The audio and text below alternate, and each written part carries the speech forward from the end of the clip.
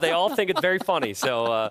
Because it is very funny. Anyway, Tristan, tell us, we had an explosive opening to the tournament yesterday. It's been terrific. What were your takeaways from yesterday's action? I feel like every player can improve, even the players who went 3-0. This is not to say they didn't play incredible. I thought they did, but even in the interviews from the players who got the 3-0s yesterday, they were like, yeah, well, things were still shaky because it's tough to get used to this environment. There's ways that we can improve. So I thought that was awesome to see an elite level. To see players perform so well and then also still feel like, there's a couple things I could tweak, just tells you what the mentality is from the best of the best. I don't think it's better from here, we would think. And before we move on now and have a look at our tournament schedule, a quick thanks to our sponsors, of course, helping to make this entire thing possible. Thank you very much to Aegon by AOC, World's Edge and Scan for their continued support. We turn our attention, boys, now to our format here. Exactly what's going on. We've got 2 groups of 4, as you can see on the screen, Group A and Group B. The leader from each of these groups, as they play each player in their own group, the leader, whoever comes first, will make it all the way. They'll jump through to the semi-finals. The player in 4th place, unfortunately, at the end of the group stage, will go home. That's the end of their tournament there. However, 2nd and 3rd, they go to the playoff stage. As you can see, they're in the middle of the screen. They play off for the chance to then make it through to the semi-finals. We can have a look at the results from yesterday's action as well, both Group A and Group B. Sebastian picking up 2 games against the Viper. That was a hard-fought set, but ultimately the Viper winning 3-2. Yo triumphing against MBL 3-1 in our second match. And then it was a pair of clean sweeps from Leary and Hera facing off against ACCM and Hart, respectively. Leary and Hera poised very, very well heading into this tournament amongst the favourites. Certainly Hera, the standout favourite. But Dave, a lot of takeaways from yesterday. It was interesting to hear Tristan say that he thinks everyone can improve from what we saw yesterday. What are your thoughts on that? I agree. Like, I talked to ACCM, like I said, he just said, I need to get better. I need to get better. A lot of these players have better micro than me, and I find myself in situations where I'm fighting and I need to win that fight. He needs his strategy to improve so that he doesn't have to win every single fight. He can just outthink his opponents, right? That's the key for him. And then for Hart, I talked to him extensively today as well, and his takeaway was, I just need to have smarter openings. Like, why am I opening archers with Khitans on Thames, right? He just needs to have smarter openings. He needs to play clean. He needs to keep making military and keep that pressure up. I think mechanically he was very good yesterday, and I'm excited to see what he can do today. One other factor I want to get into here, Tristan, and this is something that we've heard from, again, the players who did well, the players who struggled yesterday. Everyone is sort of in that phase of kind of settling in, right? Haven't quite found their feet, looking to get some momentum. It was interesting to hear Hera sit where you're sitting there after a 3-0 clean sweep over Hart and talk about how he didn't quite yet feel fully comfortable. So this is perhaps a factor that's going to diminish as we head further into the tournament, as players find that rhythm and feel a bit more settled. Yeah, 100%. But also, like, at the same time, I feel like everyone's dealing with the same problems. It's who's going to be able to push through, you know, and who's going to be able to feel uncomfortable or have an awkward situation in a high-pressure moment and make the difference, right? And I think a big example of that yesterday was the 3-2 for Viper over Sebastian. And we said leading into the series, it's like, okay, maybe more recently Sebastian's slightly better, but like when you're at the big stage, you always favor the players who have won so much like Viper has, and their Viper was able to have like some key moments there. So I think that's kind of the theme for day 2, is I think everyone's going to be more settled in, but who's going to be able to push through the painful moments and, you know, ultimately get that one extra win that might decide a series. Yes, indeed. So we're going to see people adjust to the conditions as the tournament continues. But the match is coming pretty quickly upon us now. We're going to be jumping into our first match. And to do so, we're going to bring in the other half of the casting team here. It's Mem and Nilly standing by in the casting area. Ahoy, boys. All's well with you. Ready? Clear waters ahead, I hope? We're really ready. But what we don't know is what we're going to see today. Because if they're going to increase the level, those that won 3-0, what we're going to see today, Mr. Nilly? Yeah, well, maybe even harder claps than we saw yesterday, right? Hera and Leary looked so sharp, so lots of question marks around their performance. They weren't happy, and I'm curious. But you can understand that who lose 3-0 is not happy, but those who won 3-0 are not happy as well. Well, that's the standards to what they put themselves on, right? They want to, like, they have a better feeling on how they play than what the storyline can tell us. Guys, we're going to see now the Canadian versus MBL. Hera versus MBL is going to be the first series of the day. And we have the schedule. Hera, MBL, the Viper, ACCM, Your Heart, Leo, Sebastian. Any favorite here? Well, obviously, it feels like Hera in match 1 is the clear favorite. Viper versus ACCM. With ACCM so much to prove, I'm really excited for match number 2. Match 3, it feels like Hart really needs to prove himself. He needs to win this one if he wants to go through, it feels like. And for me, the highlight, Leary versus Sebastian. Sebastian was really close, winning a set yesterday. It felt like an even playing field with the Viper. And that set against Leary, my highlight of the day. Yeah, but yeah, and now we are going to see Hera versus MBL. That is the next series of the day.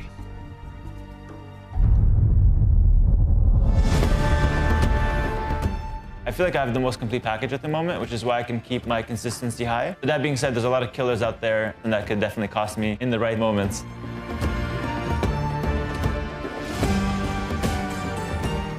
I'm probably most confident against people I've played a lot before. And I'm more confident against Hera for some reason, but I think I'll be destroyed anyway, so we'll see. Is there no volume button under there? It's just a power button. One thing that I love about this format, Nili, is that nothing is really 100% decided till tomorrow. Like, even if you are with 2-0 wins, you most likely go to the playoffs, but those that are 2-0 want to be directly into the semifinals. And that will be decided tomorrow, so it's great because also there's nobody going to be eliminated today as well. Yeah, that's actually true. It feels like such an important match for every single day. I'm excited for that. And MBL saying he somewhat is comfortable against Hera. And I looked up the stats. He did not win him in the last 5.5, 6 years in a single set, except the one miracle set at Red Bull 5. Yeah, and I'm not gonna reveal anything. We were talking behind the scenes because I was with MBL when he was doing the draft. So when they start the game, I will maybe start to tell you some more details. But he's cooking stuff. He's cooking stuff for sure. We're gonna see now the draft.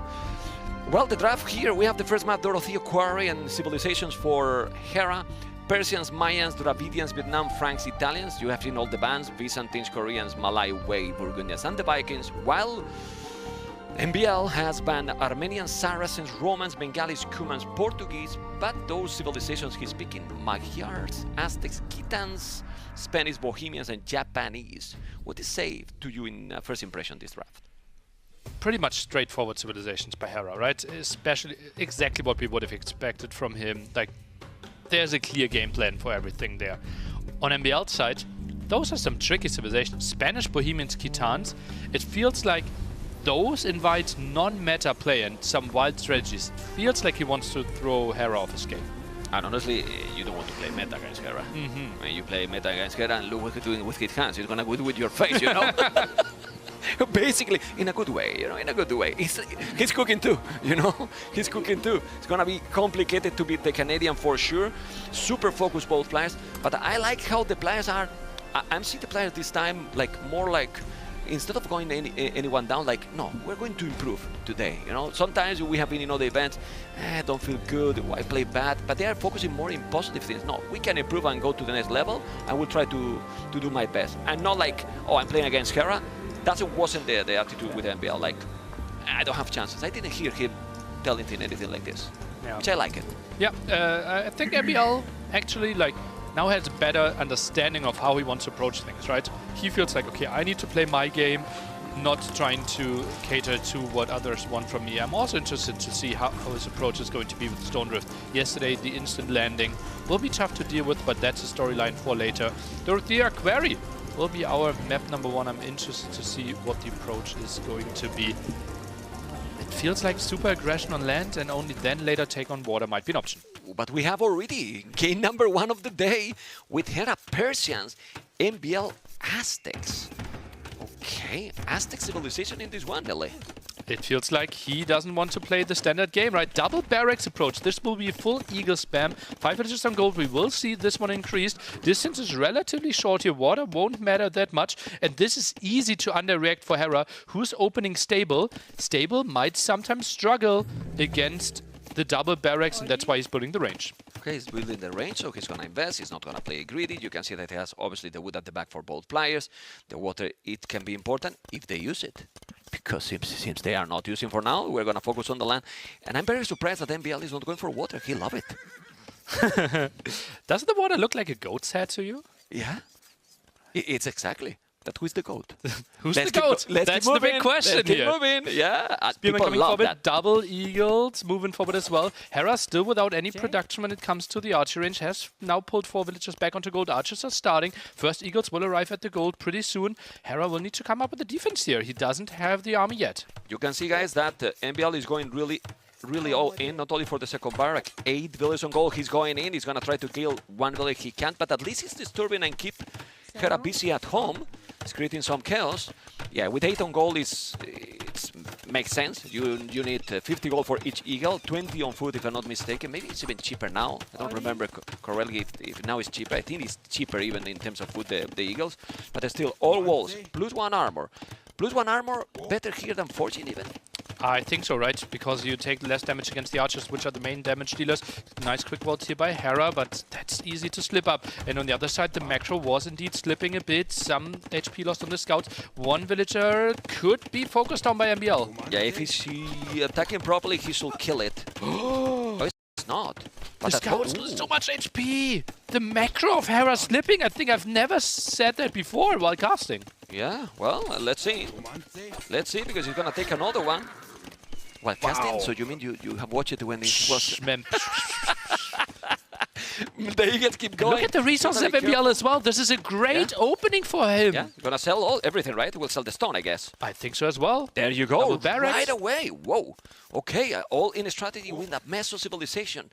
Look at that KD map. 3-0. Flawless game by MBL so far. Flirting with Castle Age. Hera's deep in Fuel Age, still continuing with Archer and Scout production. He might clear this up. MBL is now just trying to buy himself some time. But the good thing here is that MBL still have good numbers in military. So it's not like he is going to go up and then he has nothing to defend. And all the military from Hera is really away from his base. And MBL is up to Castle Age 5 minutes. Crazy, absolutely crazy. Another group is coming next to the woodline. You can see that at the bottom. He's just trying to buy some time, and Hera realizes that, is pulling his archers away. Those eagles will knock at the front door, and Hera won't really get to any food. No, he doesn't have. He has 20 on foot right now, but he needs to create more army. He's coming now with more eagles. He's gonna take 1 villager. Finally, that villager is going to be down, or he should be down. He's trapped, the villager. He's not really killing. Spearman could die. The damage output isn't high, right? 1 eagle, 1 spearman uphill. Exactly. You see how little damage he did, right? It's crazy. Well, he's going back still, but no resources. Now forging with +1 probably it will take it, but 9 army, 7 army. I like the position for MBL. Remember, those eagles are going to be 7 attack in 1 minute. Indeed. Extra attack there when reaching Castle Age. Triple barracks, adds 6 faster production. Hera now feels like, okay, I need to compete with your Castle Age time. Is trying to get the market up as well. Triple barrack for a civilization that's already producing faster. As they produce faster from military buildings, now gold mining upgrade forging, he's trying to just wait. You don't need to commit now, Nelly. You have to wait a little bit. You want to wait 30 more seconds, and then you want to jump on this, and you will clear this up quite easily. 8 archers only. Scouts are getting really ambitious, splitting up the eagles. MBL is ready to pounce. Yeah, MBL is going to be in a comfort zone for sure. And then what you do? You keep doing eagles, siege workshop forward, something forward, just try to clean that army and raid. Not sure if a siege workshop is actually needed, right? Because the base is so open. Maybe a monastery to deal with the knights might be an option. He needs to deal with those archers first, and then Hera will reach Castle Age with no army. He's trying to rush up walls at home now. It's going to be really complicated for Hera. Let's see, because those eagles are going to be very dangerous. He's walling absolutely everything. He need to dive in, Nilly? He need to dive in or not? I think he need to dive in with those eagles. No second armor upgrade, though. Could be quick wall behind this. MBL takes the risk by going through with this if the walls are finished, but they are not walling! It's not walling! The eagles are there with the 7 attack! Now he needs to kill villains! Now you need to do the damage, and he's doing the damage! He's taking 1, he's taking 2, he's gonna take more, he's gonna dive even more in now, and this is Eagle Warrior already, Nelly! Oh man, and second armor upgrade is coming in as well. Heavy losses here for Hera. Faster working town center is helping him out. He still needs 50 seconds to be to Castle Age. So those eagles are now going for the woodline. Let's see if everything is walled. At least 1 village is exposed. Maybe more, maybe more. Hold, there is 1 exposed, he didn't notice, it's so complicated when there's pressure, Nelly. Even if you have a huge APM like Hera has, it's not the same when you have units all over the map. For now, gold is still protected. What is Hera going for? Is it going to be Knights? Is it going to be CA? So many villagers pulled away from the gold. It will be the CA switch from Hera, so he will try to play triple range CA, but those two are denied at the front. He's denying everything. I mean, this is the position where now you start to think, okay, second TC looks great, but imagine now the siege was shot forward. Then you lock him down completely, but maybe it's not even needed. Look at now the population, ladies and gentlemen. 44 population for Hera, MBL 62, more villages, and a lot more army. Oh man, only 12 villages on gold. Where is he even trying to send those? And blocked again. No archer range is going up. He has 3 CA queued in one single range. He can't get up to the numbers to deal with the eagle raids. Do you like the Echo KD? Eco KD is crazy. 8-0. 2-1 KD here as well. And another villager going down. 9-0 Echo KD. Hera is 7 villages behind. He has no army. He's attacking and going all aggressive, MBL. This is the way to play against Hera, probably, right? It's like it. Feels like Hera couldn't really get into the game. The overchop is happening here. That's another 2 dead villagers, most likely. Eagles will deal with that. Are walled in, but villager lead now massive for MBL while he's on 3 TCs soon. Well, I'm gonna be telling something that is very risky. If Hera come back in this game, well, I mean, I've stopped casting. Even in Red Bull, you know? Absolutely crazy. It's incredible. The advantage for MBL my is God. so big. 10 villager lead here. The only thing that keeps Hera in this game is the extra dog where he snuck some villagers out and is now getting some oysters. That's the only way how he's getting gold. He's trying to get those CA numbers up. If we somehow get to like 10, 15 CA and we can see the beautiful Hera micro here against all those eagles, you can start to dream if you're a Hera fan, but getting to those numbers is tricky. It's very, very tricky right now. He's keep killing, he's taking a lot. He's still patrolling with those eagles inside the woodlands. I think he's there still to don't let him go anywhere. So many eagles, he has to be careful now. But still, this is still so many eagles, Nelly. He has all the upgrades he needs. The squires +2. I'm only missing for MBL that he has 3 tons and he's doing some eco upgrades. He doesn't have the wood upgrade, but 3 TCs and this amount of eagles is so smooth, Nelly. Actually, 5 villagers on stone. That's a bit of a surprise to me. Oh, one eagle actually got in there. Tries to squeeze through. And Eco KD 15-0 right now. Hera trying to micro this, but it has to be uphill.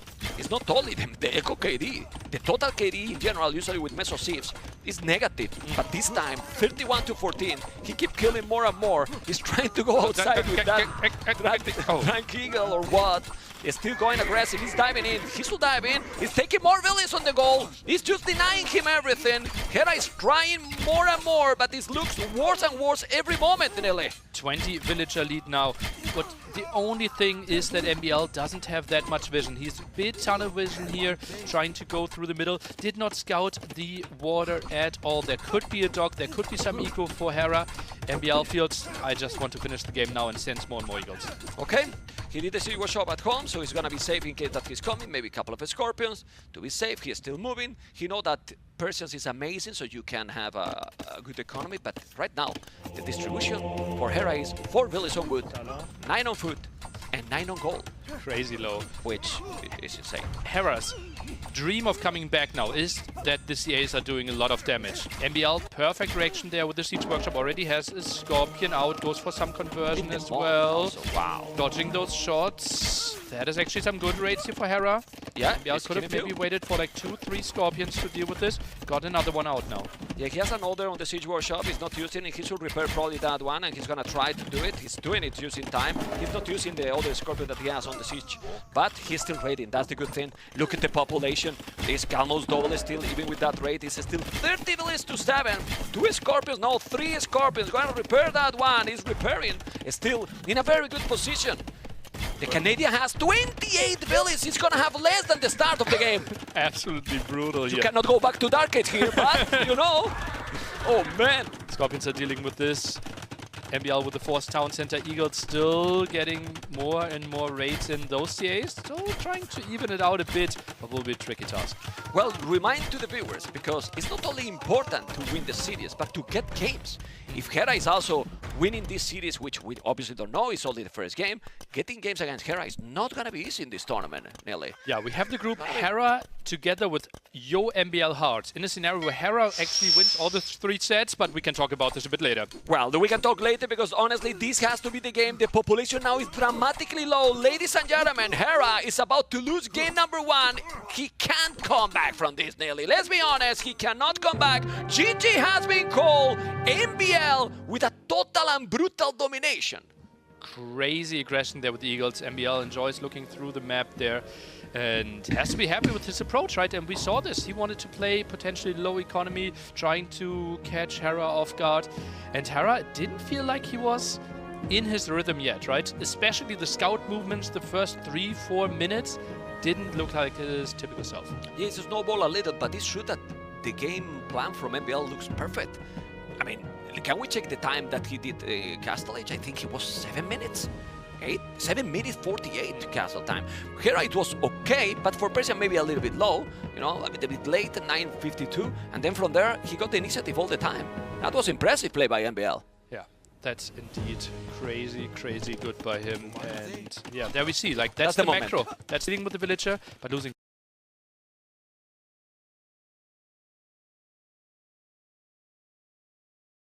So much HP there on the scouts, and that was actually the second incident. And now this might have been the game decider. If Hera gets this quick wall up, and he has the quick walls prepared at the top as well, all those Eagles could be trapped, and all the momentum could have been lost for MBL. The problem is that farm. You see, it's his own farm. He needed to wall the other one, and he couldn't. The other one was in front, and then he couldn't wall, and then he raided everything here. Yeah, you can see the KD explode. But at this point, it was already almost 300 resources collected more against Persian. So it was all going on MBL favor in this game. Fantastic play by MBL, and honestly, well, it's a bit of a surprise after yesterday's performance by both clients, right? But this is the beauty also of this game and Empire Wars, Nelly. Yeah, MBL, one of the most entertaining players, right? He can pull out those strategies out of his head, something we could see from some other players, but he just makes it work, and that was the beauty of aggression. Yeah, and well, at this point, that when he kills so many villages here, well, Hera obviously is only 1-0, but he's in a position that he's not that used to be. He's not usually behind in the score. You see Mayan at 2-0 now. That's a moment that we have not seen in years. That's true.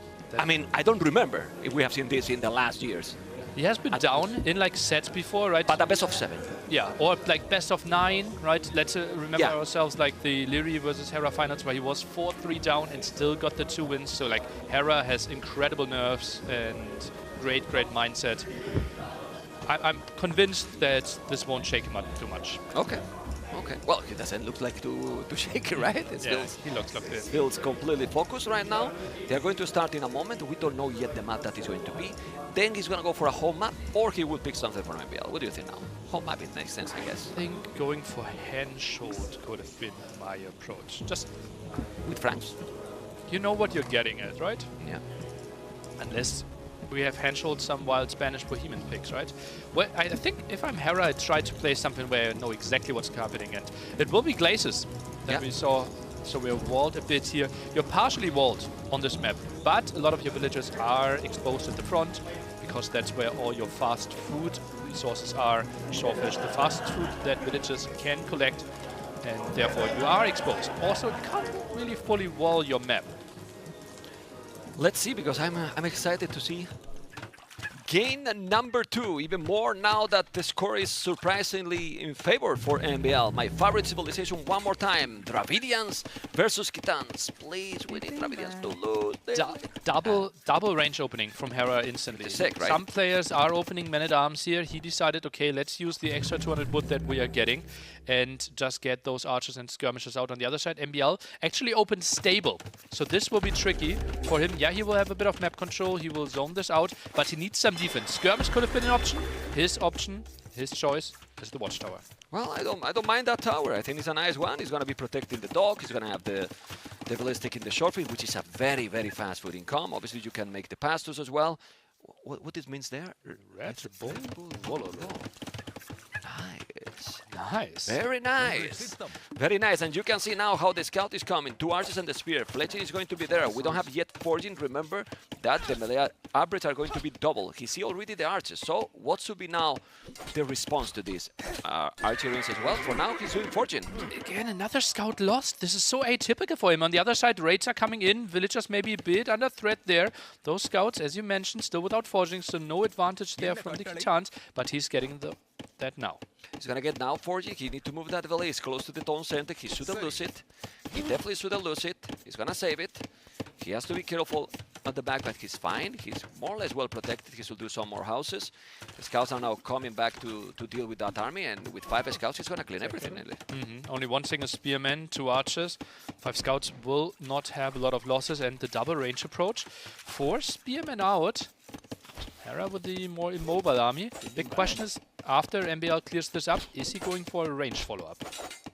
Yeah, man, it's too clean so fast with the +2. It's true that he took the scout, maybe he shouldn't. Nice quick gate here by MBL, and he's cleaning all those units. I don't mind MBL position, check the KD.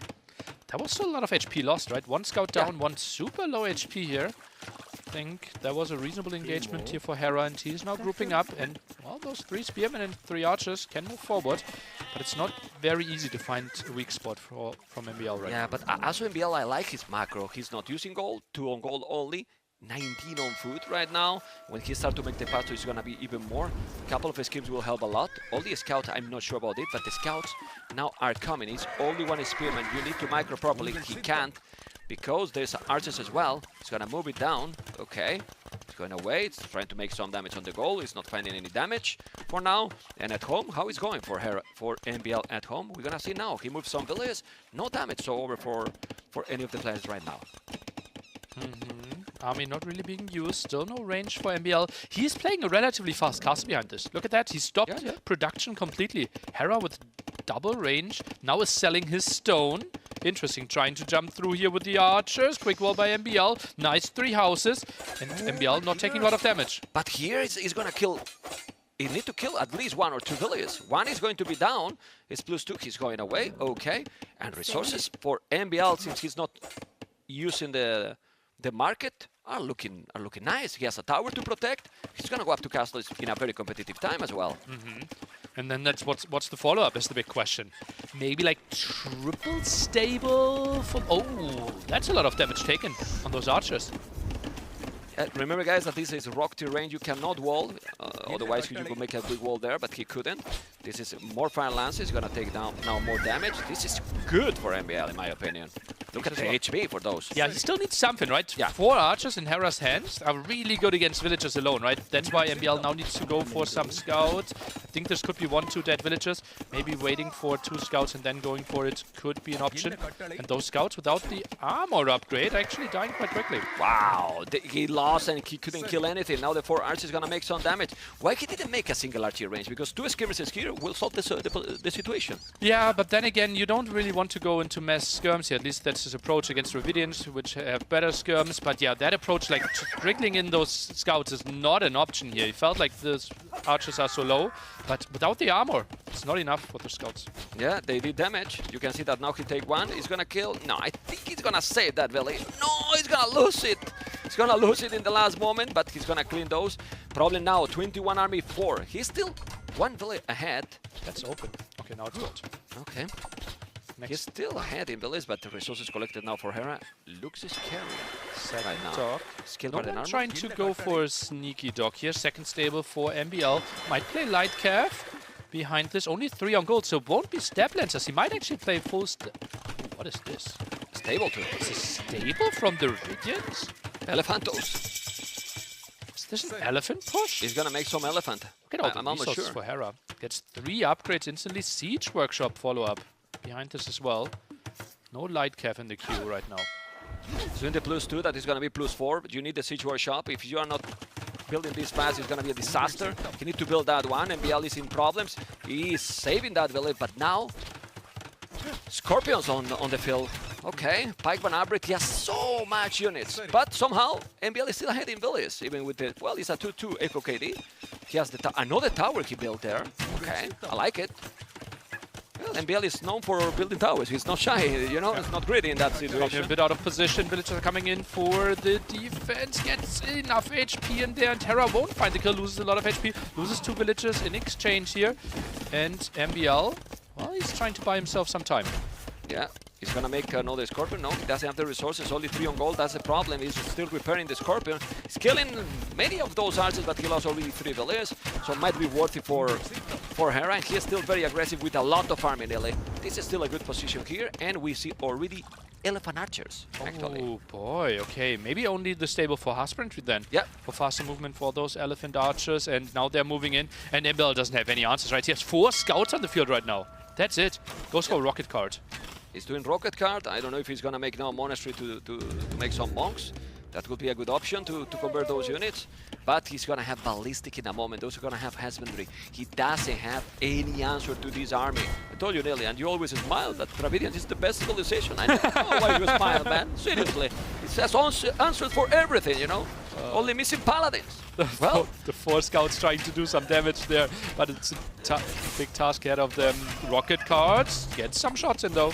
okay, the scouts are going away now. Still killing 1 village only, but Hera now with the AKD 10-4. The rocket cards did a lot of damage there. Look at those units down. Okay, and only 4 villages behind. Well, 7 kills, but pikemen are really good against the scouts here. Not a real option. And ooh, even going for an armored elephant. I think Hera is trying to break the tower at the front. yeah, I mean, it has to be. He's going all in. 1 town center. Not a 2nd town center yet. He's still trying to kill some more units. If the game go longer, do you still prefer here Dravidians? Well, it depends a bit on what army composition we're going for, right? Right now it feels like this game might be ending in the next 5 minutes because Hera is so dominant, he's trying to go for the push. If we go late game, I think Elephant Archer for Dravidians will be tough to counter by key tanks. Yeah, those scouts are being strong. Look at those rocket cars. He's trying to do the job, but those elephant archers are so tanky. The rocket car is not even a node. He's gonna dive in with all those fancy units, and they don't die. How you kill those elephant archers? Well, don't. with the rocket cars, with many shoes here, you need to put bullets on that tower. It's true that the rocket car is holding more than I expected, but now I thought he was going to attack with bullets. The elephants, you know, I was like, no, please. Okay, gets a good trap in here. But the HP is immense. It is, you know, they are so tanky. Really tanky here, those elephant archers. As you can see, they are holding the position, still killing bullets. They are also with ballistic now. So the micro is insane, and the Canadian felt very nervous after the first game. Not really, right? Yeah, he just man. looked so clean, the double range. He knew exactly what he wanted to do, and I think he might have picked laces because he knew, okay, I have Dravidians, I can play the double range opening, and it doesn't matter what your plan is. I will be the one dictating the game. Also, Kitans there, if you don't make the stable opening with archery range, can you compete?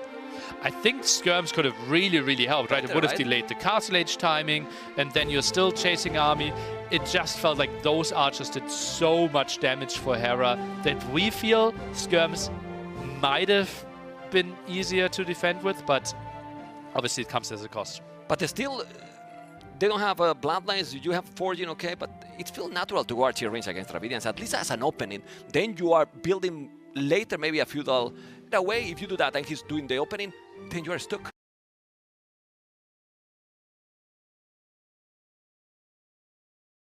I think MBL's approach was, okay, I go scouts, I have the dock up, I have a tower up, I'm controlling the shore, you can't get into my base. But those archers just ran through and did so much damage and way more than MBL expected. I think he thought he could cut all those corners, go then for double stable plus siege workshop. Remember those 4 archers at 2, almost 3 were very low HP. Was skeptical it could do damage. They did damage as well. You know, the follow-up was amazing. What we can expect now, guys, what we can expect now in this 3rd game? What is MBL going to pick now? I would love to see Spanish Kongs, you know? Spanish Kongs, well, looking at the options here, Stone Drift, not really, Thames, not really. Would need to be on Handshot then, most likely. Stone Drift, we think he's more likely going to go for landing. Maybe play FC and try to land with Kongs, but that's basically counting on the opponent making a mistake and letting you land. The Henshold, Franks versus Spanish. I don't mind the Spanish there. I don't really mind it. You know, big map, you can obviously have a nice macro, expand your economy as well, but the Kongs are... Bohemians could be an option on Handshot as well, right? Yeah. some all in there.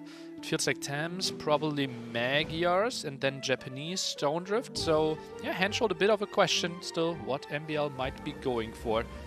And Hera, after playing against Franks yesterday, well, we see Thames. There you go.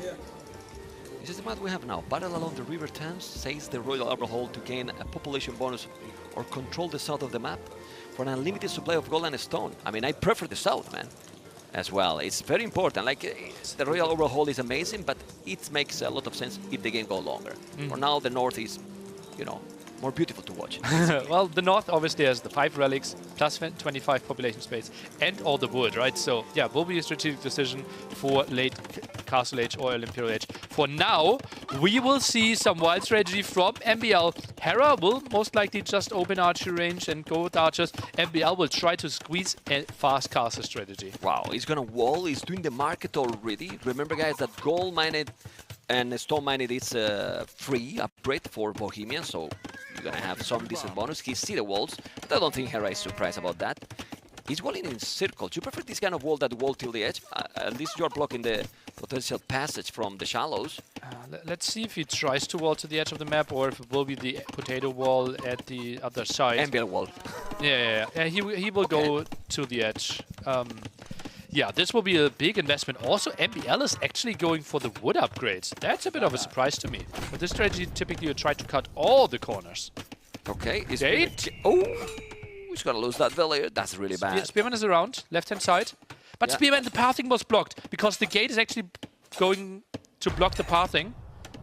Yeah, exactly. But the spear, you don't want to look. Oh, man. Well, so annoying, you know. That's so annoying. When you are trying to do this strategy, nearly it has to be 100% smooth, right? Otherwise, I mean, you are investing already a lot. You lost a village. You feel that it's not going the way you want. He's coming already with the archer, and it might not be fully wall. I mean, maybe wall, but not not finishing all the foundation. Gonna be tricky. And now will be archers and scouts. Hera actually doesn't think like, okay, I want to play Castle Age against you. He wants to keep up the aggression. Obviously gives him a lot of map control, would put a lot of pressure on the walls of MBL, might force some re-walling here as well. MBL already sold the stone. Interesting to see how he will deal with this. And then if he's managed to have a competitive transition to Castle Age, what will be the approach with Bohemians here? He sold all the stone, right? Typically we see the wagons there. Incredibly good against feudal army. Yeah. He might just go to Castle Age and then buy back the stone. He's now sending 4 villages on stone. That will be his approach, yeah. Needs a market behind this, though. Otherwise, this will be broken. I wouldn't mind a blacksmith that is cheaper, in case that you don't have all the resources. But the market, obviously, will get more... Bigger a lot area, more space, right? exactly. Makes there you go, perfect. With the market, you guarantee that the villager can continue building, right? With the blacksmith only being 3x3, and the archers having the 5 range. Yeah, but he should delete now. He should delete now and make maybe a house. There you go, he's doing the house. You don't want to spend so much resources, you are very tight. Now you're going to be defending with the market. But Hera obviously knows what is coming, right? He knows that he's going to be Castle Age. This is now Horse Collar, 8 villages on stone, so he's going to still try to make the wagons and to make it work. Oh boy, it's going to be able. I mean, 8 of the stone on Bohemians is also like more because you get the upgrade, so you're going to be gathering the stone faster as well. So it's going to be, yeah, probably in time to get those resources. He's doing another market again. This is market micro, nearly. And look at the resources collected already. They're close to 400 advantage already because MBL is walling so much. And Hera, without market use, not too shabby when it comes to his Castle Age time. Yeah, but there's one thing that I like it here. Monks are very important against the wagons.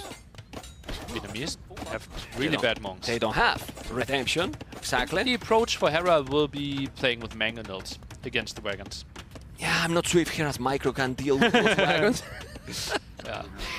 Well, but it's always important to have the tool, right? And if you don't have the redemption, you know, MBL can do monks as well himself. So he needs to go all in. He's what he's going to do. You can see how he's trying to hold the position. He's going to have the stone to make the castle. He's walling absolutely everything. And the castle will be there. Is in that spot. I think on the hill. It's just the main attack point, right? There you go. Won't force him to do some more walls behind this. And yeah, lots of reaction forced. Hera, that will be interesting what army he's going for. Tries to get some villager snipes, but MBL took it. Yeah, he need to wall there. He's gonna make a stone wall. Oh boy, he's not kill. Ooh, look at the micro by bot. Make a house, no? A house could be an option. Okay, here's one. Stone walls. Archer. Is there a hole on the house and the stone? Ooh. I think there is a there can be a I think hole. this is close. Okay. But keeping the suspense is always good, you know. Anyway, the castle is going to be up. I like the strategy, you know. Like I don't know if it's gonna work, but I like that there is something different. In a meta game, Hera is super hard to beat, but he's not going all in. He's doing now a second tone center. Okay. He's taking out that one, making another house. Good micro. There you go. The castle is there. Obviously no ballistic. And Expanding at the top here is Okay. Hera. We'll get the 5 relics, we'll get the extra wood, also extra food there, right? While MBL just goes massively onto his Hussite wagons, at least that should be the plan. Crossbows still pressuring that area. yeah, but those units don't take almost any damage with the crossbows. Yeah, They're fine, they have you know. crazy pierce armor. Like, you make 2-3 of them, and then the crossbows are just nothing. It's doing the monastery to take the relics, okay. But now MBL will have Fervor, so it's affected villages. It's like having a wheelbarrow, basically, kinda. And then 42 villages for both players, Nelly. I don't dislike MBL approach. Yeah, the Hussite wagon have 7 pierce armor, so bot can actually only gives you range, not more damage, at least when you fight against the Hussite wagon. But MBL is so far away from ever dealing damage, right? He's completely stuck at home, and those crossbows are back. And if the Hussite wagons aren't defending, that gold can't be taken. Yeah. Well, he's coming now. Yeah, well, but those 3 are now tanky. Those 3 are not getting damage. Now they are scary. And if you don't have Mangrels and he doesn't have, he's doing now the Siege Workshop. Okay. He's gonna start to defend. 2 TCs. Is MBL gonna make a 2 TC into all in second caster forward? Maybe he just wants to play the super long game. Honestly, he took all his villages away from gold. Uh-huh. I think this might be like a 3-town center and just try to play Hofnice. Like, the Imperial can be very smooth because you do chemistry and you right away got the bomber cannons. So you can do chemistry in Castle Age. It's still 1 value more for him. I mean, Bohemian's economy is underrated.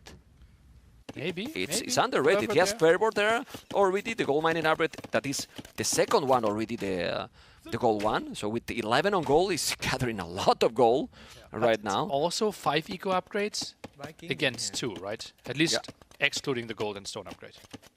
But that's usually what you have when you are against Vietnam. He has to be careful. He's going to go. Oh, that was open. Okay, has to be careful. The wagons are going to be annoying. He's taking villages now. And how you stop now those units? You need No the mango mango now. production. No Yeah. mango production. So you cannot kill them. He's gonna make a knight. Okay, but now you are starting to make more units. The economy is not super balanced for Hera. He has no wood, no food, almost 800 gold, so you need the market.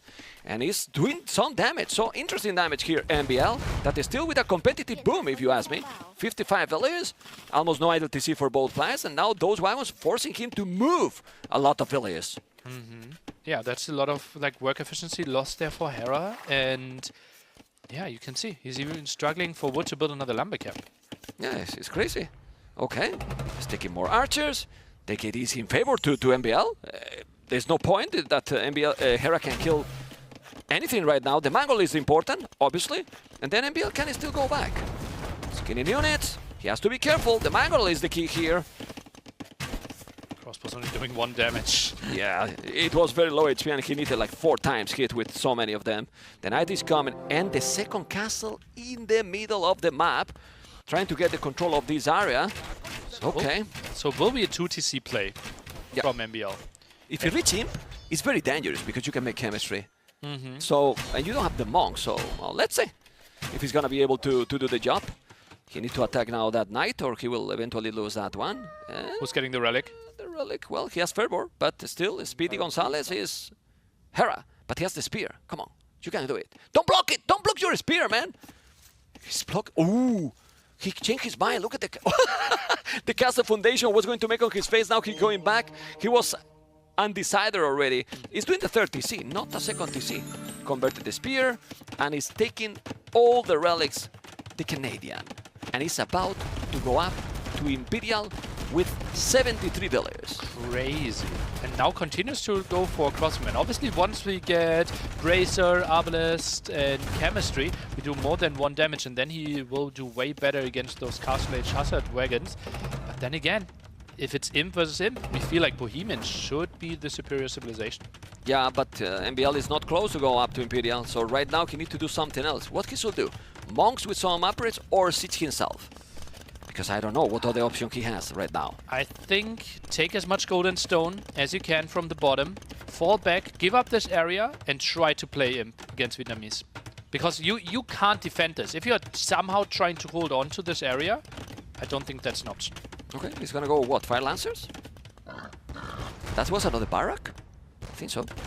Not sure about fire. No, it's more anti-range. ranges, right? It's He anti-range. just plays Arbalest. 77 villagers typically invites for Arbalest timings, but Hazard Wagon's still good, and those monks, as you mentioned earlier, not being able to convert. He has to be careful now, MBL. He has also the uphill Hera here. He need to go back a little. He's going. He has the monk there, but those monks don't have retention, if I'm not mistaken, so they cannot help too much with the Mangonel.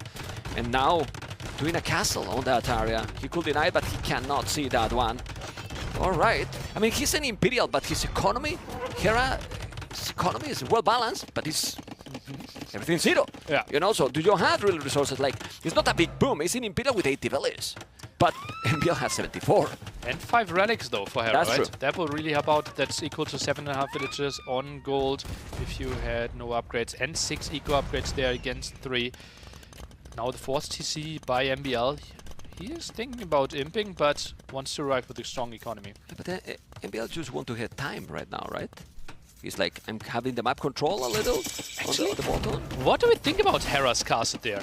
I think it was nice to save those villagers, but he can't pressure the bottom at all, right? He now reaches Imp. No chemistry for bombard cannons. No trap production, because the castle is so much out of position. MBL will have control over this area for quite some time. And he's going up to Imperial. Now, he's going up to Imperial. He has the time he needs. He needs to go up to Imperial right now, like he's going. He's on the way to Imperial now. Then he needs chemistry on the way, so you have really right away. And then you has better units in Imp. He's gonna make another town center because Hera right now has only 2 villages on coal. So maybe he's gonna try to raid a little with those archers, but he's not gonna push MBL to any spot. Then you see the score and you fall in depression, right? That's the problem here. Like, you see the score and it's like, what happened, right? I think knowing MBL's ego, he will trust his feel of the game more than what the score says, Yeah. right? He will know, okay, this is the situation, and that's why the score might be misleading in this situation, because I also think, like, with all the information that we have, that the score should be closer when it's what it's displayed. Much closer for sure. And he's doing a good job here now. He's forcing him to have some idle economy. He's taking a villager. He will kill also the Mangolal on top. It's still being annoying. The best thing here is that he's in Imperial Hera and he's not attacking anywhere. So he's getting all the time he wants, MBL. Yeah, we don't even have the second castle for Hera, right? He doesn't know where to really build it. There's no pressure. He's sending some villagers there at the bottom. And he's losing something on the middle. Yeah, he lost some villagers there. And MBL doubles down. Second castle there on the bottom. And the siege workshops. Did we have chemistry yet? No, it doesn't have. MBL, this has to be the next click, MBL. Yeah, I don't even know if he has the university. That's another thing that we need to find it. Show us the university. There it is. Give And us chemistry! There you go. All right. Chemistry's on the way. We have now only 10 villains difference. More army for Hera, but that army, those archers, are kinda useless right now, Nelly. Few skirmishes and bomber cannons right away now, and it's an okay position for MBL. Hera is doing chemistry now, but is behind on chemistry time with MBL. So, timing and momentum is for who, Nelly? There is no momentum for either player, right? It's a full stalemate. And Hera, does he need to tech switch? Are elephants maybe an option here? He's going for bombard cannons. Yeah, but those wagons are coming in a great time, and you can go in, kill many villages, kill all those arbalests, deny the siege workshop, at least the second one, and need to go back. The Mangolal is coming, but the bomber cannons are going to appear in a moment, Nelly, and it will be faster for MBL. And if he's able to go into the Hubniche and halves, I don't dislike the composition. Halves if he's going to make light caps. If not, you need your siege. Your siege is better. Hubniche is just the key unit here. It's a better bombard cannon, only available to Bohemians, one of the best units, pound for pound, that we have in this game. If he gets to his dream army composition, we clearly favor Bohemians. Hera, he needs to find some damage here. Do you know how I call that castle? Is it called It's a like chicken castle, man. It's a chicken castle. Just look what he's doing. I mean, it's okay because he's protecting his economy, but the longer the game goes, there will be a moment that Hera won't have gold. I mean, yes, he has fire rallies, but fire rallies with this kind of units is not enough, in my opinion. Yeah, the main goal of this castle is trap production, right? And like trying to deny some raids in the long run. I wouldn't be surprised if he goes for like 3-4 traps and only then tries to attack the center. Okay, let's see. You can see how much hit to kill one wagon, and he's Arbalest with all the upgrades. Crazy, really crazy. Still killing because he has so many, but he's gonna have now bomber cannons with more speed and siege engineer. He still need Hovnische. Need to definitely control all the units better than this, Nelly. Wagenbau tactics just finished. That's the unique upgrade for Bohemians, allowing him that his gunpowder units are moving faster. Elite Hussite wagon. Wagon. How you feel about that? I would have preferred Hovnische. Yeah, me too. But maybe with the amount of Arbalest, like, oof, Hussite wagon might be better. We're Oh, yeah. jumping from 6 pierce to 10 pierce, so Oh in the my end you're only god! taking 1 Look damage. at those units! They do nothing! They literally do nothing! The Arbalest is trying to kill the wagons, but the wagons are telling, come to me, baby, come to me, because you are not gonna kill anything. Yes, he's raiding here, but when the wagons are coming, the Arbalests are going to disappear, Nelly! Crazy. Okay, now I like the lead Hussite upgrade. Yeah. Who cares about Hovnisches anymore, right? My goodness, whoa! Okay, the score is still scary, but that army, I mean, they are siege onagers, man, against those units, Just like it. basically. Now the What tech the switch. hell? We will see the tech switch into Elite Fire Lances by Hera, but still, how is he getting control over this bottom area? Still, let's remember, he controls the Royal Albert Hall. That's why he can break the pop 200 and get to 225 population here. Now controlled by MBL though, and we see Hera now down to 185. Plus he has the 5 relics, plus he has the wood control. The longer the game goes, the better. better for MBL. Yeah, needs Yeah. to repair those though. Okay, you need to be careful. He's trying to kill, he's killing one, but not the others. He's gonna take all of them. How the Fire Lances are going to make against those Hussite wagons? That's my question, because we don't see this matchup often, Nelly. Yeah, well, charge attack should be a non-starter, right? So they need to close down the distance. Bomber cannon's good from the distance there, but MBL too good in micro. Yeah, he's doing well. He's doing well, he's going close to the castle. Now you need to be careful with the bomber cannons. Light gas are coming, but the light gas here, well, you can raid, but you are not gonna do much damage also with the light gas. And MBL has 3 castles, right? Is Hera getting out of options? Look at the army numbers now, which is very important. It's massive here, Trebuchet. Okay. But he needs army with that, right? If he has like 20 Fire Lancers and those 3 traps, he can do some damage, but all his Fire Lancers are in the middle. Oh my god. And honestly, yeah, maybe MBL will have problems with no wood and then Hera with no gold. It can happen, Not impossible. but this amount of farming is absolutely crazy. The score is now getting a little bit closer. He needs to definitely micro a little bit better. No food, 71 village on wood. 72 now, and 0 wood in the back for MBL. Crazy. The amount of farmers compared. Oh man, and now the push is coming in, but he has 3 Hussite wagons ready, and honestly no conversion options. He can just send the villagers. Yeah, They can take care of everything. Yeah. I don't know if they have sanity. They would be also stronger. Those are fast villagers. No, they are Speedy Gonzalez. They are. My goodness, he's taking all. And if he loses some villagers, he doesn't care. Look at the amount of wagons here. MBL, 34 armies, doing a crazy game. As you can see, guys, this is a meta game. No, it's the kind of gameplay that you expect from MBL. Crazy, but he might be overstepping here, right? He was Yes. doing so well. Like, why aren't we continuing doing what we did so well with like the slow, methodical defense here? MBL wants to get to pop 200. Yeah, but look at this. He's gonna be able to kill. If he micro, he's gonna kill. He's using bellies as well to kill those Just Fire have extra attack against those, so they do more damage than you would expect, but still, they are dying as well. He's having so many. He's having so many, and MBL keep doing villas. He has 130. He needs definitely the hand card. He's the only one that he's missing, and no Hovnische yet. Is he even drinking? He's drinking? Oh my god. Stay APM, hydrated. brutal. Yeah. Another castle for it has all the map control. It's I don't know. Who has better control of the map now here? Hera having the wood or MBL having the whole gold and a stone? Great question. Well, we don't really know. It feels like MBL is having the better moves here, but might just be the better units as well. Third castle likely to go up. We see Hera swarming in. Yeah, well, he's going in, but he has another castle to protect. You need to be careful, don't lose the bomber cannons. The castle is going to defend a lot. He definitely needs more arrows to those castles. No ballistic, no botkin, no blue stream, no nothing. But those wagons are unstoppable. They are very strong. Hera is spamming like crazy, 195 population, while MBL is now stuck on 163, but killing absolutely everything, Illy. Yeah, villagers died though. One bombard cannon only. So much army going down, and Terra with his economy can continue to spam.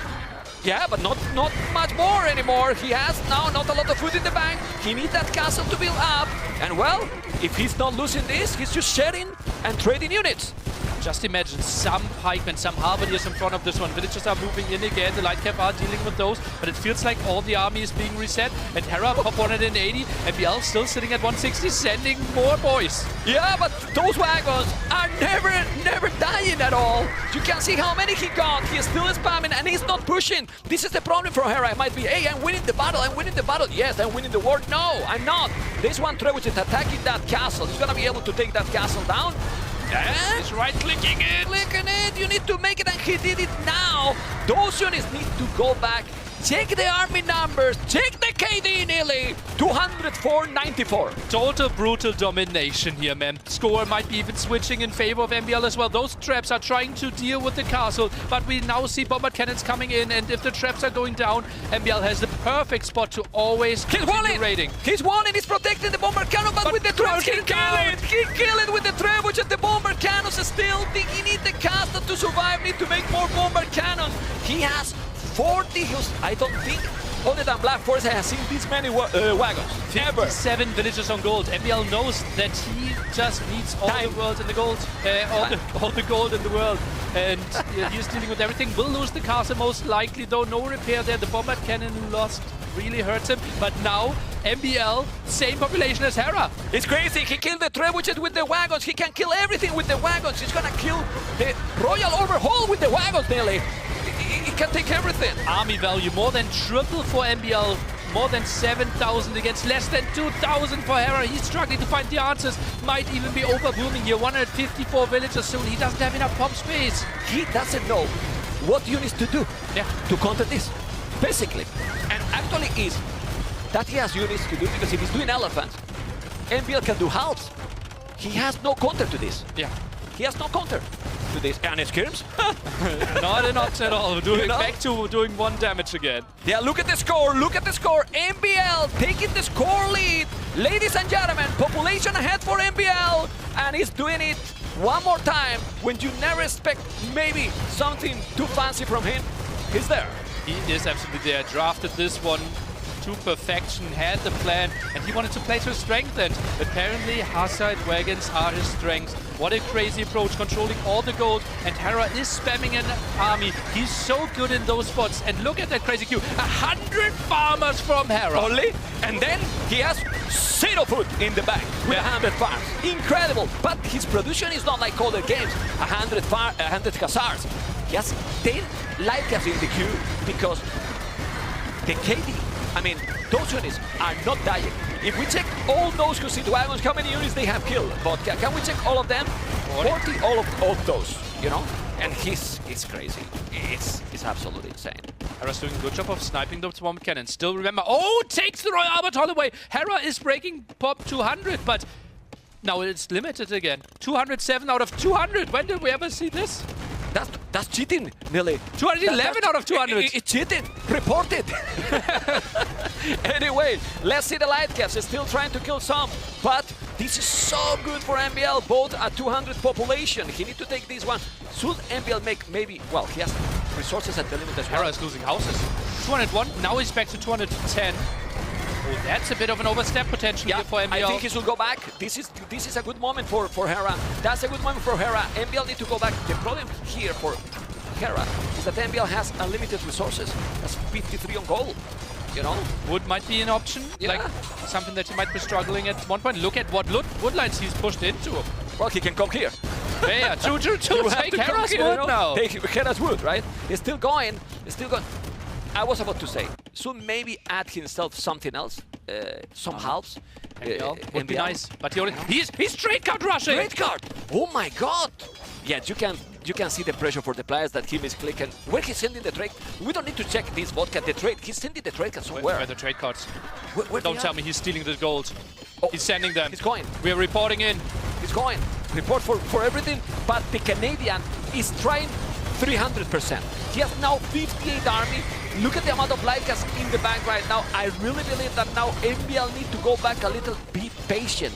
He has to be more patient. He's being, you know, too ambitious. He needs to be careful. Don't go there. Some pikes, even maybe some hand cannoneers. And if you make more than 3 farms, maybe it's gonna be good. 3 farmers for MBL. Yeah, so much Whoa. idle there. And MBL, yeah, he got a bit impatient, feels like, right? And now another big wave is coming in. He's diving in for those 2 bomber cannons. No save, trying to micro them back, but the trap at least is going down. Yeah, the trap is going down, the bomber cannon is going to be down, but now who is ambitious is Kera, because he's gonna lose all this army as well. I mean, he's gonna kill the trebuchet. Yes, he killed it. He's trying to kill the bomber cannon. He's having Bodkin arrow only, not the +3. Also missing the hand card. It's so chaotic game. Kera has 17,000 resources collected more, and he's trying to win with the raids. Hera's doing an incredible job at giving MBL the chance to not win this. This is crazy play. How is Hera this high in population? Like, a quarter of his base is already pushed. Yeah, well, he has moved completely on the wood array. If we check there, he probably has more farmers there than on his own base. Look at the farms he has here. Just imagine a raid here. Yeah, he needs to go there. He needs to go there, MBL, otherwise it's gonna be really complicated. He cannot be in only one spot. That's the problem MBL has now a bit, right? No mobility at all. Correct. Mobility isn't the greatest strength of Bohemians. They like to have the one-dimensional push with their Hussite wagons. Potentially Halberdiers could be an option there to be a bit annoying. And look at that, Hera, all his army is going and moving through the center again. Yeah, he has 47 again to sit back. 48 now, 23 farmers. That economy now is a good economy for MBL if he can keep that one. If he's being patient, even few rams or some siege, he cannot kill that army. A bit of micro, you know. You don't have to rush because Kera won't have gold soon. He has now 0 villages on gold. Yeah, 5 relics, but you cannot produce a lot of fire lances with 5 relics. Yeah.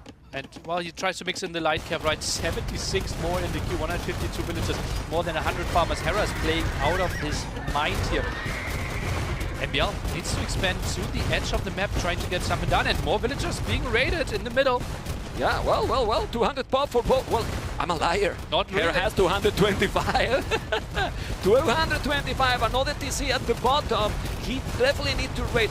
Can Hera win with only the north, with only the Royal Arbor Hall? It feels like it, and that's why MBL is trying to reclaim this area. Feels like, let's play on even ground. Maybe I will get 225 pop and you only 200, and that would obviously be the big win for MBL. Is taking it away, at least he's trying to.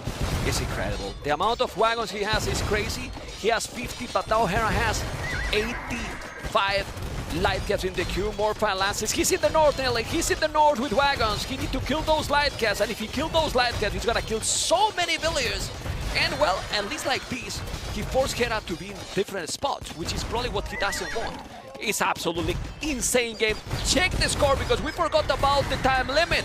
And the score now is switching all the time. MBL is taking the lead with the score. Who is winning this game? If we go to 1 hour and 15 minutes, whoever has the highest score is going to win, no matter the state of the game.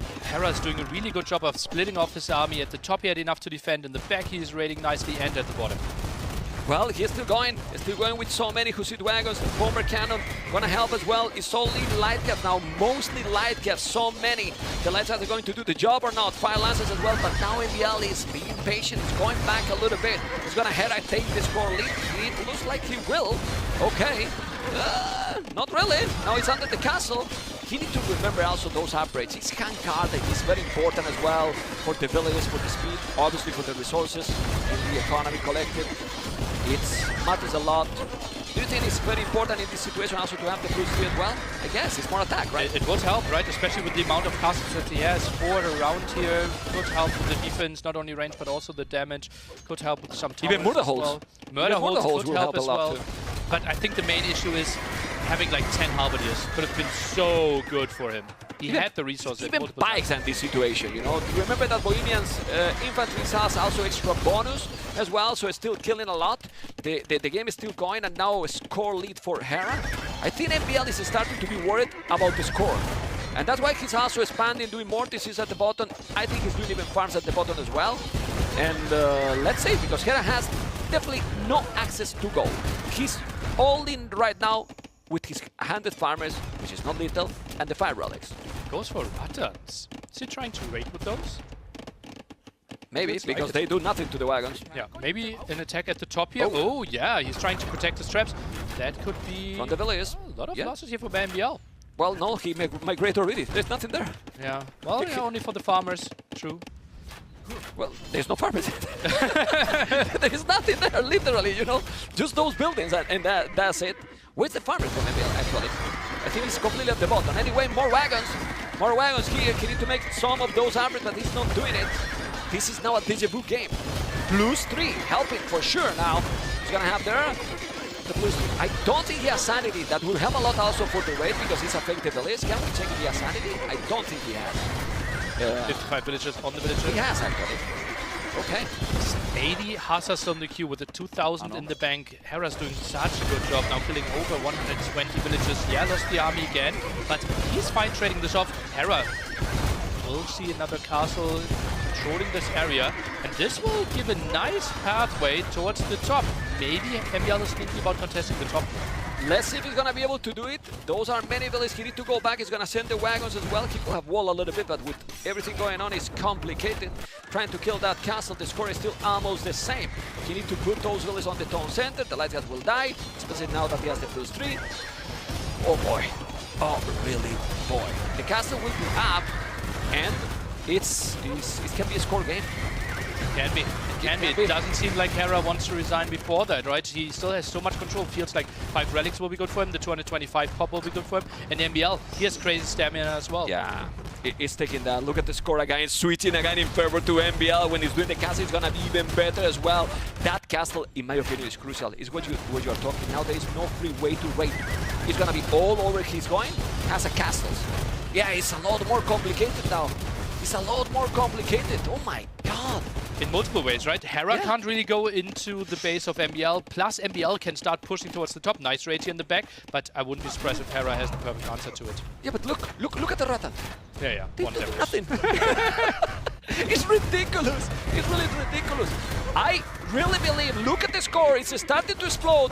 MBL, 53 wagons, is still 47 on gold. And if he take the middle, if he take the Royal Overhaul, then it's a big difference here. And he's going. He's going in. He's going there. MBL is going in. He's 80 going in. military against 56. Yeah, but the value of that army? Check the value of that army. 10,000 army value against 7,000. Yeah, it's insane, absolutely insane. Now he's gonna raid a lot. How you kill those? He need to delete his own stables. How you kill those units there? He delete the stables, as you can see. He's gonna make a gate there, but the light guys already know to kill all those units. We're gonna have the answer very soon, Nelly. Feels like MBL is overstepping a bit for my taste. A methodical push together with the castle might have been an option here. This is a good way for Hera to clear up food units against what we thought might be the unstoppable army. Yeah, this won't clear it up now, but Hera with another 70 Hussars or light cap in the queue, I think the second or third wave can kill He this need up. to go back. He need to go back, and I hope that MBL is gonna think about doing pikes. It can help. You know, 10, 15 pikes will help a lot. Really, really a lot. He's still producing wagons all the time. He bought it good at this stage, which is also good for him because it's gonna make more expensive for Hera to get gold. Did he make paper money? Because no paper money for him. Doesn't have paper money. That would have been crazy. That's Lumberjacks huge. generating gold could have helped out Hera so much in this game. Yeah, he's still killing more and more. +1 armor, +1 armor. He's Thinking thinking about on it. the infantry. He's thinking on the infantry. The score lead is still more and more from MBL. So maybe MBL is happy with the current situation. Roy Albertol, owned by MBL right now, Whoa. but owned taken back. Yeah, Pike one upgrade now, and combine the Pike's Siege Engineer now for 1 bombard cannon and 3 traps. But Pikes the are coming. This is key. Finally. For me, it's key. 20 minutes of gameplay still left in this one. MBL, just imagine him going for Halberdiers, the key attack. I think this will be so tough for Hera to take engagements now. Yeah. Once we have like 10, 20 Halberdiers out. With the wagons? Yeah. It will be brutal. Okay, he's coming. The halves are going to be there in a moment. Nice wood for MBL. 1, 2, 3 stragglers and 1 bomber cannon taking the TC. Amazing wood here for MBL. It's gonna be probably a map with food and gold and no wood in the map. Potentially all the wood at the top. And MBL, he might be struggling, right? Just built 3 barracks, already buying wood, has 14 Halberdiers in the queue. He might be buying wood just to build Halberdiers. Well, I'm sorry to tell you, the wood on the top is gonna be over probably faster than the other. If we check now the wood here, there's no wood there. So he many took already. Crazy. He took already all the wood. I mean, MBL has the wood control. You know, he has the Oh, look at that! He's trying to take the wood away. Hello, I'm here. I'm taking the wood. Oh my God! The score lead now for Hera. He's taking 400. Score ahead. More wagons coming. 160 population. No. Now, sorry, dropping the village number dramatically for MBL. Hera has millions of light caps. 85 and 57 more in the queue. He lost those lumberjacks. And MBL need to put the halberdiers there. Maybe the house should be earlier, right? Because he was having some. Well, he still have so many wagons. Yeah. He still have so many wagons. Oh my God. We felt like it, but still, like raids on the food eco, raids on the wood, it was so tricky multiple times, and now we might see the first engagement with the Halberdiers, but the wagons actually attacking the archery range instead of taking the fight together. Yeah, you need to go for the army. The halves are there, not anymore, still more wagons, doing the +2 attack. If he has the halberdiers, he's gonna be fine, we will see. Look at the score in a moment! In literally a moment, it's jumped drastically in favor to MBL, but you need to take those trebuchets. He's killing some of the castles. He's gonna have now only the middle MBL and then Hera around all over the map. Looks like this. I think the last upgrade there when it comes to defense for the Halberdiers is really hurting him. The economy for MBL really in shambles. Castle is going down, not even having 200 population anymore. Light cap raids, let's see if they can continue here. It might be tricky with Halberdiers out on the field, but only 20 of them. Yeah. Oh, you need to kill the bomber cannon. Only 1 bomber cannon and 3 traps. He's doing 2 elephants. 2 elephants. He's gonna kill the traps. You need to kill those traps. He will. He will. Very important. Very, very important. The score is still very close. Now he's jumping again in favor to Hera. He's coming with so many units. But the halves are there. It's an old house. 24 are all the army together. He needs to micro properly. There's some fire lances as well. But now these wagons are doing an amazing job. Yeah, Halberdiers are chasing the traps away. This is what MBL was needing. Nice raids here again. MBL needs to pull those villagers away. Halberdiers tried to take the fight, but now with like 20 Halberdiers together, I think this clear up will be way tougher than the one before. Yeah, now it's so complicated. He knows that all his economies here in the north, both are raiding to each other. Population is still high for MBL, but now he has probably the most army in the game. He's doing 1 full upgraded militia. And now, that's a misclick for sure. It's so easy to misclick. Now, army number 4 for MBL. Check the score, jump a guy for MBL, and here he's gonna kill a lot. Really, really a lot. Look how he's buying now wood because he got no resources. Buying food as well. He's really struggling with population. 90 villagers only. He doesn't even have enough spot. The most important thing after this one will be cleared up, will be the massive fight in the center though. The castle, you have to be careful, but this is insane. This battle, this attack is insane. Taking most of the farms that he has. Well, he still has 70 active, which is crazy. I don't know, man. What's going on in this game? And remember, ladies and gentlemen, 1 hour, 1 minute, 40 seconds. 1 hour and 15 minutes, the game will be over no matter what. So, even if the population is dropping, if the score is still ahead to MBL, oh boy. But the score is switching all the time, and now MBL has 69. Beautiful number, but Billy is not an oath. Yeah, He's not an oath. Not enough. More military than villagers now, and more jumping of Hera is being done. Fighting under the castle is obviously tricky for him. Halberdiers are doing their job. Big fight at the top, not really happening right now. It doesn't want to dive under the castles, and this is a nice raid for Hera. It's a nice raid, but it's giving more and more points. You know, obviously in the long run will work because he has no village, but here, look at the house. You need to be careful, he's gonna take the relics. There's no wood for Hera. He has no wood, Hera. 7 villages of wood. If he take the monastery down, maybe he's gonna need to buy to make another. That's why he's trying to repair. The relics are out now. now, and that can be huge if the game keeps going, because that's giving you a lot of resources and points for the score, Nelly. Abadi is not taking the greatest engagement here. The Hazard Wagon still attacking the monastery. That's why the Light Cap can take the better fight. He needed to focus on the army. MBL struggling to keep himself above 110 population. Yeah, but there's a problem now for Hera. The numbers are dropping and dropping and dropping. The production is low. 56, only 3 in the queue. Now he's sending one by one. He's taking all the army. The score is exploding for MBL. It's literally exploding. He's gonna be able to take the game by the score with 50 villagers. Maybe 9 on food, 9 on wood. He needs more Halberdiers, but how can he afford them? He can't really keep up villager production. He's now trying to go with the raid with 3 Halberdiers, and now more light caps and fire lances are being sent into the meat grinder. The score is 2,000 more for MBL right now. He's still waiting. Killed. Look Monk at the killed. population.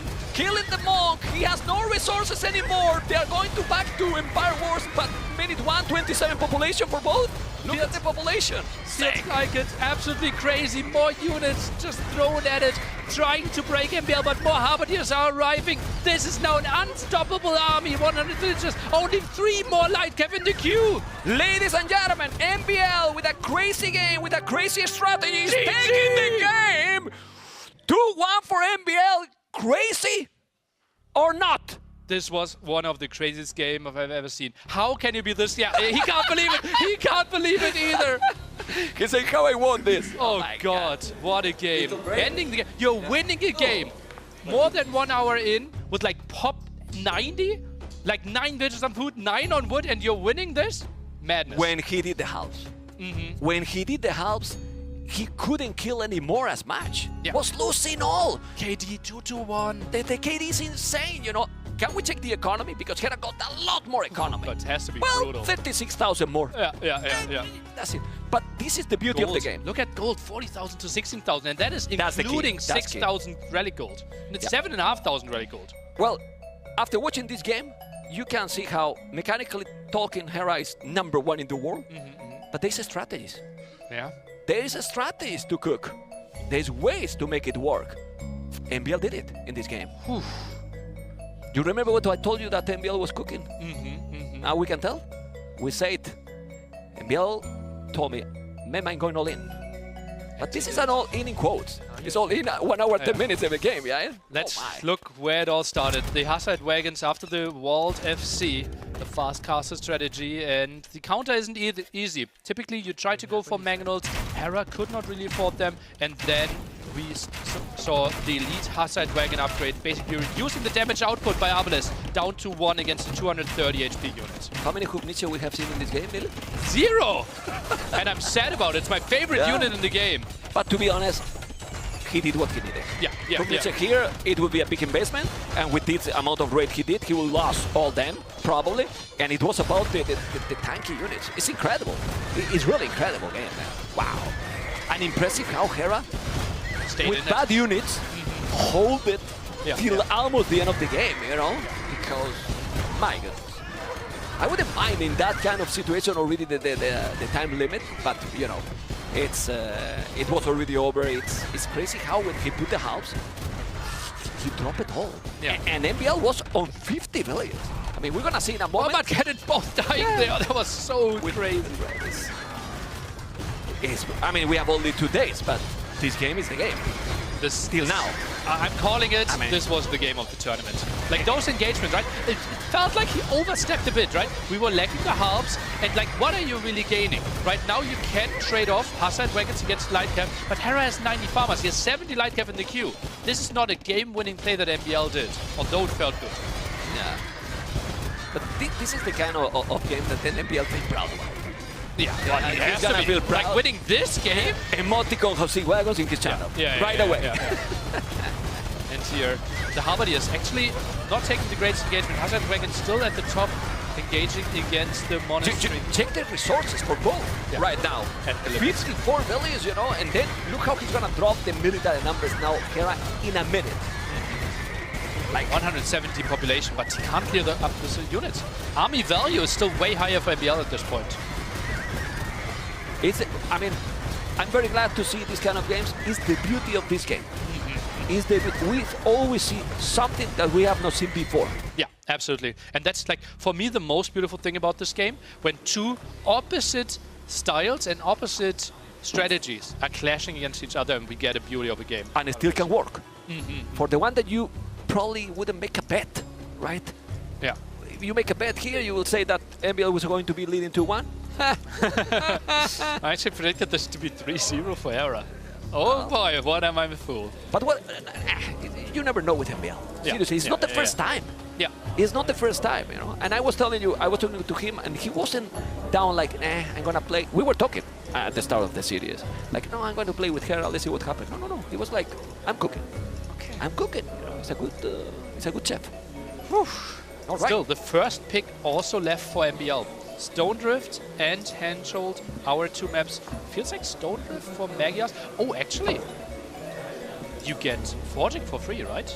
Correct. So you can play Hulk opening really nicely on Stone Drift. Yeah. Ooh, I forgot about that. Then maybe Spanish, some wild things on Handhold again? I don't like that this series is happening right now. I have to cast another after. Oh, man. Not sure if you're you know, energetic enough for that. We'll see. Okay, let's see what is going to happen. Because Next. we got it, Franks. It feels like Frank's. Unless he feels okay, it might be against Spanish. Then Frank's not performing too well. Any pressure now? Now it's more pressure, huh? Now it's more pressure. Still looks calm. Still looks like... Yeah, but that pressure can be inside. He's But he also liked these moments as well. You know, That's where the great like shine, right? He has the been hype close. come as well. You know, like, hey, and in Spanish, we were talking about it. Imagine Kongs and missionaries. Yeah. Never mind. So for everyone who doesn't know what might happen, every civilization has a unique unit out of the castle. And with Spanish, it might be the best we have in the game. Because it's a mobile Cav archer that has a musketeer and does crazy damage. On the other side, Hera, cheaper archers. Ah, well, it's Maya. Okay. I was checking the villagers, and there was one more. Oh, it's a book? No, Maya has one villager more. Mayans in this one, no Franks then. So might not play them at all, which is fine. Okay, but I'm just thinking about what's going to be the strategy. Well, you cannot play greedy here. You have to go for army. Plays Spanish archers. One of the two civilizations that can't upgrade their archers. Just MBL things. Well, you want to compete, right? You want to compete. Oh, Okay. Lots of walls here. MBL, not the most fortunate wood generation for MBL. Like, his 3 woodlines are really spread far apart, if you look at that. Well, Oh, and that is... Whew, that's a really unfortunate wood generation for MBL. I don't know if that could be... Even one villager on stone. Yeah.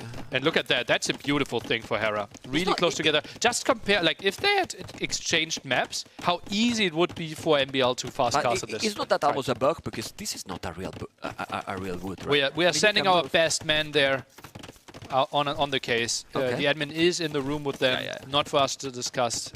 Might sometimes It's a obviously bad map generation. Is, That's for sure. Is it? Okay, well then sometimes it's tricky, right? Is it technically a bugged map, or is it just an unfortunate thing? No, drawing it's the not. line there. Actually, you have wood, and he's walling. And it's probably if you ask him, hey, you want to reset because there's a bug, he will tell you, no, I want to keep going. Okay. That also can be a possibility. Is going to be a villager down? No. He's saving it. But you have to be careful, because Hera is going to try to find the damage. Population 40-42. What I like it a lot is that MBL is fully wall. But Hera is expecting maybe MBL to be more all-in, like going for a fast castle, while MBL is doing archers. Crazy how Hera is walled here. Fully walled already as well. And yeah, both players will basically eagle. skip feudal age. But you could have killed that eagle. Oh, come on. Okay, Squeezes through. But Hera has sold already the stone. MBL is not. He's going to be wall. He's still selling everything, and he's up to castle age. Okay. MBL a bit later there. Might send a lot of villagers onto stone now. We see the mining camp there in the back. There you go. And this will indeed be the Kong play. And Hera, the question, like, how is he trying to respond to this? Is it going to be crossbow mass? Is he trying to mix in skirmishes, which typically is the natural counter to the Kongs? Yeah, then what MBL will have to do is to try to avoid that he's breaking through and go to his economy. He's fully walled, but those are only palisades. He's doing now the fletching. He doesn't have a lot of numbers of archers, so it shouldn't be very scary. I wouldn't be surprised if MBL is doing even a tower. you know, to defend. Even if you don't want to do that, otherwise you're gonna deny your castle. But both are going up. Is a big deal for MBL here? I'm a bit scared, and MBL is as well. He is actually stonewalling himself against this. He doesn't want to go for the tower defense. Well, look at that. He's reading the game. Yeah. He's reading the game properly. But then again, like, why did you not include the market in your walls? And why is your gold exposed? Well, you need a tower soon, right?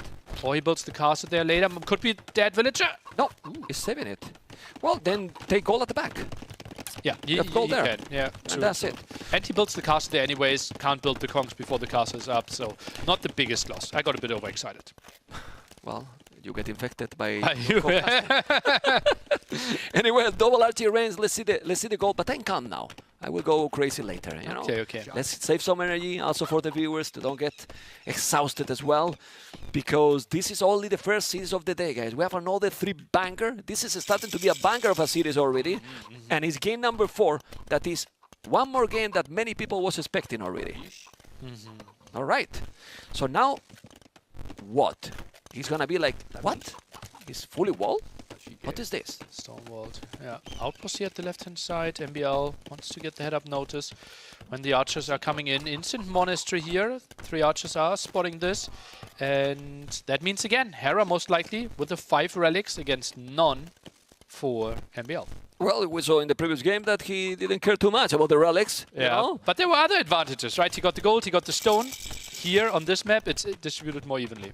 Okay, let's see what is gonna happen. This is now the Siege War shop. It's not being greedy. It's doing. Oh, it's not going right away from a town center. Okay. Okay, and now it's gonna make the second town center. Crossbows, horse collar. Has to be careful. Okay. Manual defense. Where do you even build the castle? Ideally between the house and the mining camp there. Maybe you wanna hide it? Control. No, like... Well, I mean, it's kind of obvious, right? Yeah, it's like you're not hiding anything here. Oh, is Hera considering diving? But I don't dislike what NBL is doing. He's going for a strategy. Now Hera is going for the strategy as well. He's gonna be moving. He's gonna have a mangle. NBL is in the game he wants. Except the 5 relics, right? Yeah. But he was expecting that it could happen. Ooh, Archers, man! Archers, Spanish archers! So dangerous. He even make the fletching. Really? When did that happen? Yeah. He make the fletching even, okay? You want to have the stone soon.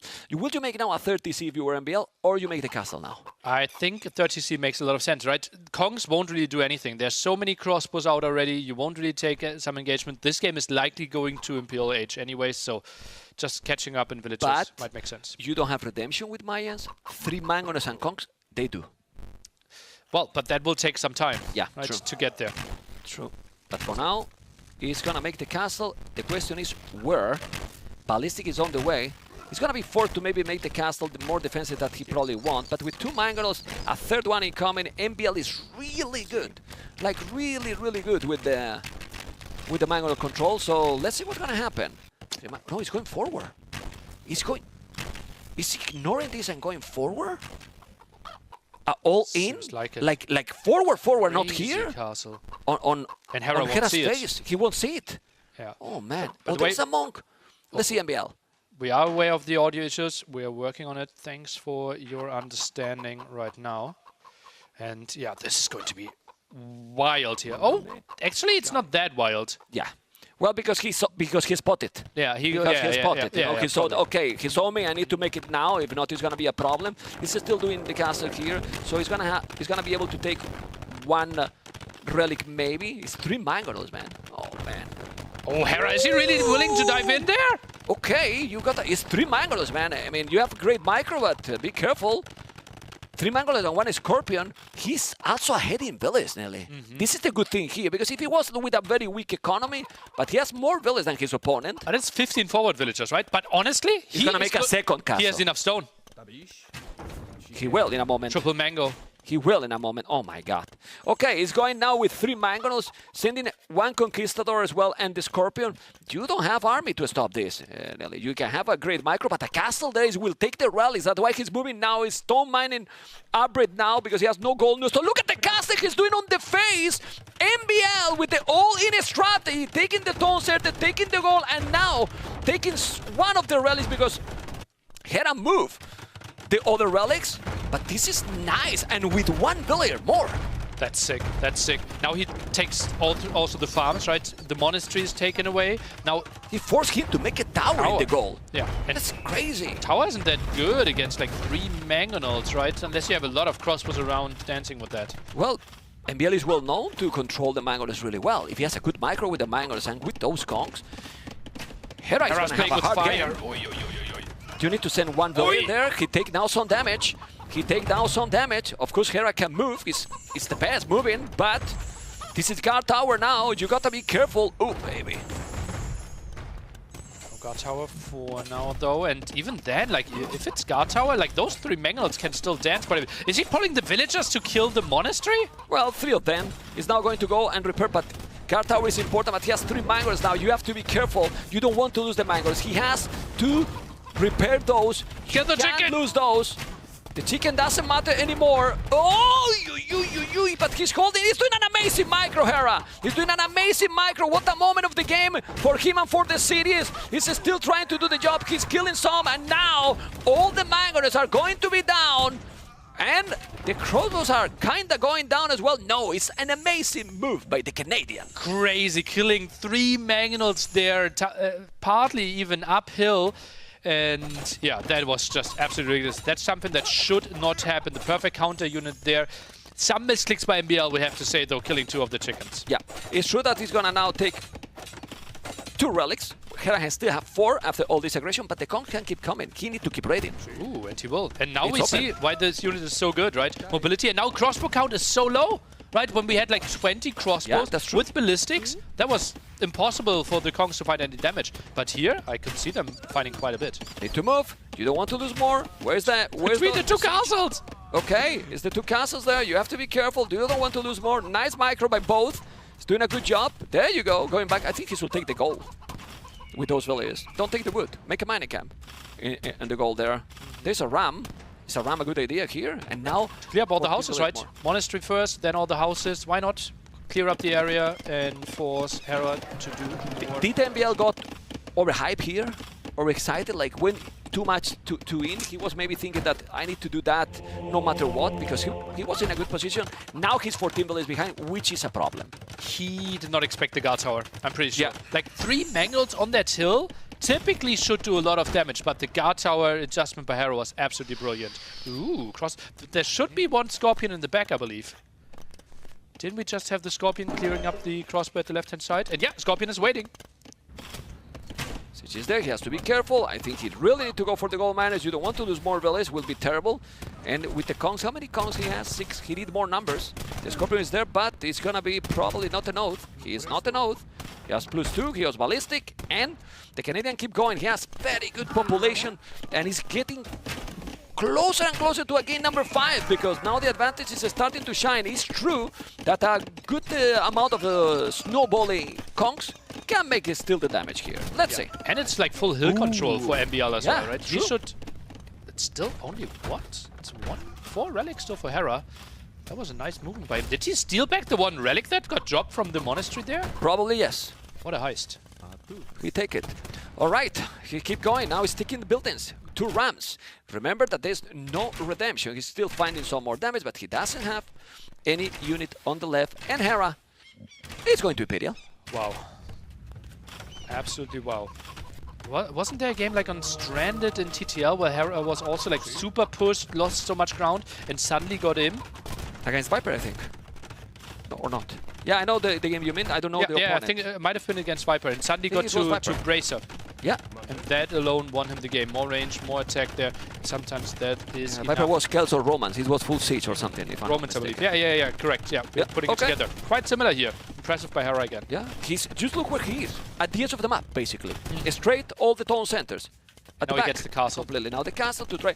The only good thing here for MBL is that the map is immense. You know, he can still move as well. And he's on the way to Imperial too. But Double 30 trap villages. production. Yeah. 30 villages behind. 30 Yeah. villages behind here. Okay. Let's see. You need definitely a lot more villages here. He need to go.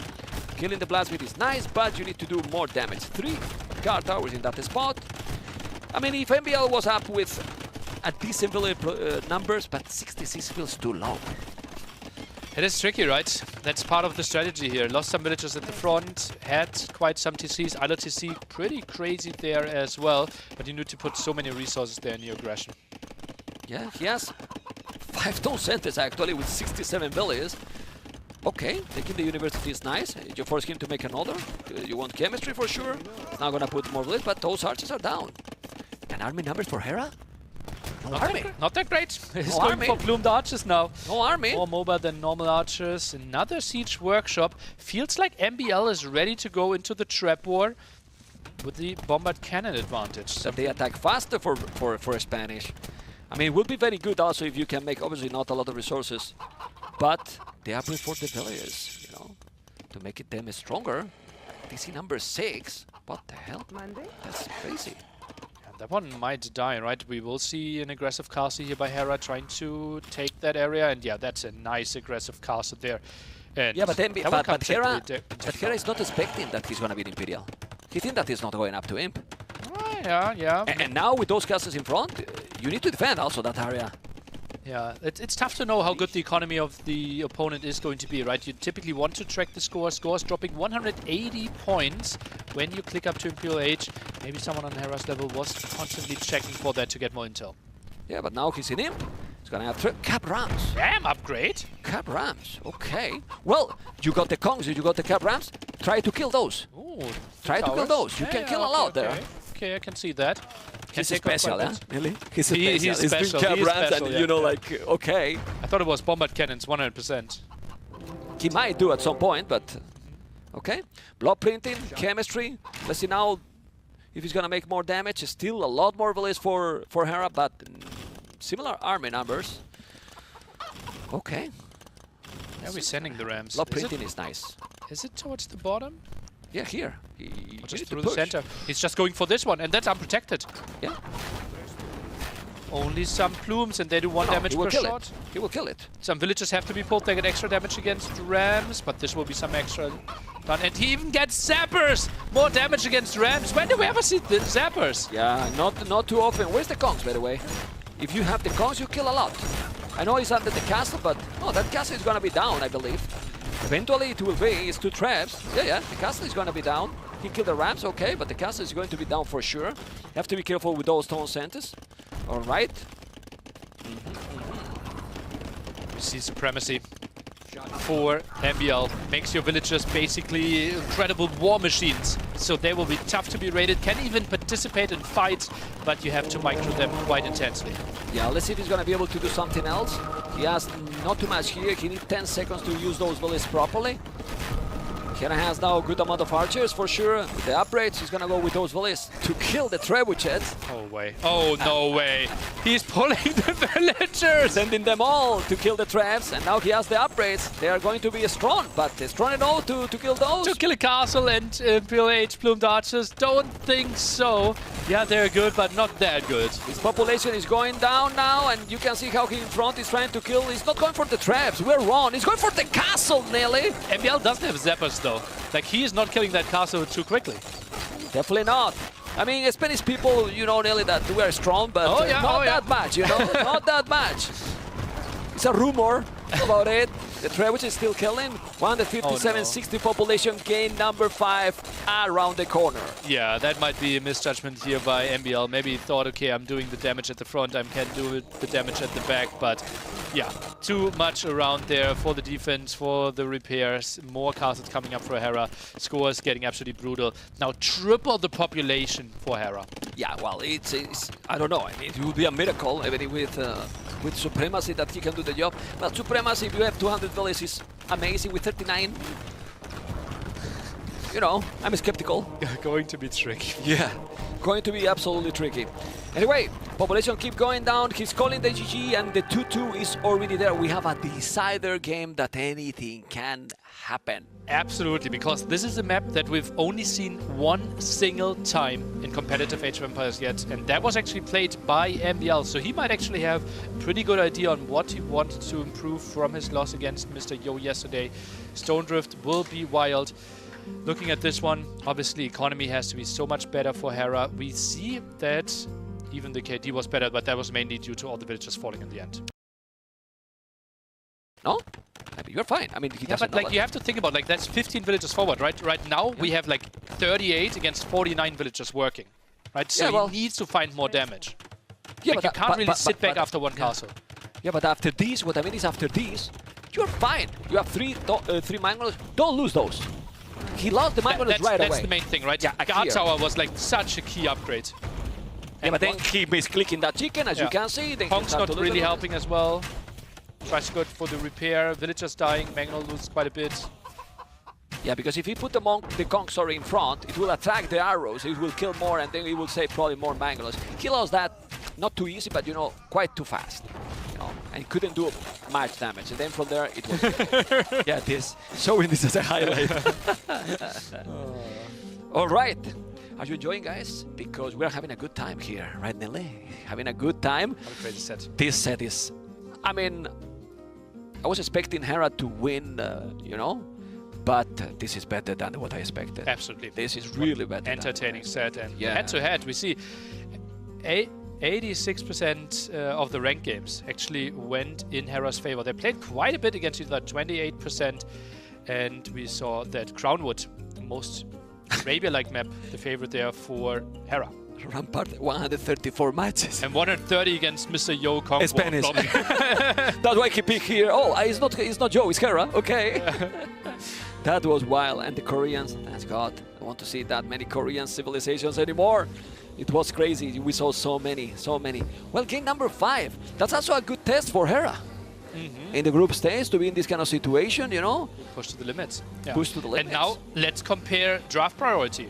Still the #1 pick for MBL on his #1 pick home map against the latest pick for Hera. The Italians against Magias, most likely the matchup. And it feels like MBL should be in his comfort zone. He should exactly know what he wants to play. No, MBL now pick Japanese. No, can you imagine? He finished the series with 5 games and then he doesn't pick the #1. It's possible. If it's possible by someone, It's him. by MBL. Yeah, it's definitely him. Let's see. We are looking forward to that. I think are they playing? I think they're playing already. Oh, that's loose gamer mode activated. It was typing mode activated actually. Okay. Hera is just so fast in typing that you thought he was playing already. Yeah. That's like telling Trezini. By the way, if you could do me a favor and like tell me if he's landing where, that would be really nice to play a normal water game. Or landing, please. Thank you. So when many people is telling Hera is invincible, it's not. What happened? He isn't, right? It feels like he's invincible the longer the set goes, like best of 7, best of 9, not lost in ages. In best of 5, he's been looking so dominant, but being pushed to the limit by MBL. So we had a bugged generation. One player was missing in the mining camp. That's why we're sending them into a remake. Sometimes this happens. Obviously new maps here, but we have our best man, Crozini, the corner. Was gamer mode. Was gamer mode. Then they had to go back. Well, we were both right. We were both right. Oh, Makia, well, it's not surprising. No surprise there. Yeah. Thankfully, man. Thankfully, because if not, it will be crazy. And he's gonna make like yesterday. He's gonna land right away because Maybe it just plays... I would think he opens Hulks into stable at home into landing. No. Or stable on the other side. he's gonna make many attacks, Magiars. Be in MBL plus 1 attack. Ooh, maybe that. Something- Then you it's get something in different. Stable. It's Let's something take a look. different, right? Transporters Look, coming. he's doing it. Memstradamus! There he is! Yeah, I mean, That's why we pay you the big bucks. It can make you need to pay more. Well, it makes kind of sense, no? Because Yeah. if you make the stable, you need more timing for that, and now you go right away with the army And villagers. and villagers transporting. Will you add now Give me the even scout. 2 give me the scout, please? You can. You're not sending the scout? You can transport 20 units. And it's 2 militia only? Oh, he's scared of the landing as well. 4 fishing ships, unused. Hera sees this. Okay, it's on purpose. Then it's on purpose. And then when Hera now see the scout here, he's not thinking that he's landing Okay, did he want to show as this? well. I mean, And I'm now it's stable? just thinking. Oh, but Hera might spot it instantly. This could be perfect for Hera. Vision? Is he actually seeing it though? He sees. He knows exactly what's up. This is perfect for Hera. Will be an archer range at home with this. And MBL, where are you going? Yeah, but now it's good that the NBL didn't invest on 3-4. Now it's good because he has only 2. He's still sending those villas, and now he can maybe adapt. Let's see, because there's a fire galley also on the water. He's doing now the Hulk himself as well. More army. He's doing fletching, and it's walling. But with this wood, a tower will be solid here. But only with 2 villagers, you can't finish it. Archie range. So easy to build a counter tower there for Hera with his vision. Like the reaction here by Hera is absolutely perfect. Yeah. I mean, that's the problem with what he did yesterday, right? You can spoil maybe that this could be the same situation here, but he's trying to create the chaos. Not going to be on a meta game. He's trying to be aggressive. Definitely, Hera is gonna be so strong defending this, because now he's not getting surprised. The problem here is when you get surprised, he's not. Just Hulk should fight the Fire Galley against the galleys of Hera, doing a good job. Now the switcheroo. MBL benefiting from the extra damage there on the Hulk, but is getting microed down. Need to be careful how the galleys are dying so fast. This ooh, village, the 2 villages down. Is Two there? villages down. There's a hole between the 2 wood lines, Yeah. right? Otherwise, It's a hole, that's open. 2 villages down here. The scout is done, but 2 villages down is solid. He has 3 villages now more in total. 36 seconds idle TC for Hera. Lost the scout as well. And not looking bad for MBL. Check MBL resources, doing now double attacks, but his economy is looking cool. And he's forcing him to make a stable too. 3 villages ahead. Indeed, a stable. That's an interesting reaction, and we can see how they squeeze through there. Oh man, look how fast they die. Plus 1 attack. And another one. There you go. Whoa. Okay. But now when we are coming back from this replay, MBL might be up to Castle Age in a moment. Look at that. Okay, the mana time is still there. This landing is worthy. Yeah, It's it paid off. really? But if it's a fully walled wood line here, if the house is there earlier, Yeah. then we might think like, oh, 2 minute arms. That's a lot of lost resources. Well, but you need to search for the luck, right? And, Actually, he did. Yeah. He did it in that one. Okay. Landing next for Look at his Hera, right? economy. Crazy. It's up to Castle Age, MBL. And he has the archer range on the other side. Is he going? Cabarches maybe? And you move? Some Cabarches to disrupt a little bit and then boom at home? Maybe. Right now he's building some skirmishes, actually. He's forcing him to make... He's even doing a scout. It's like he's kind of over-investing. This is the thing here now. And a mining cam on his face. Okay, doing the dock. Oh, second dock. It might just be the full Hulk play, right? Yeah.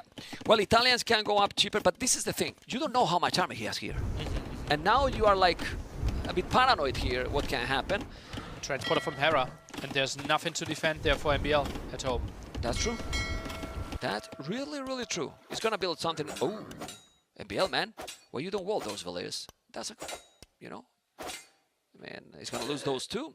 Bye-bye. Okay, and then at home, he's gonna have what? But he has Navy now. You maybe cannot transport anymore. He's winning the water now, MBL. Is focused more? Yeah, he's going with more Navy. The transport is, I don't know where it is, but he landed already. He has to be careful. There's so many archers. So many archers. He's reading the game really good. MBL has no vision, no outpost, no nothing. He has a stone so he can make a tower. He's still doing fletching and he has archers and schemes, but the schemes are where?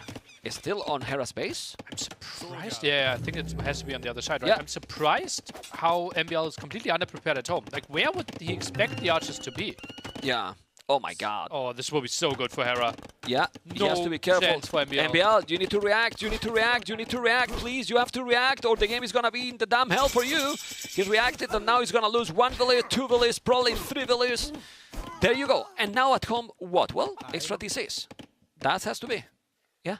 He's going for 1. Oh, that's just... did Hera spot them? He saw it, man. Yeah, Yeah, I mean, of course he saw it. You know? Yeah. He saw those villages. He's doing the house. I like it. Okay, that's fine. It might lose 1, and maybe not even. That's a good play. But still, those villages are in danger. He's doing the 2 extra town centers. And here he has some army that is probably going to be kind of useless. That village... man, I'm nervous. I'm nervous. This village TC is still far away from finishing. You need to make some house there. He's going to be able to do it or not? Ooh, yeah, but he's focusing something else on water, I think, Hera, because he's not microing completely. You can see he's focused on water. The TC is going to be up. He's losing few villages. But it's crazy that he was having nothing here. Not even nothing. 2 more only. But 3 TCs. Yeah. Very early 3TCs. But with 10 on food, right, 3TCs are more of a protection for the villagers and not really like, okay, he's going to produce out of 3 town centers soon. Yep. Still 4 fishing ships, Vodkin arrow, and what is he gonna do with the army he has? Because he has 4 skims, 3 archers. Doesn't feel like a super strong army. Hera doesn't have a lot at home, right? It's 5 archers on the other side. He has 2 scouts, 1 spearman. MBL might actually find damage. Yeah, and he has 1 village more after this. Yeah, he's doing more archers. He should do well, he has no upgrade, no economy for the crossbow. It's very limited here. And yeah, we have the Castle Age upgrade for Hera, so he's securing the water for himself. Nice move there. MBL needs to find damage ASAP on land. Yeah, let's see if he's gonna be able to do something on the land. Still population is similar. Right now, 47 villages to 46. He has 3 TCs right away, which is gonna give him definitely a lot if he's able to produce, which now is only from 1 town center. Now those scouts are going down. He's showing And the as you army mentioned- though. He's showing the army. Yeah. Hera can react. Maybe a quick town center to protect his villages at the top might be an option. Maybe Siege Workshop to follow him up. Yeah, loses the 2 scouts, not the biggest loss. Now the block here with the market. Nice job. Archers are trying to squeeze through it without crossbow. Not the scariest army ever. Yeah, well, it's still Botkin. It's now moving, he's killing a villager, but look at the villager's number and the population at the end. Pretty much the same. After all this, pretty much the same, and then he clean up at home. It's Killbard in armor, but it's still on 3 TCs. If he's holding at home, he can boom. Oh, he's going 2 extra more dogs. So he's not giving up completely on water, which I like it, honestly. Oh, but he's so far away, right? Yeah. We already saw university tax there as well for the war galleys. We already have the war galley upgrade. MBL investing into water now. Not what I would have expected, because upgrades are just so far away from him. Well, he's doing the upgrade now. Meteor warship. Respond to the old war galley upgrade, basically. And still raiding. There's a knight, but it's Vodkin. The knight has +1 but no bloodlines. And with Vodkin and Cav Archer, he has to go back. He's still finding some damage here. Yeah, it's forcing him to make some buildings. Some chaos is still happening on Hera's base, but definitely is looking now healthy for Hera, for the Canadian.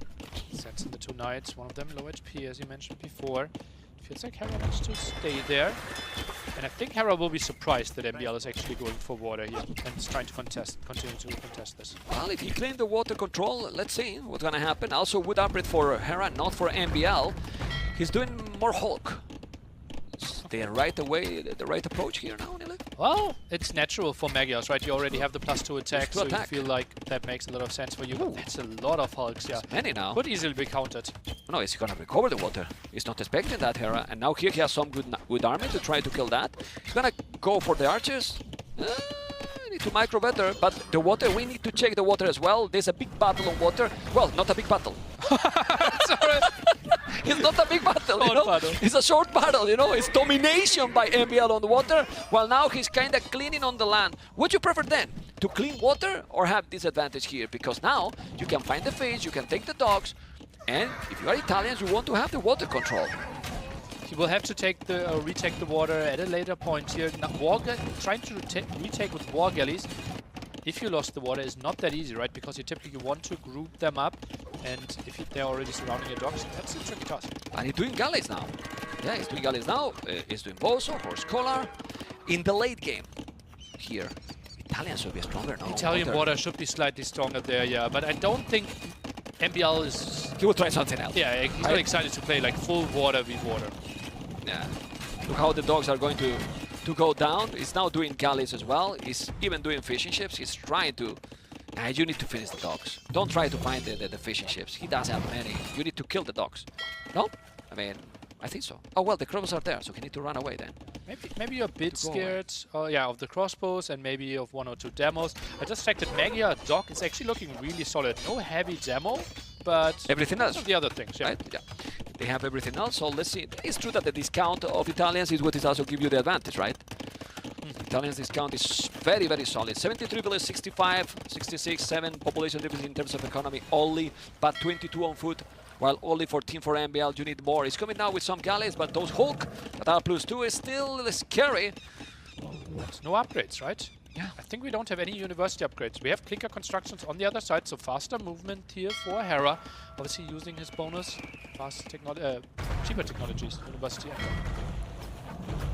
The Hulk are coming. Let's see if those galleys are going to be able to do the job with some micro. They will.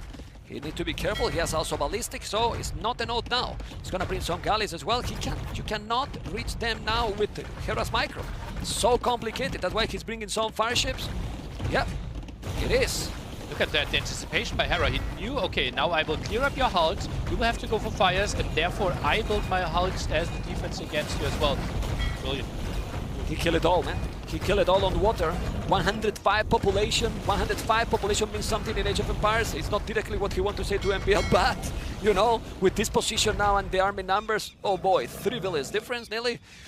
But he reclaimed the water, and he has the water control. So now what? Hera setup looks so much better. Is that a second university by Hera?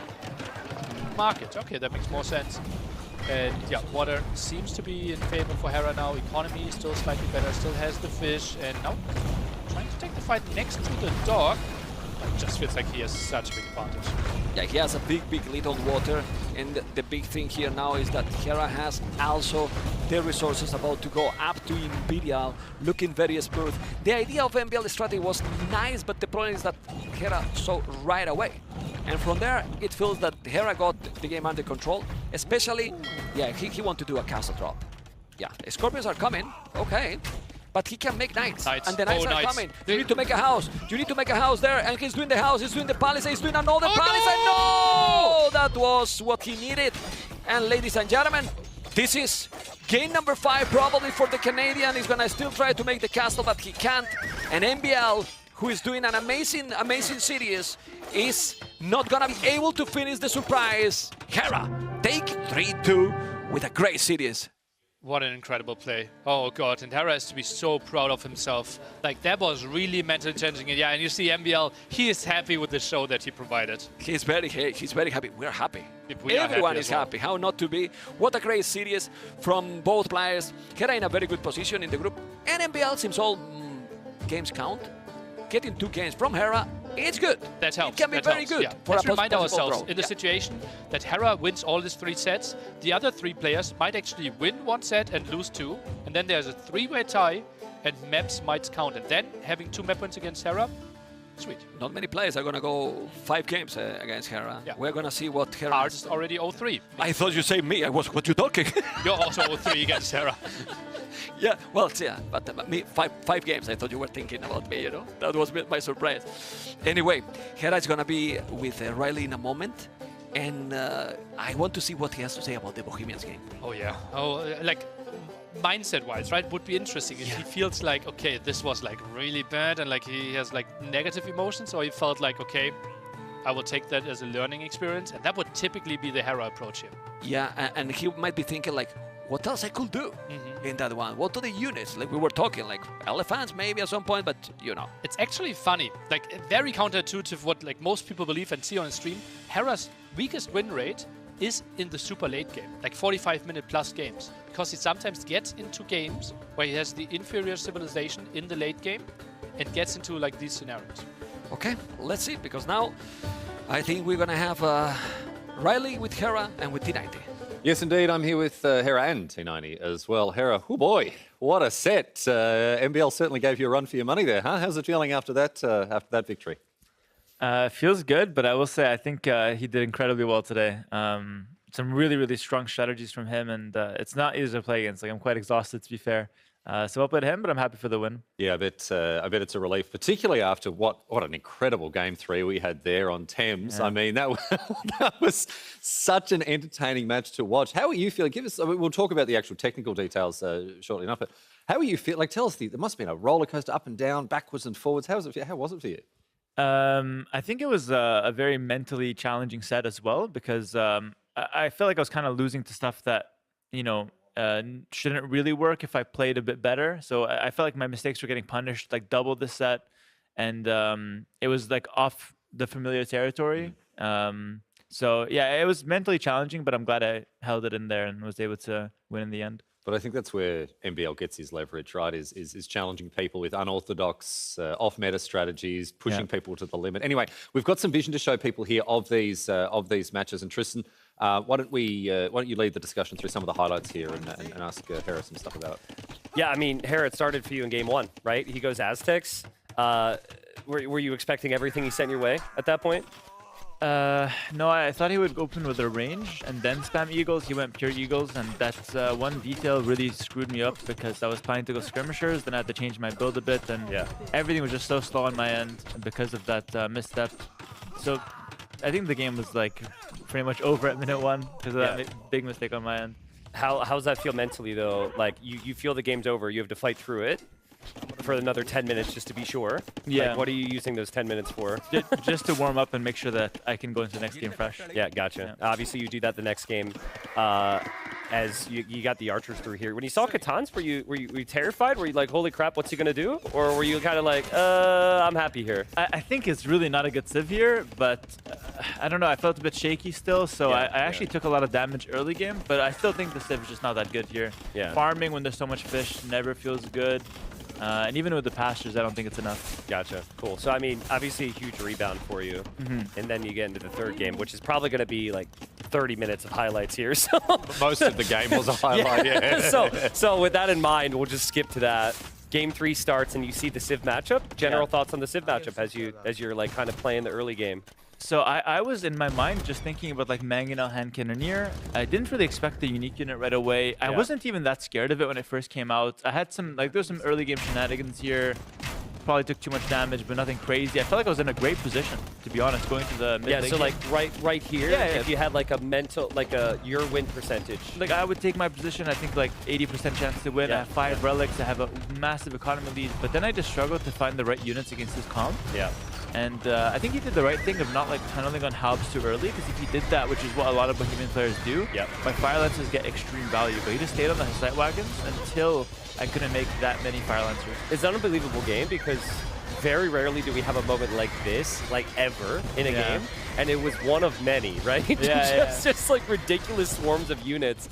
And again, obviously he keeps coming here, but you kind of ran out of resources yourself, but you did have a lot of experience on this map. So what were you thinking map control wise? Obviously he had the golds, but like it seemed like you were fairly aware that he was looking for other resources as well. Yeah, I'll quickly talk about it. So like on most gold in the center maps, whoever gets the middle wins. But with the 25 pop that I had from the top, I felt like it was super playable. And if I played better, I could have won, and which is in my opinion really interesting. So the wood as well. The wood as well. Yeah, I had the north, wood up top as well, the relics. So it was really cool. All right, game 4 then. You see Spanish. Again, it's like, oh god. You know, you're 2-1 down at this point, right? So were you expecting Conks right away or what? Yeah, Conks right away. I couldn't scout him because he's stonewalled. Then I saw the workshop. I thought he was just booming. Then he did some crazy in between, which is like really interesting. I didn't really know what was what this game, but I know how to counter the Vill Rush very nicely. Yeah, just make army and sit a there. castle. I'm not sure if you researched murder holes or not, but it was coming. But actually, you know, masonry is really important versus that Vill Rush because it makes them do like 1 damage. It's crazy. Okay, all right. Game 5. How sure were you that he was going to go for the transport ship? 100% sure, but I didn't expect meta arms. I thought maybe like something like scout into archer on my land. But I learned from the Yo game, and I realized that if you just counterattack him, he's completely cooked. So that's kind of what I went for. Yeah, obviously Counter did a lot of damage here. And then, do you know what the Magyar water tech tree looks like on the other side? Everyone knows what the Italian water tech tree looks like. Are you familiar with the Magyar water tech tree if it went late? More or less. Okay. I mean, but do they get Galleon? Yeah. Do they get Carrick? Do they get the final Hulk upgrade? Yes. Do they get Fast Fire? I think they might be missing Fast Fire though. Okay. Do they get Heavy Demo? I don't know. Do they get hold on, one more. Do they get Shipwright? Yes. Okay. Am I right on any of these? I have no clue. we will fact check that one. I know they goodness. get Galleon. I'm sure you're right, but the point is I think MBL was trying to play extremely off meta, as you said. Yeah. And he clearly picked Magyars for land, which you're able to take care of. Yeah. Well, something that stands out to me there is when you're struggling against what MBL is doing, it's because you're not sure what's coming next. You don't know what's going to happen. You're thinking, okay, how do I plan against this? But then you say you expect the conks, you expect the water landing, and so in that situation, even if MBL is trying to sow that characteristic chaos, you're like, okay, well, I'm ready for this. I know what I'm going to do in response. Yeah, it's the kind of thing where the reason why it works so well is that MBL has this massive underdog mentality where like he would not practice for an event, come here and just chill and relax. and then come up to you and it's like, this event means so much to me and means nothing to him. Like at least that's how he's coming. That's what he's trying to Yeah, make. He's trying to convince he's people that. approaching the set. That's his as. strategy, 100%. Exactly. Yeah. So he's got this massive underdog mentality. So even if I feel like I'd win 80% of these games, if it's the 20% on today and I just lose 2 or 3 in a row, my mental slips, then I'm out of the set, right? So like I know what's coming, I know what to expect more or less, but it's just the fact that he's gonna all in me or surprise me, and if I don't react 100%, I could really fall behind to something I'm really just not prepared for. I know it's coming, but I've never played against it really in practice. Let's zoom out a little bit now, Hera. Obviously, there must be a huge burden of pressure on you here. You're an extremely dominant player. You know, you've won, who knows, 15, 16,000 S-tier tournaments like this in a row. How has that affected you? I mean, winning obviously is what you're here to do, but is there a growing burden of pressure on you to perform? I think it's the kind of thing where now it's like if I lose the tournament, even second place, even in a close final, it's like a disappointment for my like standard result, which is something I've never expected myself to be in a position like this. Like 3 years ago, I'd be happy with the semis, right? And it's like a lot less pressure. Now I go into an event and first of all, I have a massive target on my back. Everyone's watching my replays, you know, out to get me. Some people are even not practicing against me because they don't want to show me anything because I'm the guy to beat, which is crazy. Yeah, just the fact that anything but a first place is a loss. And that's just like a really hard thing to wrap my head around. I try not to think about it too much, just focus on day to day, but you know, it's definitely the back. Yeah, I can understand, you know, you almost become a victim of your own success. That weight, that burden of expectation means that you're sort of playing a different game to everyone else. And that must be tough. But then again, you know, there's a limit to how much empathy people are going to have because like that's a problem that you've brought about by winning so much. So yeah, it's an interesting sort of balance that will play into your mental load there, the expectation that's on you versus what maybe you're expecting of yourself and your performance and how that is valuable. What I want from this whole situation is I want to lose an epic final. I don't want to lose in like the round of 8s, you know, on the B stream or something like like it's like no hype whatsoever because everyone's waiting for me to lose. You know, it's going to happen eventually. You don't win forever. If I had it my way, I'd lose an epic grand finals. Okay. Hopefully not this one though. I was going to say, Yeah, like 5 years down the line, Yes, maybe yes. like 10 years down the line. Later. all right. Well, we'll see how things go. Anything else from you, Tristan? No, not really. Well, I think we Hera- covered it all, and congratulations and best of luck. Yeah, Hera, thanks so much for joining us. Thanks for your time today, and rest of the day off for you, mate. So enjoy. Go and take it easy. Get ready for tomorrow. Thank you very much, guys. Beauty. All right. Well, thanks very much, Hera. Thank you as well for joining us here. Hera will get you to just stick with us as we wrap this little segment up. Plenty more Age of Empires coming your way, of course. So do stay with us. We've got. I mean, this was just. Let's remind ourselves, Tristan. This was match number one of the entire day. So we've got plenty more. So stick around, everyone. Red Bull Wololo coverage of Red Bull Wololo Londinium continues.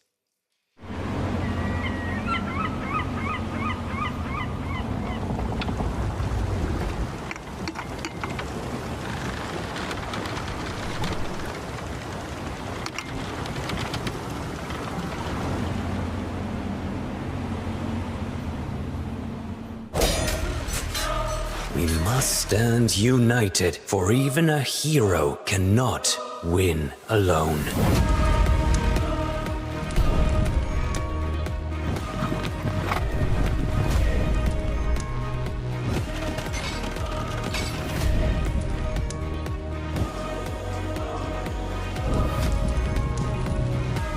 You can never break the Mapuche people. Attack, my warriors! We all have loved ones in the capital. Join me. Together we can save our people.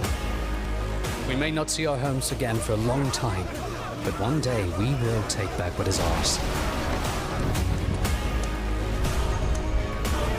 Nothing good comes from mistaking men for gods.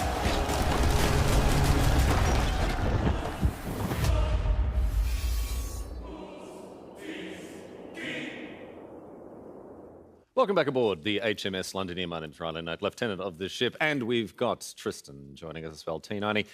Tristan, we're going to have a chat about some of the pathways that these players took in qualifying for this tournament as we set up for our next match. We've got Viper versus ACCM coming up, but let's have a quick chat about the way that these players qualified here, because it was a long and winding road, a couple of different qualification pathways that players took, and of course you would have kept a very close eye on the whole process. Yeah, absolutely. So there was a ladder qualifier, and basically over the course of 2 to 3 weeks, there was a brand new ladder refresh.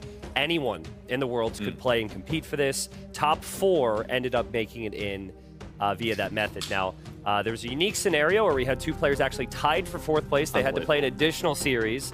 That was Hart versus Vinchester. Hart won there to basically make that top 4.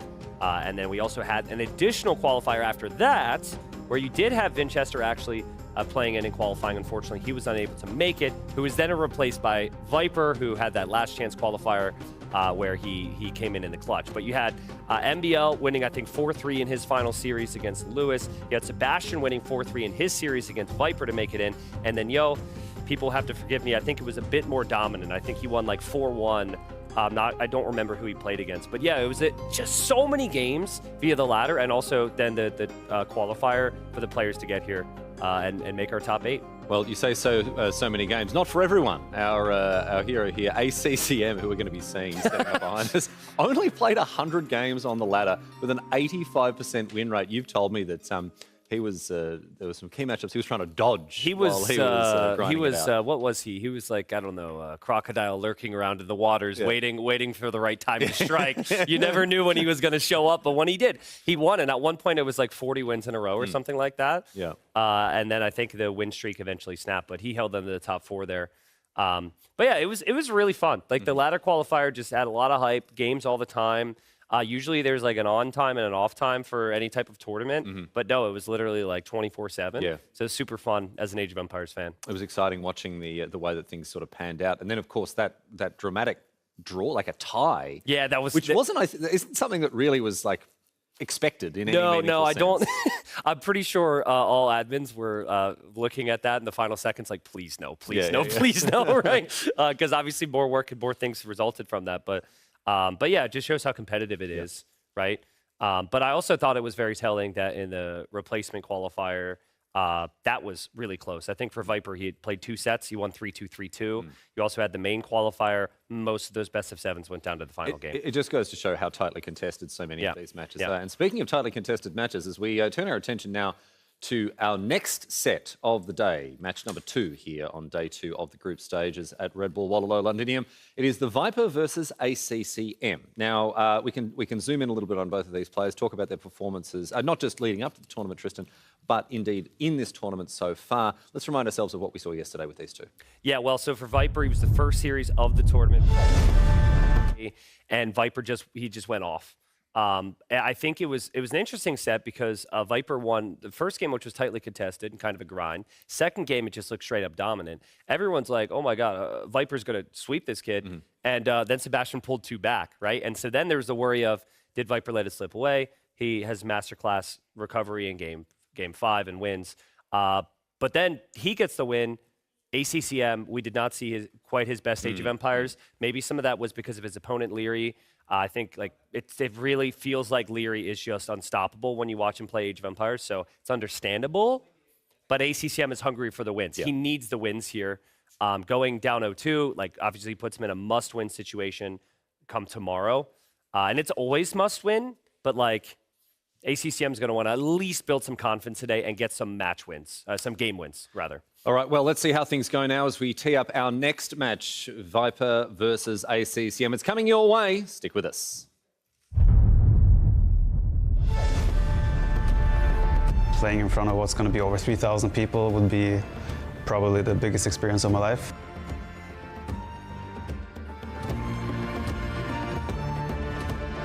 For me, now I didn't feel the pressure, but maybe on the stage want to be the different. I want to be better version of myself every single day, so I want to be in the final.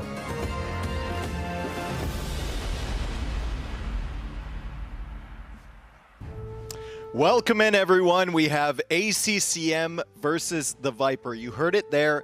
Viper wants to play in front of the crowd. ACCM wants to be in the final.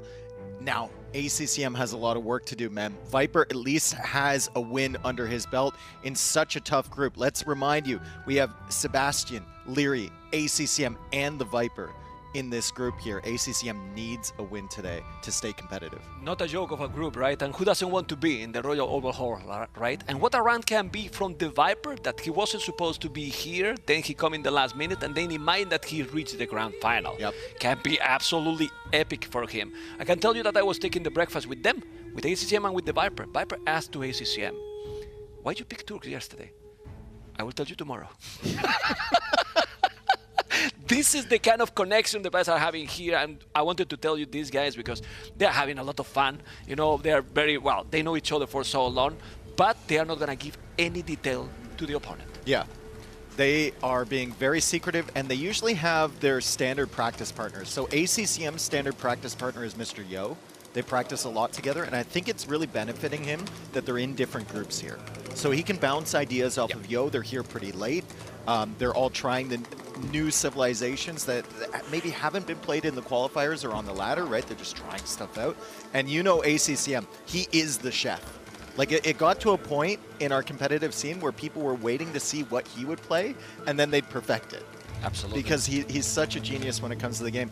Viper, same thing. He has so much experience. He has a lot of new ideas that he's testing out in the practice games, and he's got that composure of a champion. So we'll see if he can lock in here on day number 2. And you hear in that video intro, right?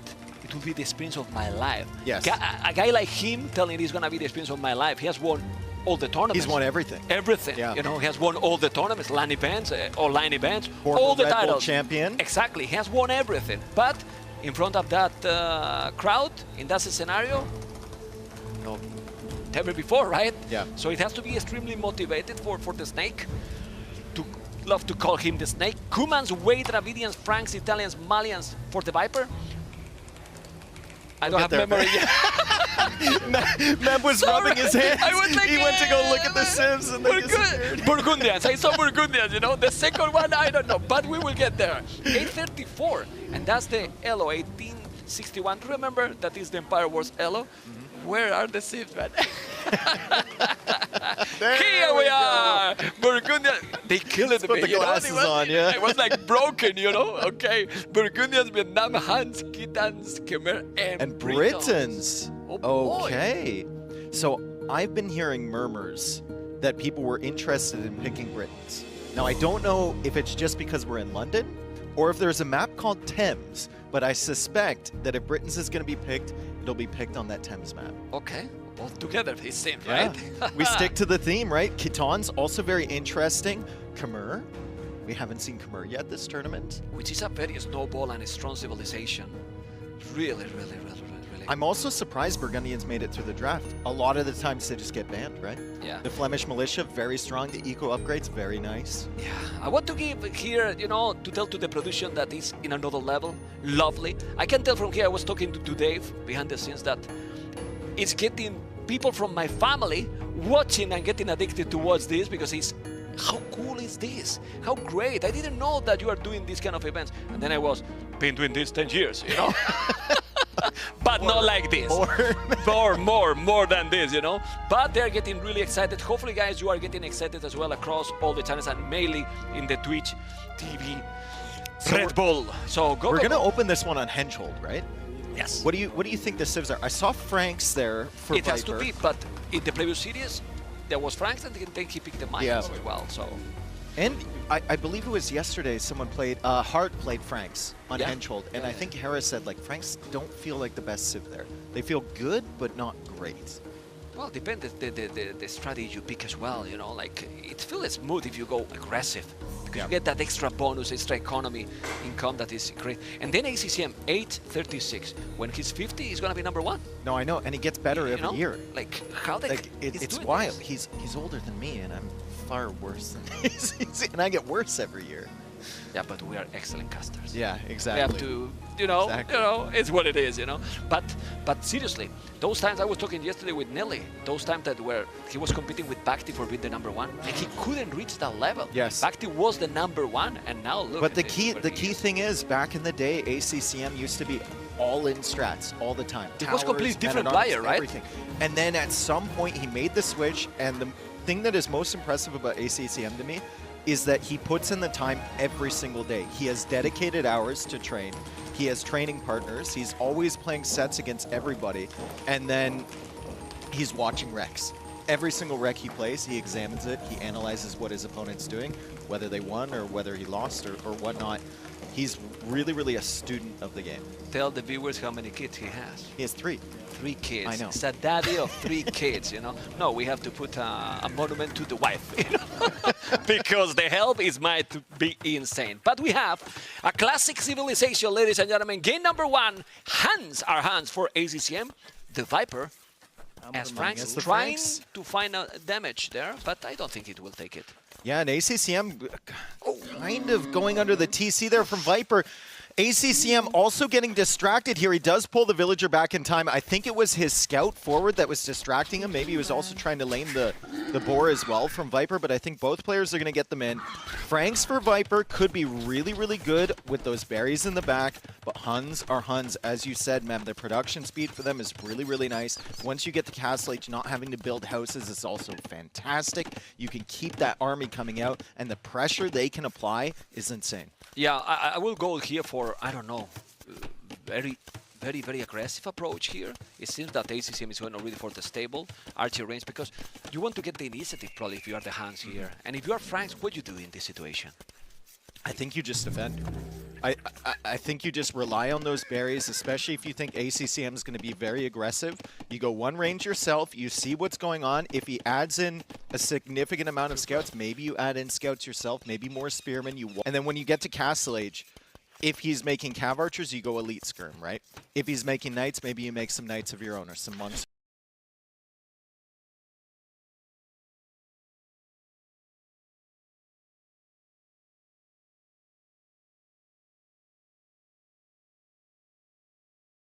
So you try to be reactive if you are the Franks I think instead of getting Franks, the initiative? Yeah, I think you try and be reactive. I don't know if you can get the initiative on Huns. I mean, if you try, right? So maybe you want to be as smooth as possible with the transition to Castle Age. You look at the food income.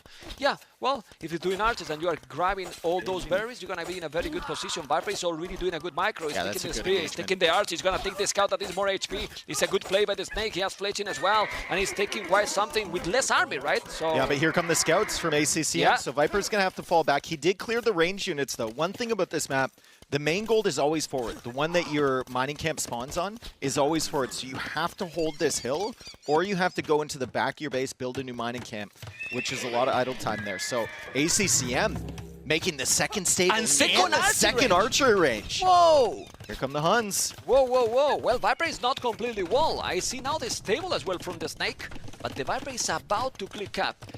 Bloodline's on the way. He's on the way to Castle Age. Completely different approach. The Viper needs to hold 2 minutes and 30 seconds. He needs to right make now, units here. Yeah, but what units? I mean, he can make some skirms, he can make some scouts, he can make a tower as well, but then the tower takes away from your advantage of getting to Castle Age faster. You can add that second town center, right? So I'll be interested to see how Viper can defend against this. Bloodlines is coming in for ACCM. He has 2 ranges to produce archers, and he's got the 2 stables to produce scouts.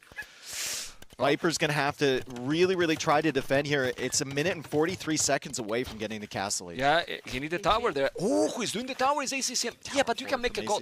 Viper will go goal at the back. Yeah, he can go to the gold at the back. There is a hole at the back of his base, but I think he's actually discovered that hole. So yeah, I think he's discovering now. Yeah, I think he's discovering now. He's going to make the tower. I don't know if he can see the tower from there. Can we see the... No, he cannot. So he has to move those. For now, the good thing with those is that it's very close to the town center. Yes. So you might lose maybe a villager, but if you are microing properly, you're fine. He's finding this, and now he's completely safe. Yeah, the snake here into knights. Completely reactive play as well from Viper. Like, he only added the stable once he saw the scouts from ACCM. He's just got that one range too. He's gone for the walls. He went for Castle Age, 30 seconds away. ACCM still hasn't done any damage. And look at, Viper is confident enough to sneak.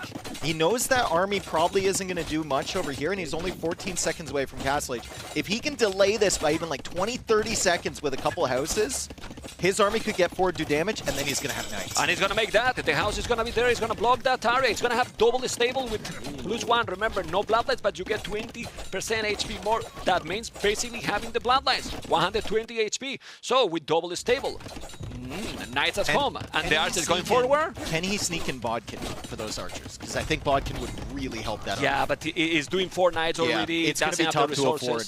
Doesn't have the resources. He's even doing forging. He has to be fills. careful. But the Knights are coming. He's going to wall a little bit now. With 2 Knights, he's going to be holding. With 2 Knights, he's going to be holding. That's why he bring the scouts. He wants to kill them. But at home, he's going to be a problem. He has also a scout. He sniped a Vil. Yeah, already. And the Knights are there. He's going to go back. He's trying to micro. He couldn't, but the 2 Knights now are going to be very powerful, full HP. And at home, we need to see now.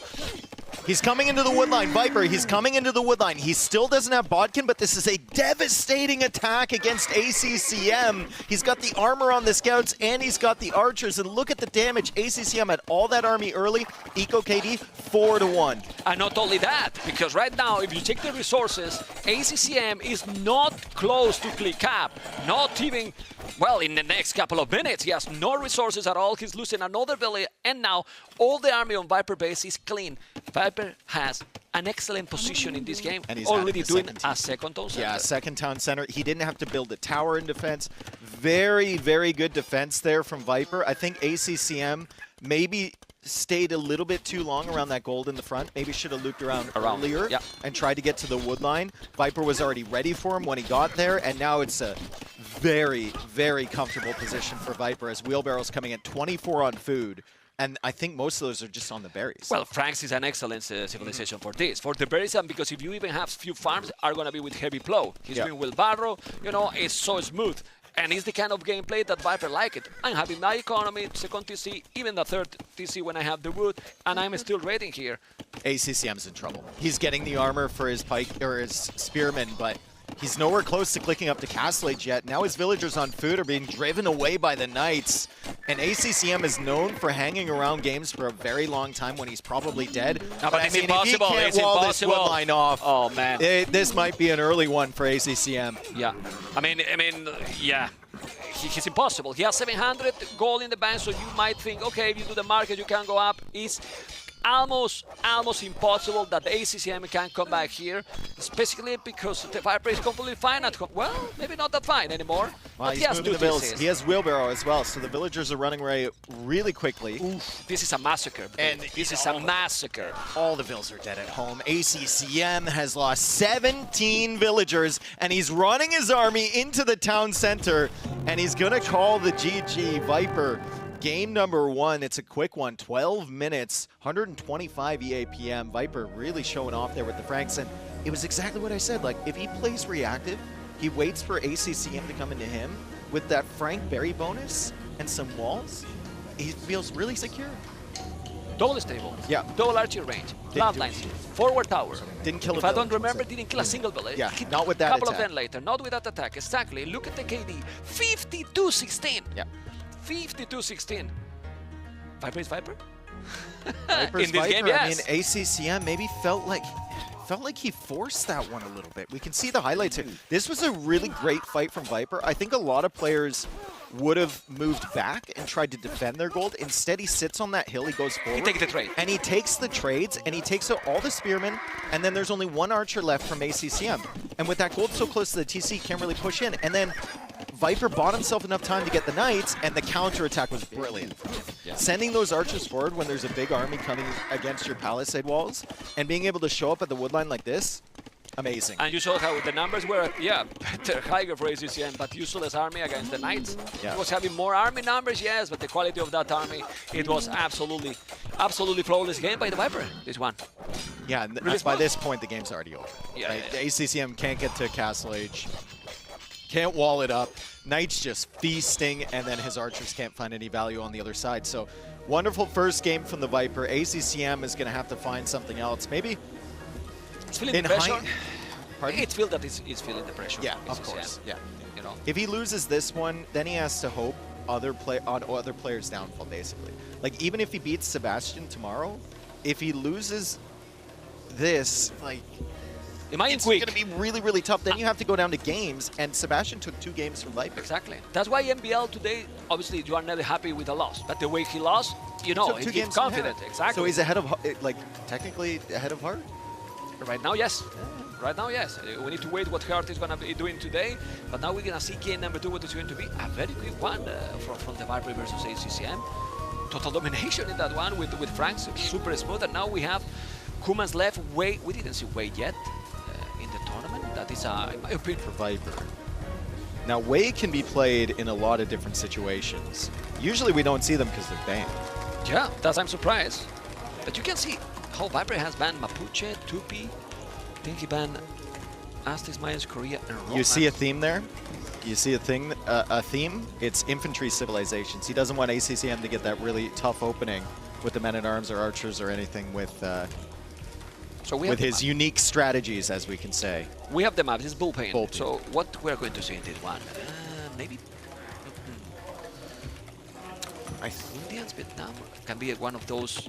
Well, we have the answers now. Malians versus Burgundians. Okay.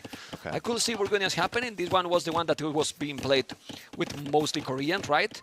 Then Burgundians with the Flemish militias feels very smooth. You can see how Viper need to go back right away because the Flemish militias are coming. Yeah, a lot of times players try and maybe collect 3 or 4 foxes before they have to go back out. They don't really stay out there anymore, but Viper has to go back really, really early because of the Flemish militia. They're so strong. You start with that barracks.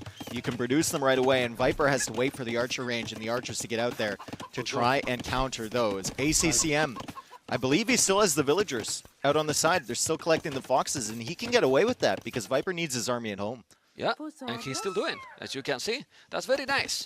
Definitely very, very nice, but the Viper now have to react again, like he did in the first game. Let's see if he's going to make the same. Few seconds idle already for ACCM, not a big deal. It's only 3 more. He's going to be holding now with the archers, and as soon as you get like 4 or 5 archers, maybe it's time for Viper to make a counter-attack, or not. Oh, he walled it in! He trapped that. Wow. He walled in the Flemish militia on his gold, so bye-bye one of those units. Viper will eventually take that out. He's going for the house walls around the lumber camp as well as these things loop around looking for damage, and the archers are there to counter them. So we have some archer follow-up from ACCM, but he's going to have to mix that in with his Flemish militia. Bop, bop, there we go. People might think that we are overhyping this. It's not. This is a high value. You do almost nothing and you take 1 unit down without any effort or losing any resources yourself. Yep. It's amazing, you know? It's being annoying there. There's no Flemish militia with these archers, so that's free damage from Viper with the scout. He eventually does lose that, but if there's no range units here from ACCM, it's going to be a really tough push, and even if those come in, they're 1 hit away from death. Like it's super tough for ACCM to do any damage now. He has good army numbers, 11-6. I don't know if Viper would be forced to make a tower there. For now, he's holding and he's not trying to make a counter-attack. He knows that it's difficult. He deleted that because he knows that he was going to kill it, and he did it. Market already for ACCM. Burgundians are amazing economy civilization, and with those Flemish militias, I think this civilization went into another level. Yeah, and you can see, like, res collective value is higher for ACCM. Part of that is that Viper has been walling and whatnot, but a bigger part of that is the foxes that he continued to take out there because Viper was so busy defending from these, and there's a lot of idle time for Viper as well as he's running around with the villagers. Still hasn't cleared that army in the back. Not super threatening without range units, but ACCM waiting for Viper to have a stray villager or 2 that he can pick off, and also has that market, so should be up to the castle age sooner. He make few skirmishes, quite too many actually, and that's gonna delay his uptime to castle age. You can see the Malians. Is Viper gonna sell the stone? No, he's doing a tower actually. He's doing the tower on the goal. He's a bit nervous. Yeah, he's not confident with this situation. Well, when you do the tower, then maybe you can counterattack. And that will be good. Gives you a level of security. Might also indicate that Viper wants to go military heavy once he goes to Castle H, and he'll wait to add that 2nd town center, which is usually a good sign with him, especially with a civ like Malians. University. Basically anything, Yeah, University 80% faster, so I think it has to be the approach. He still have... I don't mind the Viper position, and I am explaining you why. It's actually going even faster than ACCM, in terms that, look at the idle time from ACCM. He delayed himself to go up. He sold 200 stone while he has the tower. So basically, it's 2 villas more for the Viper with what? 20 seconds difference? Yeah. So Viper position is okay. I will say better even. Yep. If you do now University, that I believe he's going to make it, that he has 10 archers, should be a good position. Don't know what you think, Mr. Dave. I think we'll have to keep an eye on the relics early as well with Burgundians in the game. Both players are going to be super focused on getting those, and they're all around that middle area. So whoever has map control tends to bring those in. and it could be very valuable. I don't like that stable at all, man. I think those units are going to get stuck in the wood line there. Yeah, Unless at there's some a point. hole. At some point. Yeah. At some point it will. Let's see what's gonna happen. Both about to be castles. I think Viper is now sending a counter-attack for the first time in the game. It's only 8 minutes, but this is the beauty of Empire Wars, guys. 8 minutes, and it looks like the game has been running for a lot longer, right? No, it's not. It's been very quick, and we have already so many archers. Yeah. While at home, what he has at home now, ACCM, not much, because everything is forward, and that army is not very scary now for the Viper. He's gonna move those farmers, and those archers, I need to see what they are going to achieve. I see one skirmish is going to the other position. It's 30 seconds. ACCM has to know, though. You can see him pulling the skirms back. Like, he has to know. He hasn't seen that army in forever. So it's going to show up at his base. Once again, excellent timing for Viper to come forward, realizing that ACCM's army, just like in Game 1, isn't really a threat. So he comes forward with the archers. This time around, he doesn't find a woodline without any army on it. Good defense there from ACCM. Crossbow and Botkin arrow, at least skirmishes and Botkin as well. But we're going to see knights. Those knights are going to be able to clean that. I believe that that's the university, if I'm not mistaken. The university built by Viper. And the tech comes in really fast, like you said. Yeah, monastery in front. So let's see, because he's going to be for a We're while. all excited to see where this knight pops up. Okay. Yeah. For now, it's fine. It could be a trap, right? It's going to be for a long time a 1TC approach, I believe. The skirmishes are very close here. Doesn't have the second armor, though. That's Doesn't have important. the second armor. The crossbows are still doing decent damage. Here comes the knight, but the crossbows are going down. And if Viper's hard committing to ballistics for what, man? He's going to have two crossbows. Maybe he canceled it? He's going to have no crossbows. Cancel the Congratulations ballistic. on ballistics. You have a skirmisher and one crossbow in the queue. Nice Oh clear my. up there from ACCM, and he takes out the knight as well. Well, there's no army at all for the Snake now. Yeah. No army, 2 military, 2 knights with ballistic. Good job from ACCM. He forced the fight there. Viper was willing to take it, apparently. He thought he could deal with those skirms. He did not run away, and now he's getting no value immediately from ballistics. And he spent the stone already on the tower. So he can't add the second TC either. Castle Age Cavalier, a specialty of the Burgundians. Something only they can do. And ACCM is having a pretty good food economy. He's bringing in the relics right now, and he might be able to just overwhelm Viper. Yeah, I don't know what Viper can do here, because he has ballistic and he has, I don't know, but I think only he one needs archer more range. ranges. I think Exactly. he needs like 3 archer ranges. Just hard commit to it. You see, his monastery got denied. The knights there, super active, forcing some idle time from the villagers. Viper now going back out there to build the monastery, but Res Collected still ahead for ACCM. Pressure still on these farms. We were saying that army wasn't doing too much. It's idled that entire area of Viper's eco for a very long time. He's buying wood now, and he's got some villagers on stone, so he can make that second town center, but I would rather see 2 extra ranges. Yeah, I'd rather see me more too. crossbows. The problem is that he's having his skirmishes +2. Yeah, not having the armor, but these skirmishes +2. Now he see the Cavalier. So he see that his opponent has invested quite a lot. So in this situation, look at the army numbers. Viper is being greedy, and it's working well for him. He's doing the second town center. I see also blue dot on ACCM base, so I don't know if he's taking something. He's taking villas as well. That's a nice you know? knight counter It's a attack. but not anymore. He's going now for the town center, and the monks, you have to be careful. Army numbers. This is really good control over the relics from ACCM. He's going to take out that monk before it gets the conversion. Already has 3 relics with Burgundians. Very nice. And remember, they generate gold and food, folks. So that is a really, really nice bonus for ACCM. And despite the fact he only has 1 TC to the 2 town centers of Viper, he's adding his second and now 3rd town center. And he just buys the stone for that. Okay.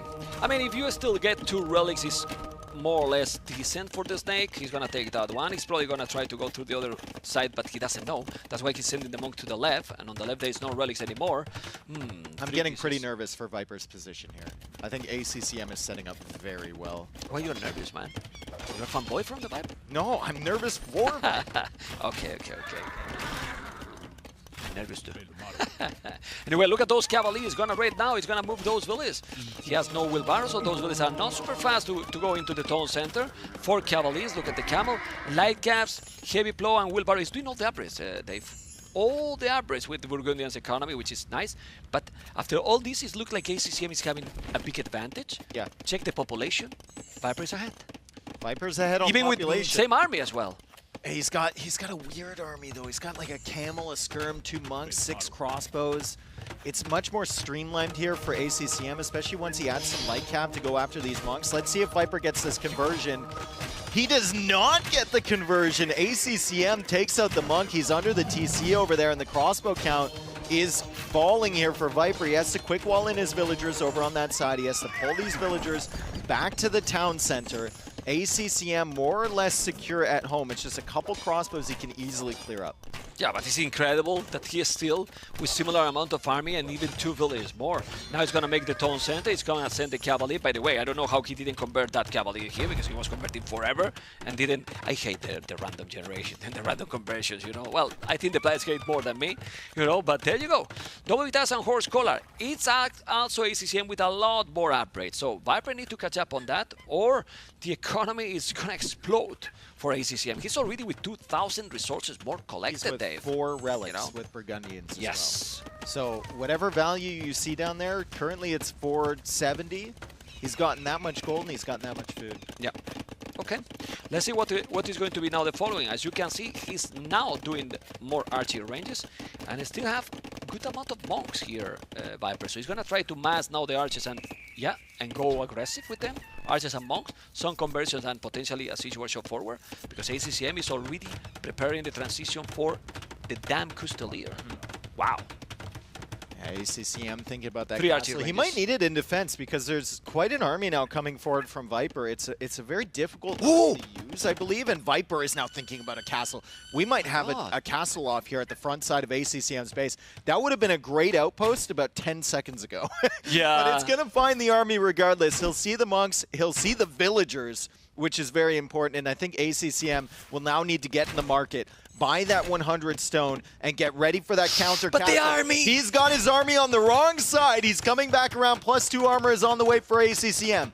Yeah, but that army is not going to stop that castle, or it will. It's so many monks. He might need some conversions. Viper need to convert. Viper need to convert. I think the camels aren't attacking. The light cap are killing the monks. The castle is about 50% complete now. ACCM won't be able to go for a counter castle. And Dave, I think with that castle, maybe if Viper play properly, can't even take the relics. He got Bodkin, so he's going to be able to take the monastery. He's doing a good damage here. I don't know what you think. Play from Viper. Yeah, I mean, he's taking the TC, he's taking the monastery, and now with little armies killing Cavaliers +2. Amazing play by the Snake. Very creative. Oh, but look at ACCM! He says, you can do that, I can do that too. I see a castle forward from ACCM. No military to support this at all. Viper is trying to push this away with villagers. I don't know if he can do it. There's no backup villagers from ACCM. He's doing a tower. For the tower. And migrating every single villager. Oh my god. Well, he has Ballistic and Bodkin arrow. Army coming in for ACCM though. He's got some Cavalier coming in. Is it enough villagers to complete? There's a tower here from Viper, and he has Ballistics and Bodkin.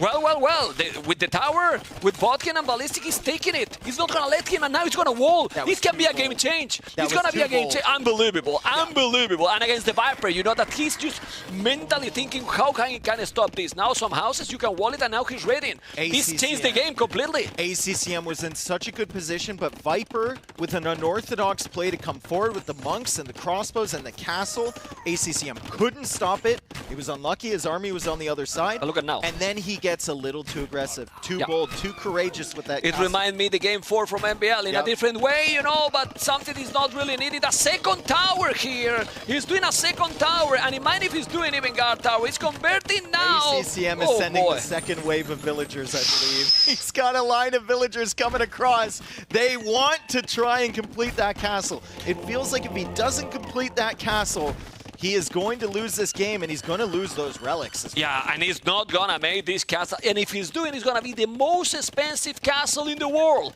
You know, going to be very, very expensive. 650 stone? No, a lot more expensive. The relics are gone as well. Doing a tower now to avoid that he's bringing the relics back. So it's not going to happen. Maybe he's going to make the castle. The villagers. Oh, my Monk Lord. healing the villagers. We have Cavalier here. Double tower for Viper with Ballistics, with Bodkin. Can ACCM finish this castle? He has another castle going up at home.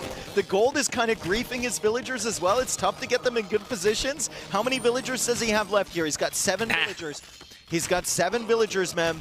Check the TC, the castle percentage, villagers. please. Oh, 82%, but it's ballistic, it's ballistic, and Vodka is gonna lose so many villains going down, all the villains going down. Gun Tower on the way. Well, if without Guard Tower he couldn't make the castle, what now? Still, ACCM has more army, still raiding a lot, but at home it's a massacre as well. Wild game already, population the same, but the position is better for who, Dave? I mean, it's definitely better for Viper, right? It has to be better for Viper. He's got Gebetto all over the base. ACCM doesn't have a solution to that. We have Rams working away. Viper's going to grab the relics. More villagers! And now Wave number 3. Doubt would be so proud right now. ACCM maybe gets denied again with the guard towers. Don't have 5 villages there. Don't have 5 villages there. He's not completing. He's not completing. Guard tower is too strong. He's too strong, Dave. He's too strong. That guard tower with ballistic. Unbelievable. Can we check how many villages has killed those towers? Vodka, select both towers, please. 22 villages kill? No, well, 22 units. Okay, well, 22 units. So, you know, 13 villages, 22 units. Crazy. Population, though, is still the same. How is it even possible? Because I don't know. ACCM just keeps killing villagers.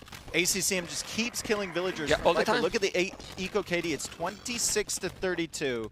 ACCM now making some Castilier. He's going to clear up the Rams. He's going to clear up the Gebetto. Does he have another wave of villagers coming forward? He will wall now. Viper, you could wall. Oh my god.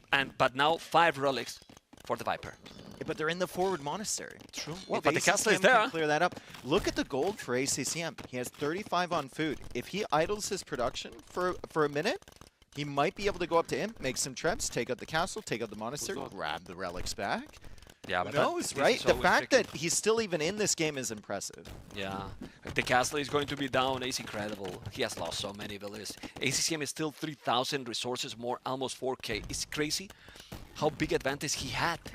That he is still in the game after all these losses. Yep. And the castle foundation's finally taken out. I'm not certain if he deleted that. I think with 148 stone in the bank, well, it was at 94, so it doesn't even matter. You don't recover Viper took it down regardless. More villagers are going to go down. Viper needs to make a switch into something more consistent than Gebetto from one castle.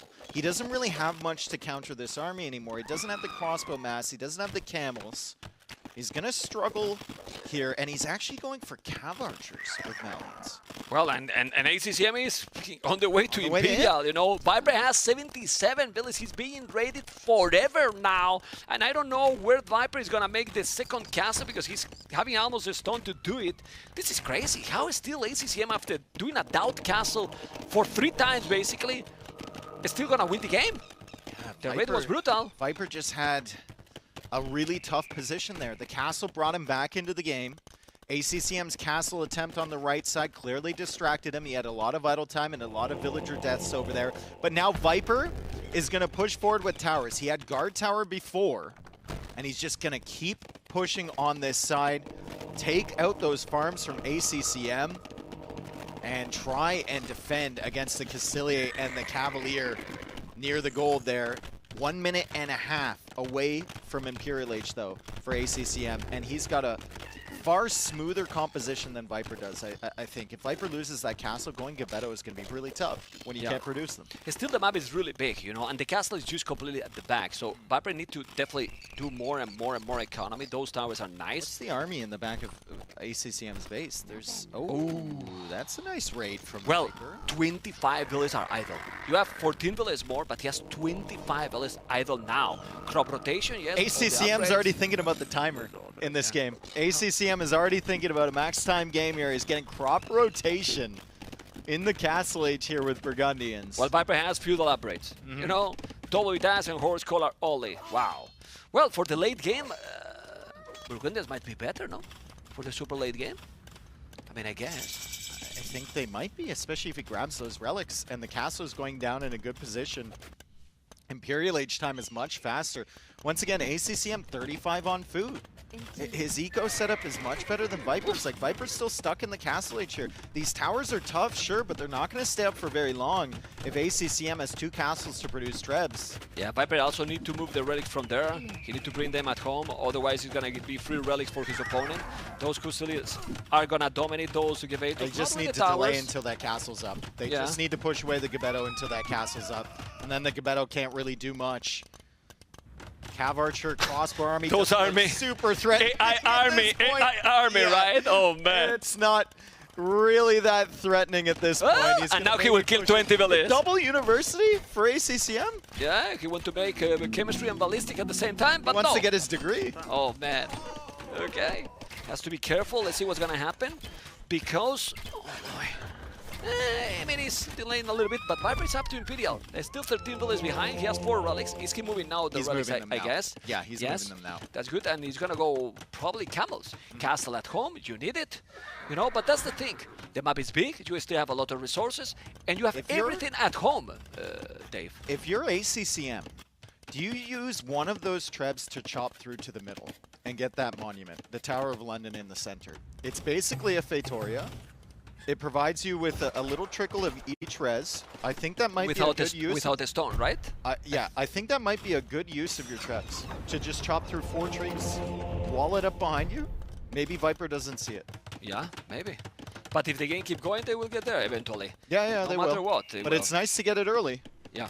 Heavy blow Bozo, as you can see, those archers are still there. But now Viper is still getting economy, still 95 villages is not the greatest. He has moved already 2 relics. I don't know if he should make, if he should repair that castle. For now, those Gebetos are gonna hold the position here, especially when the castle is going to be up. The Custodians are doing a massive damage the whole game. What's your ideal composition here? For ACCM, it might be like hand cannon halb or something like that, and then you add the cavalry in later. For Viper, it's going to be, I mean, he's making camels right now, but if ACCM goes into hand cannons, which he is, Why that could be pretty rough. Why Viper is doing the +2 armor? Well, he thinks it's going to be Conciliate. Oh, the +2 for the ranges units. I think he wanted to, I don't know. I don't know what he's planning to do there. Now Viper still have 4 relics, so he moved all the relics. That's really good, actually, Dave. He managed to do it. He's doing now the halves, but with the army he has, those Gebetos, if we see full elite Gebetos, be careful, man. He converted the one that has lower HP, but now he's gonna be able to hit. I mean, he doesn't have any castles, though. He's only got 1 castle. One at home. Gebeto. Yeah. Viper is still on stone. He's maybe thinking about more castles, as ACCM has enough for a castle of his own. He actually might put it over on the left side there to secure some of the resources. Good little counterattack from Viper, as ACCM does place that castle in the gold on the left. Still isn't chomped through to that middle area. Just trying to secure the outside resources in a very sneaky stable. For Rimba, like Cav, Raid. Yeah, I mean, you need mobility for sure, but that's for Radiant. But to counter this, he's gonna have halves, you know? We always forget about the champions from Valiance. They are amazing with the Pierce armor, that would be great, but you will need also probably some skills. The skills don't have the +3, but they have all the upgrades. It's like Malian has a bit of everything, but nothing is the best, you know? Yeah. They have a lot of units, like very strong Cavaliers, but not Paladins. Then very nice and strong light guys, but they're still not Khazars. Yep. And then all the champions are very strong, but they are missing the last attack. Siege Owners, no Siege Engineers. So they have a little bit of everything. And then the Bomber Cannons, no Siege Engineers as well, which in this matchup is not a problem because Burgundians doesn't have Vader. That being said, you can see how ACCM is little by little claiming the map control and is having a very scary population. Well, the Viper, 100 Cavaliers, 31 army.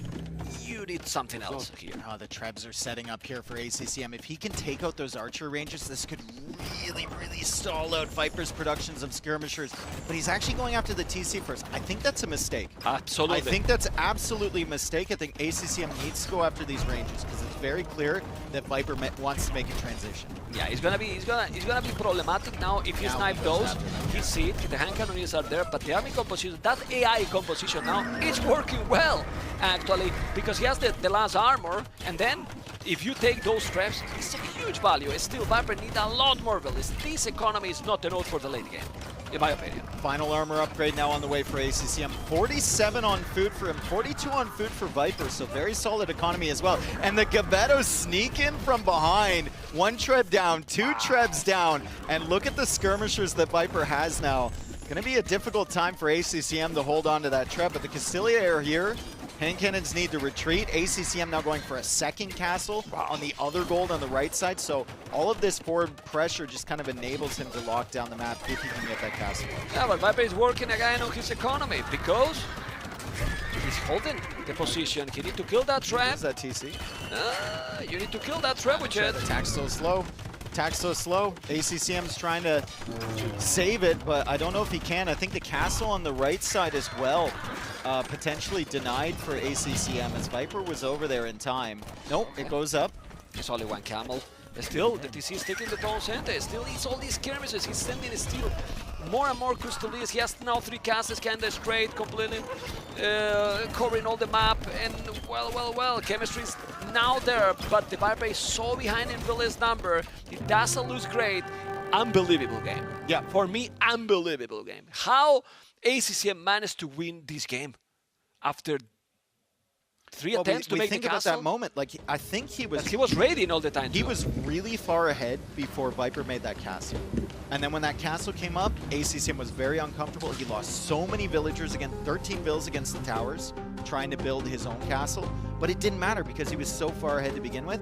And critically, I think Viper's transitions were so difficult. He went from crossbow into monk, into camel, into Gebetto, into cav archer, and he could never he got ballistic, that is expensive, Dave, and couldn't get any value. Exactly. Couldn't get any value, so then you fall behind in the economy as well. Remember, 200 wood for the building, 300 wood for the upgrade, 175 gold. Yes, too fast, and then when he did it, 0 archers. So when I see now how it was going, the game, and honestly in this map, those 4 villages from the start, it's like having 4 villages less for the first 2 minutes. Yeah, yep. It's huge, actually. And there's the turning point, or we thought it was the turning point. Viper had a villager lead, but ACCM was higher on res collected the entire game. And you can see it attempted this castle. Somewhere Doubt was smiling. Yeah, but at this point, he has all the cooperation. Yeah. For and so look at the long. res collected lead. For It's so 3K. 3K res collected advantage for ACCM. That's something you just don't see when you're purely looking at villager numbers, right? So that's an excellent stat for us to have. He's forcing Viper into so much idle time here, and he's killing all those villagers behind. Like, he keeps coming in with the Cavalier, and that's something we're not focusing on because there's a very clear thing you should be looking at here, which is the castle that refused to go up. Yeah, but then you check the Echo KD and still ACCM was killing a lot. Yeah, he lost more, but he was still also killing 21, and he was already ahead with the list number. Yeah, well, it was so messy. Game. So messy Yeah, game. really So good messy. game from ACCM. Really Celia messy. coming in, they killing villagers again, and once again, every time you look at Viper's military, he's got like 7 different types of units. He can't hard commit onto one. ACCM is like 1, 2, or 3 composition of units. It's very, very simplistic for him. Game number 3 is coming up. It's a 1-1 set here between ACCM and the Viper. ACCM, this is just kind of feels like do or die. Yeah. He needs to win this set. And a victory for ACCM, very important. Imagine a 2-0 after losing yesterday the way he did. Like mentally, morally, it would be devastating for him. Yeah. Now he can recover that, confident in himself, feeling shape against the Viper. And we can have a very strong series over here in front of us.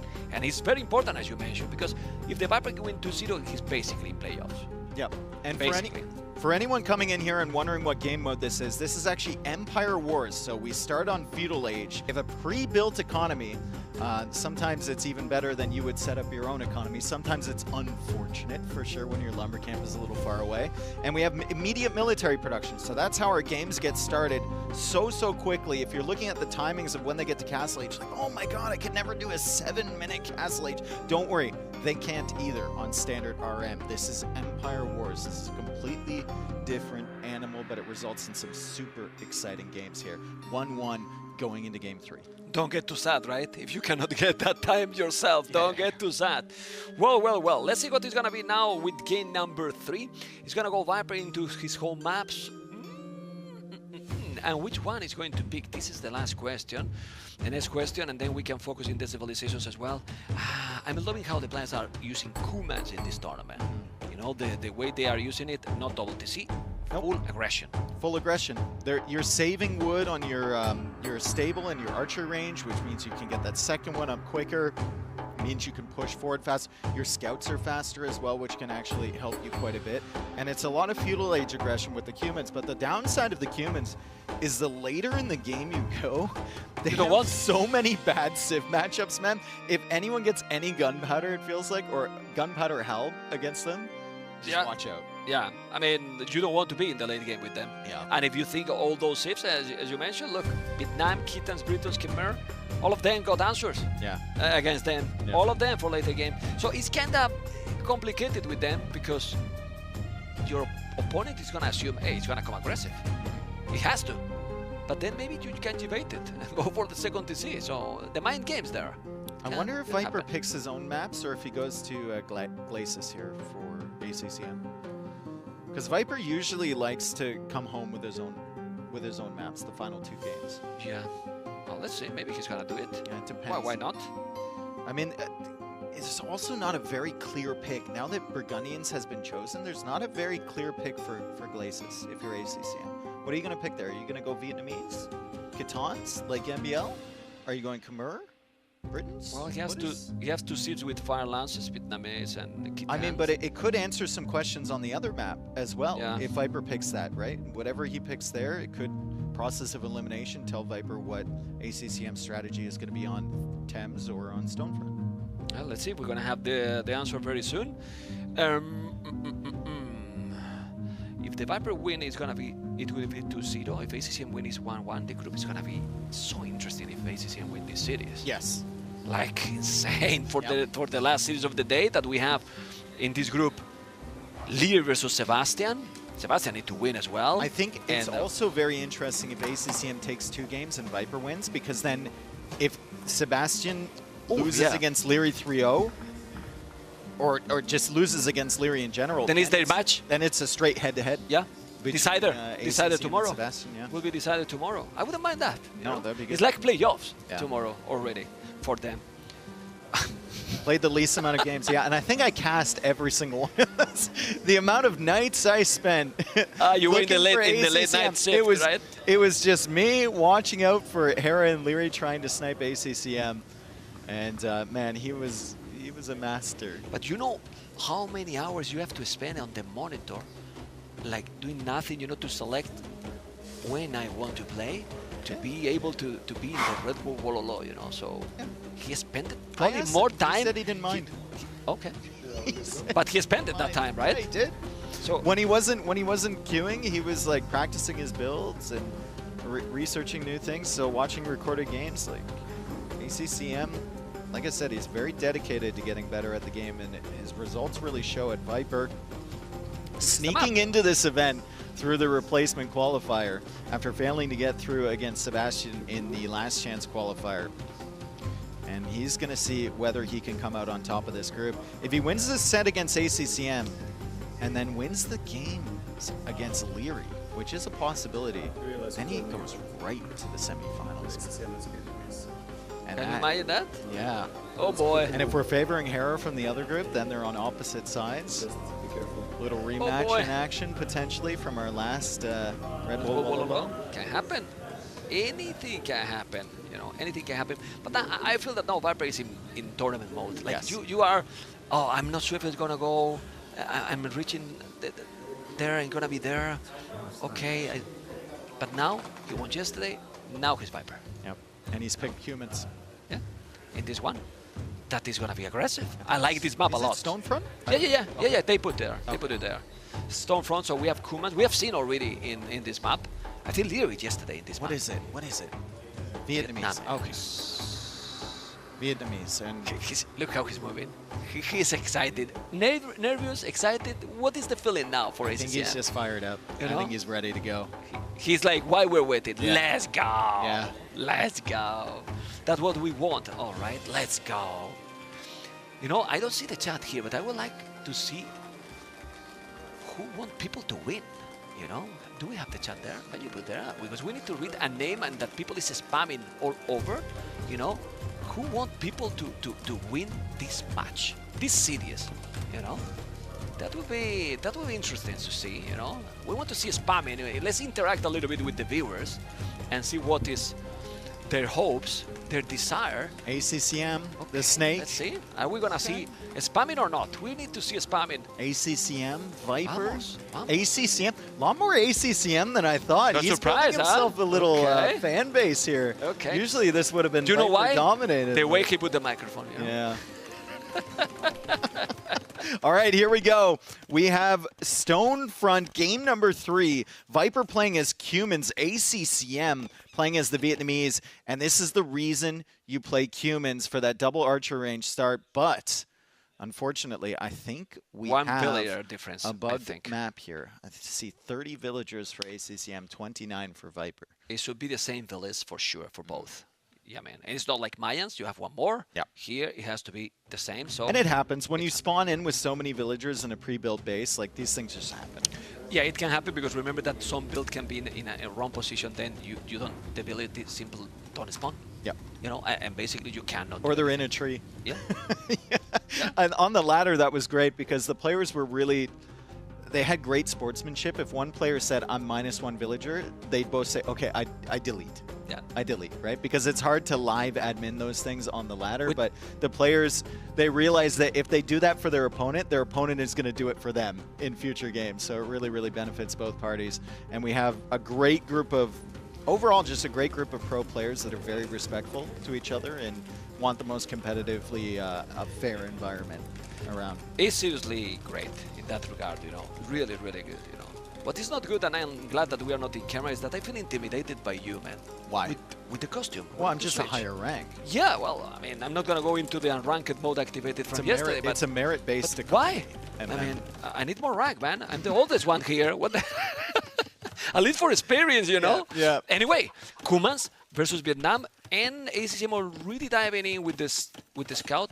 If he can Don't delay archer that range. second archer range, that's actually really good damage from It's gonna block. It's gonna. ACCM. Be Yeah, careful because Viper's he trying to can like block. wall that off. He's got to send the other villager over, and so much of this Cuman start is about timing. So Viper's about maybe 15 seconds off on trying to get that, and ACCM's just going to snipe the villager. Sniped it. Nice job. Viper is attacking somewhere in ACCM's base potentially, though. Maybe he was being attacked by the TC. He was. Yeah. So not a good opening for Viper at all. No, it's not a good opening. Also, I think he was a bit greedy with that village. He could have saved it when he wasn't killing in the start, but he didn't wall that village. Still one village down.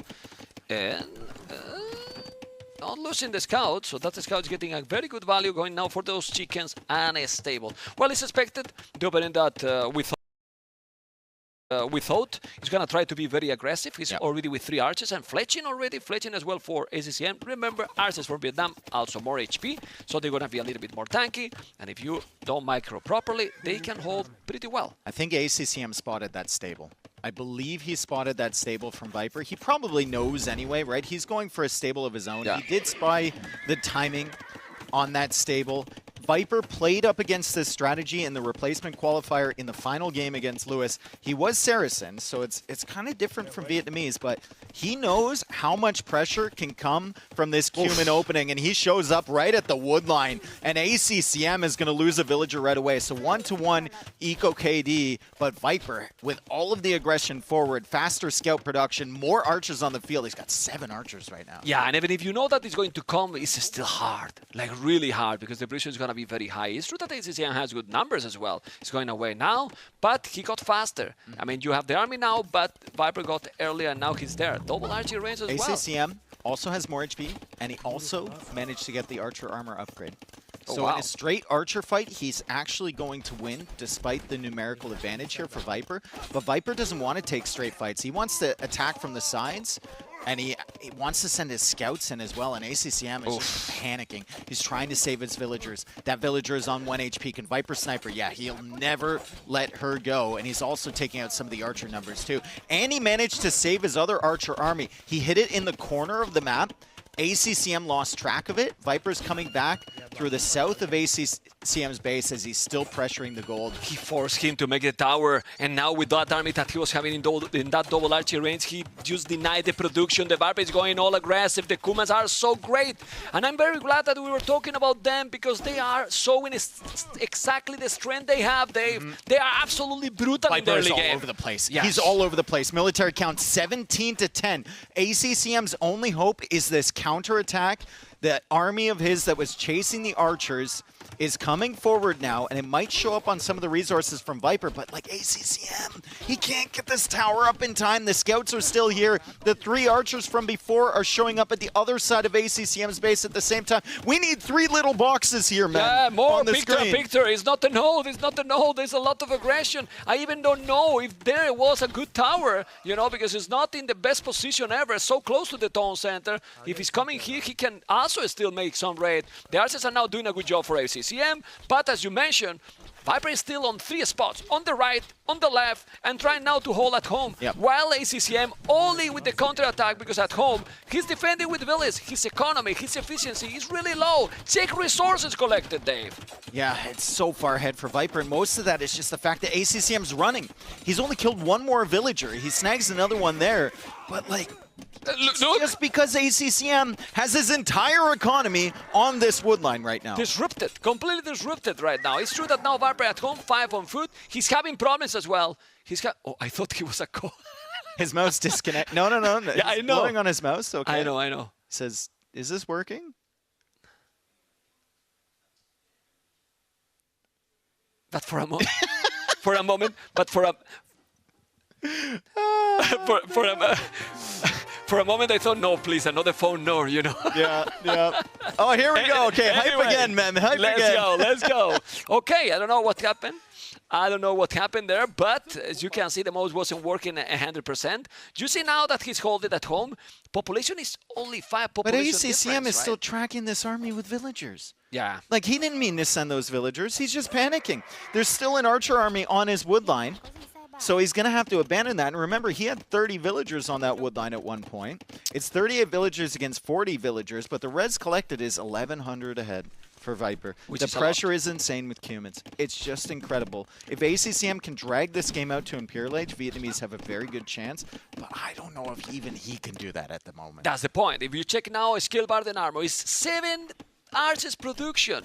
You know, he's having a lot. He probably unqueue some of them, but still, he's sending army like AI. He's sending 1 by 1 right now. He has to be careful. The scouts are there, but he's coming with so many archers, skirmishes as well. The scouts are coming. This is so many units. 18 army against 8 army. There's no army from ACCM. Yeah. He's gonna snowball badly again and again and again and again because he's not stopping producing. I love the production from Viper, and I love the fact that I haven't seen him housed once. Yeah. Like, he's just been producing non-stop. He has only 38 seconds of idle TC time. He's got 11 archers on the field. He's got 3 scouts on the field right now, a couple villagers in the queue, and those archers are hitting another wood line. And that tower, you mentioned it before, man, it was a panic tower from ACCM. It doesn't protect that wood line long-term. Viper can just snag villagers from the other side of the wood line. Bloodline's on the way for Viper. Our horse collar upgrade on the way for Viper as well, and he's coming in again.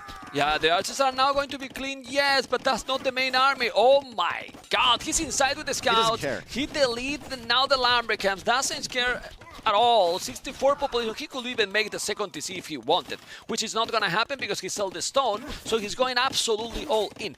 It's very, very nice to see, Dave, how a civilization like Cumans, thanks to the moat, the Empire Wars, instead of coming from a boom economy civilization into an aggressive all-in civilization. It's crazy. And you can see how the margins on Empire Wars are so tight because it's not like the humans are saving that ridiculous amount of wood. It's a bit. On the production.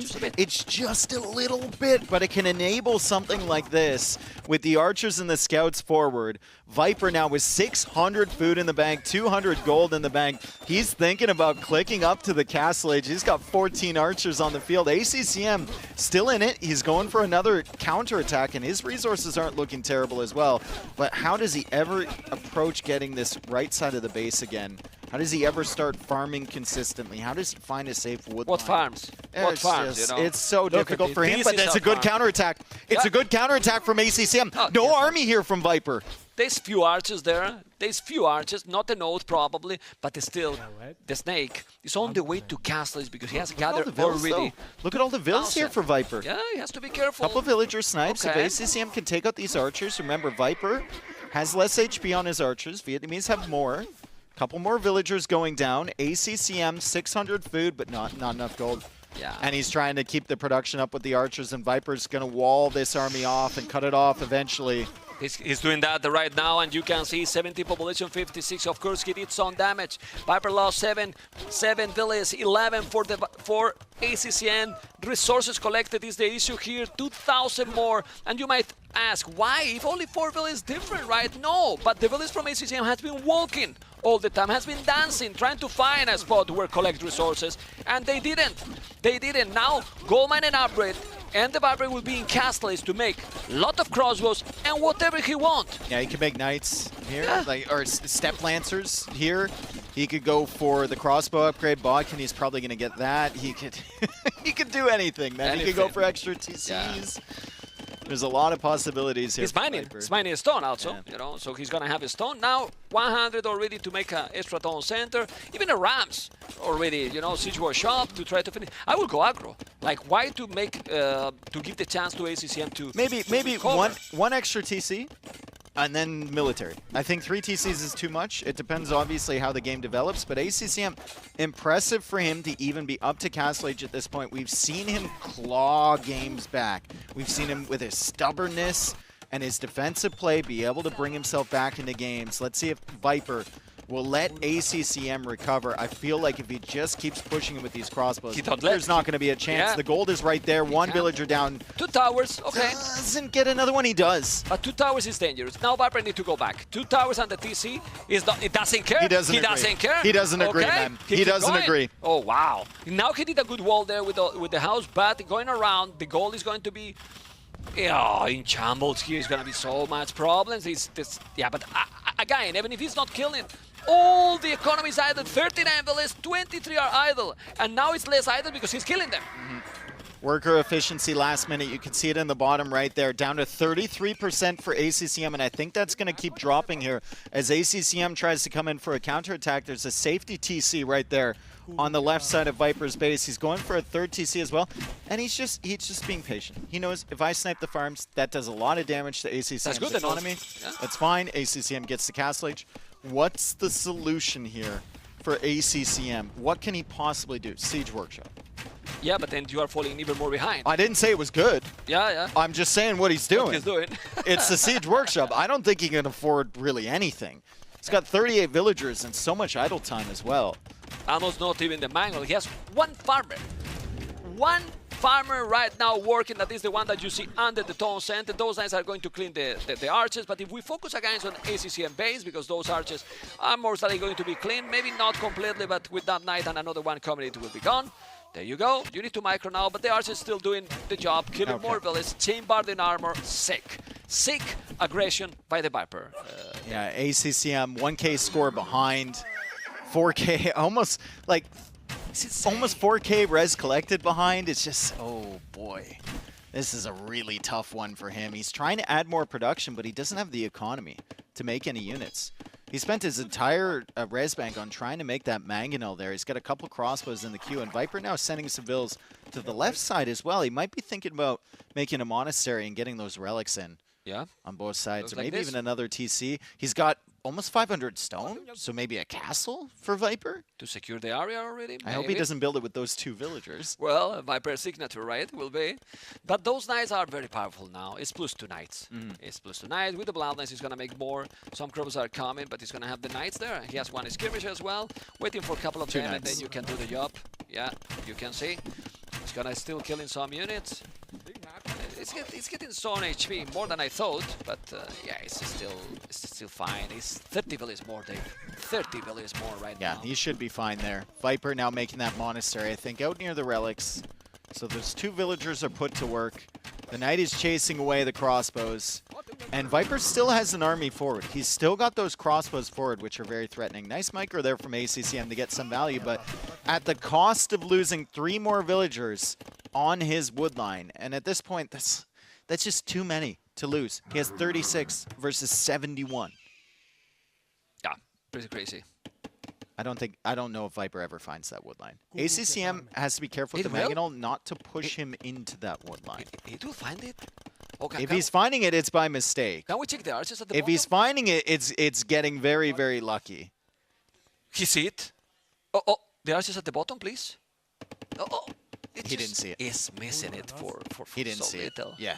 Well, he's a struggler because Yeah, he's but there's you don't pay those attention. there's those little cut trees on every Yeah. single wood line. Okay. So that doesn't tell you very much. Okay, well, he's moving around still with so many archers. The population difference is double. Yep. It is double almost, like 55 to 100, 100. It's pretty sick, as you can see. At least Skimmers is even to be more secure. I mean, in these situations, you have this economy lead. Oh, castle forward. He's going to lose a couple of villages there. Is that necessary? The castle forward? He wants to finish the game, maybe. He wants to finish the game. I get it, but like, you've done so much damage to your opponent. You better have an army coming forward with those villagers, because a castle forward here can open you up to losing a bunch of villagers and maybe provide ACCM with a window, however small it is, back into this game. Especially... There's crossbows there from ACCM as well. If he sees Oh, it. he went I don't away. think he saw it. Oh, he does now, but he didn't notice. He didn't bring the crossbows back in time. He was sending them forward, looking at the crossbows in the back of his base, trying to kill those, and that castle's going to go up for Viper. Yeah, that's absolutely crazy. How unlucky, you know. But now he's going to take both archer ranges. He didn't have anything there. You have to be careful. Viper has a stomp to make another castle. He has more than double the villages already, 81 to 40. So he's definitely in a great position here. But the thing is that now he just needs to do more schemes or even a lot of knights. He doesn't need to save anything. Obviously, he doesn't know what we do. He maybe doesn't know if his economy lead is that big, but the score is now not lying. It's almost 2,000 score difference, so he knows that the advantage is massive, Dave. Well, I mean, we know that ACCM doesn't resign because of the score. That's true. Yeah, but I'm talking about Viper, you know, to know exactly what is the position that ACCM has, you know. It's doing no ballistic, but those skirmishes with the knights is a no to clean up here, and I really believe... ACCM has the same amount of villagers as he had 5 minutes ago. Yeah. 39. And can't go farther. It's impossible, man. Viper also said to me yesterday when we were watching the games, he's like, you know ACCM realizes he's losing when he starts touching his face. And I just saw him touch his face. Just look how the players know each other already, right? Yeah. Oh my god. Okay. I think he's calling it right now. Yeah, GG. he's calling it. GG. Great game from the Viper. I think decided like 4 or 5 minutes into that one with the pressure from the Cumans. It was incredible. There were so many archers coming out and the stable behind. The scouts were following up so quickly. ACCM Zico all over the place, back and forth, back and forth. He tried to get some counter raids, didn't really work. Fantastic build from Viper. Look at that res collected. That tells the entire story here. Yeah, I mean, and he was trying everything. He was trying to do the job, to try to counter-attack, and he couldn't. And he really couldn't. We're gonna see now the best moments of the game. And, well, in this one, you can see. Yeah, he delayed the range a little bit too, and he killed the villager early. Yeah. So some value from ACCM. Imagine if he didn't do that, how bad this game would have been. It was already bad for him. And the scout was already low HP. Yep. Remember, so it's incredible how good commands can be. So how do you counter this aggression? You know that it's gonna happen, and it's kinda almost impossible. Maybe you need to be, I don't know, more all-in even.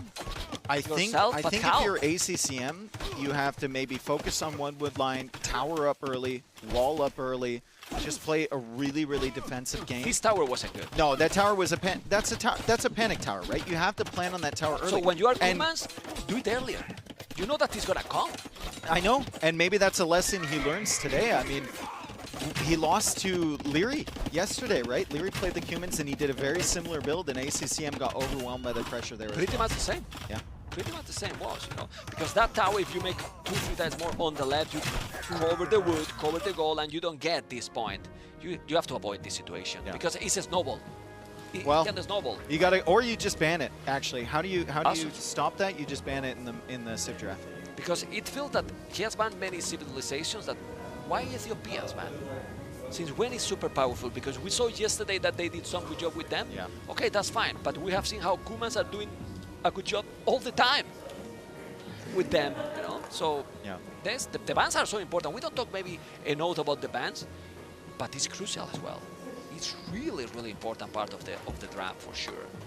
Yeah, ACCM has to go back to the drawing board. 2 losses now in this event already against the Cumans. Very similar strategies, very kind of fast-paced, high military production attacks, and he couldn't weather the storm in either instance. But He's in a do-or-die situation here in this set. Down 2-1. ACCM now gets to pick the map. We have Thames remaining for Viper, and we have Glacis remaining for ACCM. Interesting civs left for him, too. Kitons, Khmer, and Britons. Not what I would expect. Yeah, I think Glacis, okay. I think Way might be for Thames. So. Oh, that's for Viper? Yeah. Yeah, for Viper. So we might to choose it on the other civilizations left. And it's crazy because look how different all the players are. How many people pick Persians the first pick? Yeah. Not even pick in this series. And not bad. Yeah. Each player think completely different as well. And feel differently. Also depend who they're facing, right? So it's so interesting. You know? And Dravidians the Viper, ACCM finally Khmer. And you have to wonder what the strategy is here with Khmer. Like, this is not a map that you would typically think Khmer was good on, right? Because there's a lot of free food sources, ACCM losing the scout early, and you already start with the barracks. So it's like you don't even get to skip the wood expenditure on the barracks. You're not really. You don't get early bonus, farms, right? Like, it's very, very interesting that he would pick Khmer here. He can garrison the villagers in the houses, though, if they're fishing. But if he builds the houses out. I refuse to say that I prefer Dravidians. It's against my identity, you know? But I think maybe Dravidians here is better. Dravidians is definitely more meta here. Yeah. For sure. Yeah. You start with the extra wood, you can get that early production. You see Viper already has 2 archery ranges producing. ACCM only has that 1. And he's gotten fletching, so let's see what he can do in this situation. He's going for the defensive tower on the front side. I just have to wonder, what's the strategy here for ACCM? Is it more trying to force your way up to Castle Age? Is he playing something like Scorpions or something along those lines? I don't know. Not going to be easy to hold. A lot of questions. There's the stable there for ACCM. Not going to be definitely easy to hold that by Dravidians. Pretty sick. But let's see. It's very interesting. But we have the Viper with more army for now. 5 archers, only 2 skirmishes. The stable is now coming. But if the Viper is starting to make a lot of army as well, with the amount of fish that you get here, it's going to be very tricky. And I think the place to push, I think Hera showed it perfectly against MBL. You don't push the fish, because there's a dock there, there's a tower there. You walk right past that water if you can find yourself the time. Viper got pushed away by the skirms. You walk right through here into the wood line in the back. And that's the best place to attack, because usually your opponent's military production buildings are forward. Viper's now clearing up that 1 skirm. He feels free to come forward here and look for some damage. He's got to be feeling fairly confident with this Dravidian start, a little bit quicker than the Khmer. Okay. They both just kind of adjust. Small pause. They're going to keep going. Good to go again. It's a very important match. Yeah. It's a very important match now. Like if the Viper is winning now, he's at least in round of 6. Round of 6 Oh, already. 100%. It's 100%. Straight through to the quarterfinals at least, right? It's already there. It's already there on the playoffs. And we have not reminded the price of the event, but the price of the event, it's okay, Dave. It's so it's all right, I guess. That's fine. Hey, look at that. That's even like better. a really high quality flag for AoE2. I'm damn it the jealous, you know. graphics on I that, love it. like, You know? holy cow, man. I really like it a lot, you know. I want to bring home, you know, that one, you know. It's amazing. Really amazing. Skill bard in armor. Still going with the +1 armor, even because he knows that the scouts are about to come. But not a lot of damage so far. A few units here and there. And it's difficult here to raid because there's going to be galleys You as have well. to sneak. You have to sneak past on the water.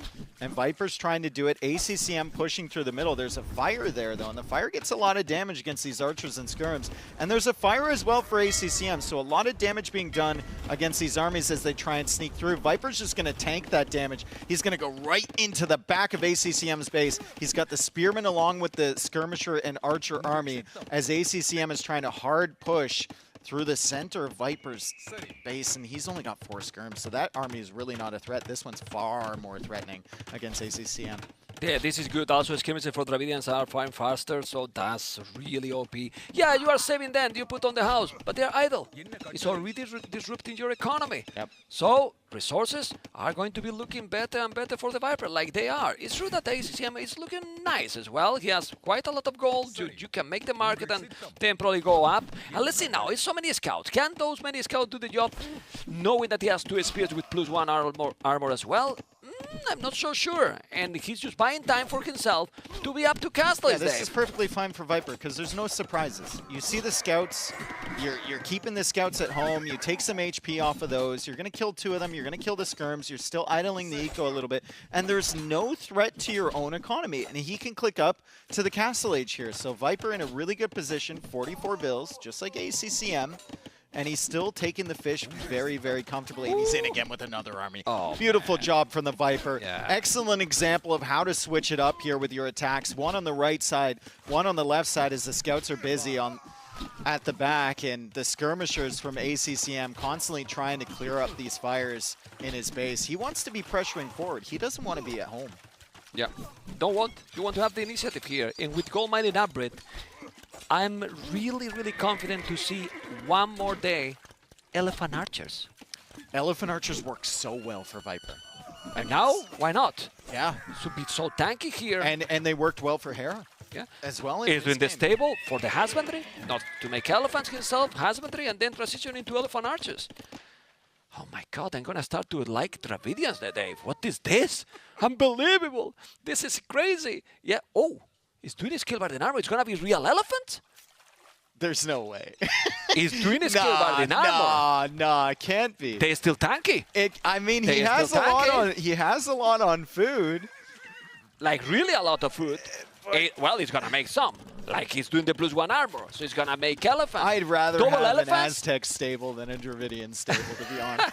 I'm on your side on that one, Mem. Okay, he's walling in the last Nice quick walls there from Viper. Very nice one. Now you need to wall more. He's doing Gets it just on time. He's doing on purpose. Perfect. Yes, this guy. And can he save these ones? Bob? Of course. Dang. There you go. Beautiful. And now, Elephant Archers. And an elephant as well. Whoa. All of the elephants. Okay. The circus has come to town here. Viper gonna make battle elephants and elephant archers. The elephants from the stable are to clear up the skirms. The elephant archers are for everything else. So I wouldn't expect too many battle elephants as the scouts try and come in. Viper doesn't notice that, so he can't quick wall it. Let's see if he saves the villagers. Show us something, Viper. Show us something. Well, ACCM trying to snag that villager. Even Viper can't save Yeah, it. but I like what he did. He just bring one there, the other to the other side. Now he trap and with the spears bye-bye the scout. Yep. There you go. He got it. And now in front, the elephant archers are coming. And then he will say, hey, I have another skirms, I'm fine. But the other elephant is going there to support. You know, you put them together and it's so much HP together. Yeah. And ACCM's queuing up a demo, but like that demo is going to tickle them at best as ACCM just has the skirmishers. Viper coming in with the crossbows. So the demo isn't for the elephants, it's for this other army on the other side, but the elephants are still going to be a problem. And like you said before, Mem, they can go in the houses, but the villagers are still idle. They're not bringing in the gold. They're not bringing in the wood. Right now, 23 villagers idle where Viper is doing a second tone center, still trying to kill some unit. It's not killing, but I think he's perfectly fine with this approach right now.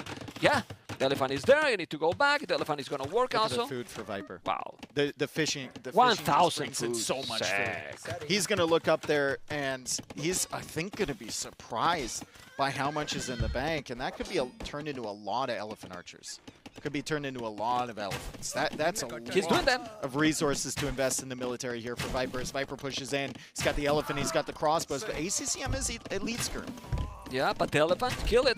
The elephant is doing an amazing job, and now he's moving away. Those elephants are helping a lot. You have to be careful. The skirmish is that close. They have minimum range, so they don't work as Took good. out all the crossbows, though. Yeah. Okay. Still, those are still alive. Those are still alive and dealing with the with the Knight. And you might think, hey, the population is almost the same. Yes, it is. But resources? 2,000 resources collected more, and the Viper in the meanwhile, third tone center, while ACCM to hold this position is in a 1TC approach. Yeah, Now the second if battle. we're thinking about compositions in large numbers, right? Elephant archers, if you get them in large numbers, feel almost impossible to stop.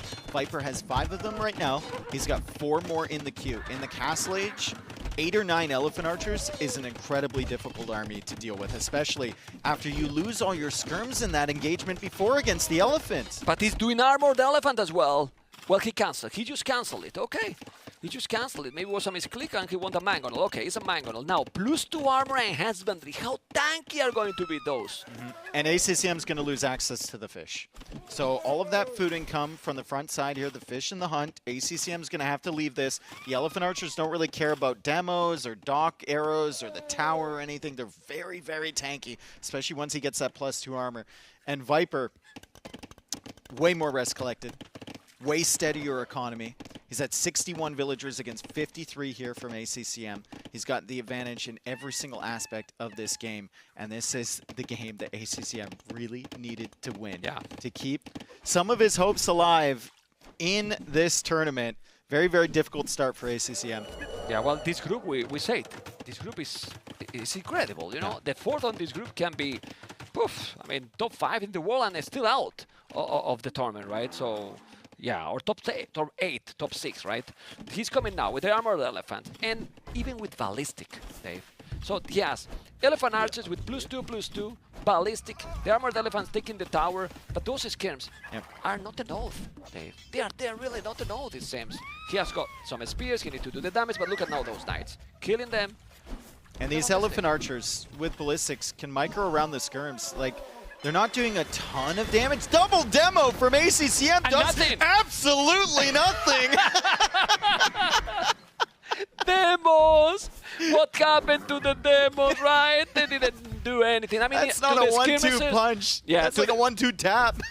To the skins will do something, right? Who will kill, but to those elephants, nothing. They did nothing, He's making man. 2 more, man. Yeah, it's crazy. He's making 2. He might get the mangonel. He Well, might get the mangonel. We can scream again when he comes. Oh, there we go. You know? Hey. Hey. Didn't Well, even get the elephant. yeah. Oh no, and he can't kill the mangonel with the knight. ACCM. He's struggling so hard against these elephant archers. Once again, we have to question the Civ choice, right? Many of these decisions are made in the draft, and then you're forced to stick with it as you get later on into the sets. He's confident that Khmer farms might work better than they are, but they are not, because here the fish is the main source. The fish is the focus, and it has been the entire time people have been playing this map. I want to question him later on what the thought process was, but right now, Viper in his base, denying the fish. The demo goes down, and there's another elephant on the gold. The Eco KD right now, 5-1. Viper's going to get another one, 6-1. Res collected is 4,000 ahead for Viper. And population, almost 40 population more. He's denying basically all the resources right now.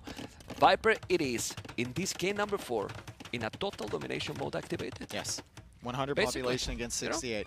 Yeah. Second armor upgrade. More for the stables. elephants. It's going full elephants. More stables. I mean, how you stop them? You put. But if you think about it, they don't have bloodlines. But if you make +2, it's Castle Age army. +2 armor elephants. You need monks, and there's no monks there. So you kill everything. You destroy that. Even I didn't want to castle. tell everyone, but last night Mem told me that he actually secretly loves Dravidians. Shut up. You can see it. I hear the love in his voice right now. Oh man, his new favorite Civ, elephants and elephant archers. Viper with a masterpiece here. He's getting Thumb Ring as well, and he's got the castle going forward. So there's no potential of getting that fish again. Dravidians win ratio till now, 100%. Yeah. I think they're winning all the But games. in Empire Wars, that extra 200 wood at the beginning, Yeah. fantastic. Right? The potential of elephant archers, really, really solid. And you need to pick in the right map. Exactly, and that's That's what he the did. point. And you also need to pick Khmer in the right map, which in Empire Wars in these settings might be never. Not this one. Yeah. Not any. You know, at Might be all. never. Yeah. Maybe in Tams it's better because you can wall and you can make a lot more farms, and then there the fish is not that important. So maybe in that one it's okay. you know. But you can see the push here. It's still. I don't think ACCM expected more elephants with +2 armor. Really don't think so. Even if he did, what is he going to do about it? Yeah, he needs monks, and he does have monks. He's doing knights. It's impossible. Yeah. It's impossible. He's completely overwhelmed now. Look at the amount of elephants. He's going to make a castle. Yeah, and he's just like, all right, get out of my game. Get out of my game. I want to rest. This is my set. 3-1 for Viper incoming. I don't think there's any way back for ACCM. GG comes in. ACCM really struggling in this tournament. I feel for him, but like, Viper. Jeez. What a monster. That was insane, man. Yeah. That was really, really the humans game into that? Yeah. I mean, the 3 games he won. Because the first one with Franks, the transition he got, it was OP. Viper is already in the playoffs. Yeah. For those people that was a bit skeptical, oh, Viper in that group, Leary, Sebastian, ACCM, is there. Yeah. Viper is Who there. wins? So he's confirmed through to the next round, whether it's quarterfinals or semifinals. And determined in that then final set. imagine the situation today. Leary played yesterday insane. But imagine Sebastian win today to Leary. Can happen, you know. And then tomorrow, the Viper versus Leary. I don't know, but let's see what the Snake has to say, because Riley and Nilly are with the Viper. Okay, and what's the next match?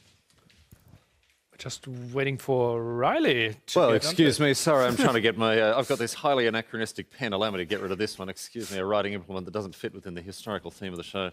Much better. Now we're ready to go. Vipey, congratulations, mate, and welcome back. It's good to see you. After Punchy loyalty card, we're going to see you here a fair bit over the weekend, I would have thought. Sorry, that was so quick. I couldn't catch what you I said. understand. Good I awaken really over the sword? back into proper Australian there. Viper, congratulations. You've just won a match of Age of Empires 2. Well done. Thank you. A big win, and one that we're talking now should really shore you up as a contender in our playoff round, or potentially even the semi-final. Yeah, I mean, at least now I'm guaranteed top 6, so I get to play on the Odeon Lux in Leicester Square. So that's going to be an amazing experience. Just reaching that, I'm very happy. So yeah, I mean, I'm feeling pretty good here. Hopefully, well, so far things are working out in my favor. So let's see. I mean, tomorrow will be a very tough match. We'll decide probably who wins the group. So I'm going to aim for first, of course, to grab a spot in the semifinal. But yeah, it's going to be tough tomorrow. One of the things we've been talking about with players is that sense of finding your feet as the tournament begins, sort of settling in, finding some momentum. Interestingly, traditionally, you sort of struggle with game ones in tournaments, but then came in yesterday, pulled off a very, very emphatic win in the first game, even though it did ultimately be a 3-2. Do you feel as though you're there now? You found your feet, you're feeling your rhythm, you're sort of settling into the LAN environment? In general, LANs I really like to play. I feel like I'm good at like being calm and getting comfortable in a new environment. So yeah, no, when I sit down, I feel calm, I feel ready to go. I've done my preparation over there. So yeah, first game of the days are not a thing here, it seems. Let's hope that stays that way. Yes, excellent. Well, you've certainly done your preparation with a little shorter notice than other players. We've got some vision now to show people highlights from the match that we've just seen. And Nilly, maybe we can lead the discussion as we talk about some of the key moments from this Angel, right? Our map number 1, you had Franks against Hans, and it just felt like a perfect game. It felt like everything was working out for you. Yeah, I felt. I mean, I was fortunate to find his first move out with the archer. That kind of gave me a little bit of control. But yeah, I felt as well that he was just forcing it way too hard, especially against Franks, where you can pull off this really fast castle with the berry income. So yeah, I felt like he was trying to be too aggressive. But then again, with Hans, maybe you want to play like this, so I don't blame him. But yeah, everything kind of went perfect here for me. Obviously, that was probably the deciding moment there. Your knight's getting in. Is there any way where you were scared, like, okay, if he gets a crazy mass of CA out, it might get dicey for you? Yeah, my only concern here after the opening was, okay, if he gets to Castle Age alive, the Cowatcher spam could be a problem. So I wanted to end the game ASAP, and yeah, I was able to. Good for you. And then we had this crazy aggression here, Burgundians. At the start, it was really risky for you, right? You had to pull your villagers, scared of the Flemish militia. How did you adjust? Well, I picked Malians with the idea of maybe I can match some of his like production with my cheaper wood cost buildings as well. But yeah, I felt like I never got my economy up and running here, so the Flemish militia still did their job. I just felt like I could never afford the things I needed to afford, and And then that shows as well. Like wheelbarrow timing was super late for me as well. But this castle was like, after this, I was like, maybe I can actually win this. Because he kept coming back with more donations here. And then, like, I got a small hope, but yeah, I still felt like my eco was just not smooth. Yeah, and then you contested the relics, right? Yeah. Did that give you some hope? Yeah, it was a combination of that, because that kind of happened at the same time as we were, he was trying to castle drop me. So, but once I saw he had the Custevier at home, I felt like, okay, this will still be tough. But I kept trying a bit, but yeah, my eco was just never good enough here. Yeah. Anything you would play differently if you had to replay the same match? Just play better. Play better, perfect. Well, you played better in game 3 here. Cuman aggression against Vietnamese. That was some crazy aggression from you. Yeah, I mean, Cuman's last Red Bull, Cuman's was very popular. And for some reason, in this Red Bull, like in the whole qualification stage, we didn't see much Cuman's. And then I played them a little bit now the last couple of days, and yeah, I mean, they feel so good, and you get so much initiative and an army out on the field, and in Empire Wars, army kind of dominates, so yeah, I felt like I got off to a really good start. I mean, he picked up a villager at the opening, but yeah, I just got so much army out, and you could tell things got out of control really quickly for him. Yeah. And then going into the last game, Glazes here, you went actually for every single elephant you had access to. The normal battle elephant, the armored elephant, and the elephant archer. You enjoyed that, apparently. Yeah, it's a fun unit, right? We don't see enough elephants, and this Red Bull has so far, actually, we've seen quite a bit. Yeah, I think we might see more. It's a really underrated unit. It's really good. Maybe not the battle elephants for Dravidians because you don't have bloodlines, but I mean, you still get +2 armor, and it's still a very tanky unit, especially against like skirmishers. So yeah, I felt like I got off to a really good start here as well. And if the elephants come out, it's really hard to stop. And his strategy as well, I scouted the stable fast, so I knew, okay, my castage time will be faster. And then thought the elephant snowball could be a thing, and yeah, turns out that was right. Yeah, feels like you love to play those elephants if you have something like an economic bonus when it comes to food going for yourself, right? We saw it on Blue Wells and on Glazes. Yeah, I mean, elephants are very expensive. I think they're 80 gold, 60 food, so you need some sort of food income, especially if you want to build your economy as well at the same time. So yeah, having a food bonus obviously helps, but that's kind of abrasive in every scenario. I like to have food. Well, Viper, congratulations, mate, and a very well-earned victory for you. And best of luck tomorrow when we check in, see if you can pull off a 3-0 clean sweep in the group stage. Congratulations, mate. Thank you very much.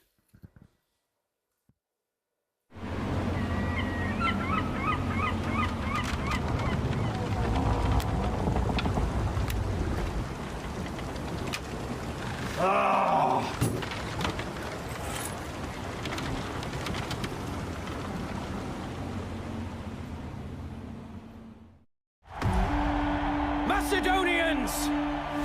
Have you ever seen so grand an army? Hear the acclamation that you fought beside Alexander on the day of his greatest victory!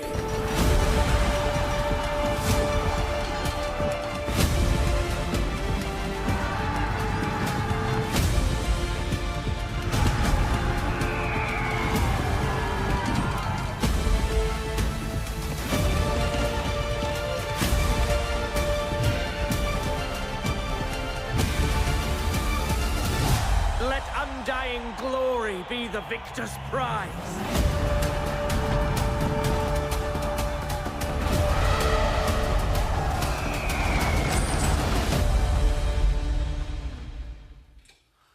Well, an incredible story to be told there in this addition to the Age of Empires 2 Chronicles lineup. Alexander the Great, one of the most famous, one of the most influential figures to emerge from human history, and a story that has lasted thousands and thousands of years, conquered most of his known worlds in his 30s. Certainly makes the rest of us feel like perennial underachievers. You know? But tell us a little bit about this from a development or from a gameplay standpoint, because this is a story brought to life through this game. Absolutely. A lot of people, obviously, when they think about Age of Empires and following those great tournaments here, think about the esport, the super competitive Age of Empires that we are watching and enjoying. But thousands and thousands of people simply want to enjoy the campaign and the great storylines that history can provide. And that is what we can play in those DLCs. Alexander the Great, you can experience what Alexander experienced. We have like unique civilizations, unique campaigns, new cinematics that we typically don't see in the campaigns. They are highly loved by our single player players, and maybe something you want to check out.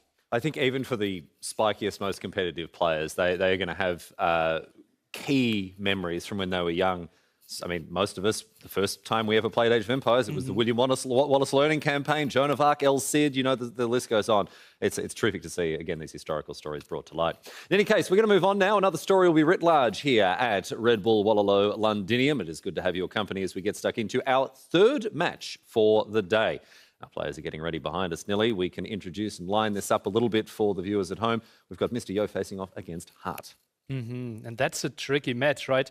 It felt like Yo winning against MBL yesterday was a massive win for him. It already felt like, okay, that's going to be tricky. Hart, the big question mark, right? Some people see him, okay, his macro is so on point. He had the boot camp together with Leary and Terra. His strategies could be completely perfect as well.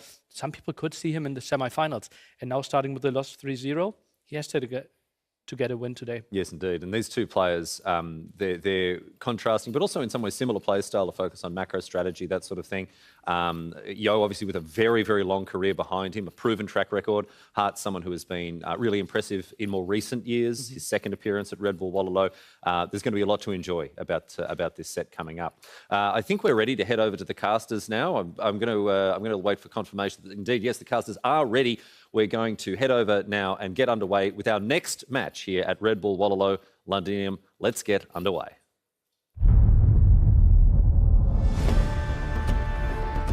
I tend to have different strategy against different players. Some players are weaker in water maps and some players are weaker in close map.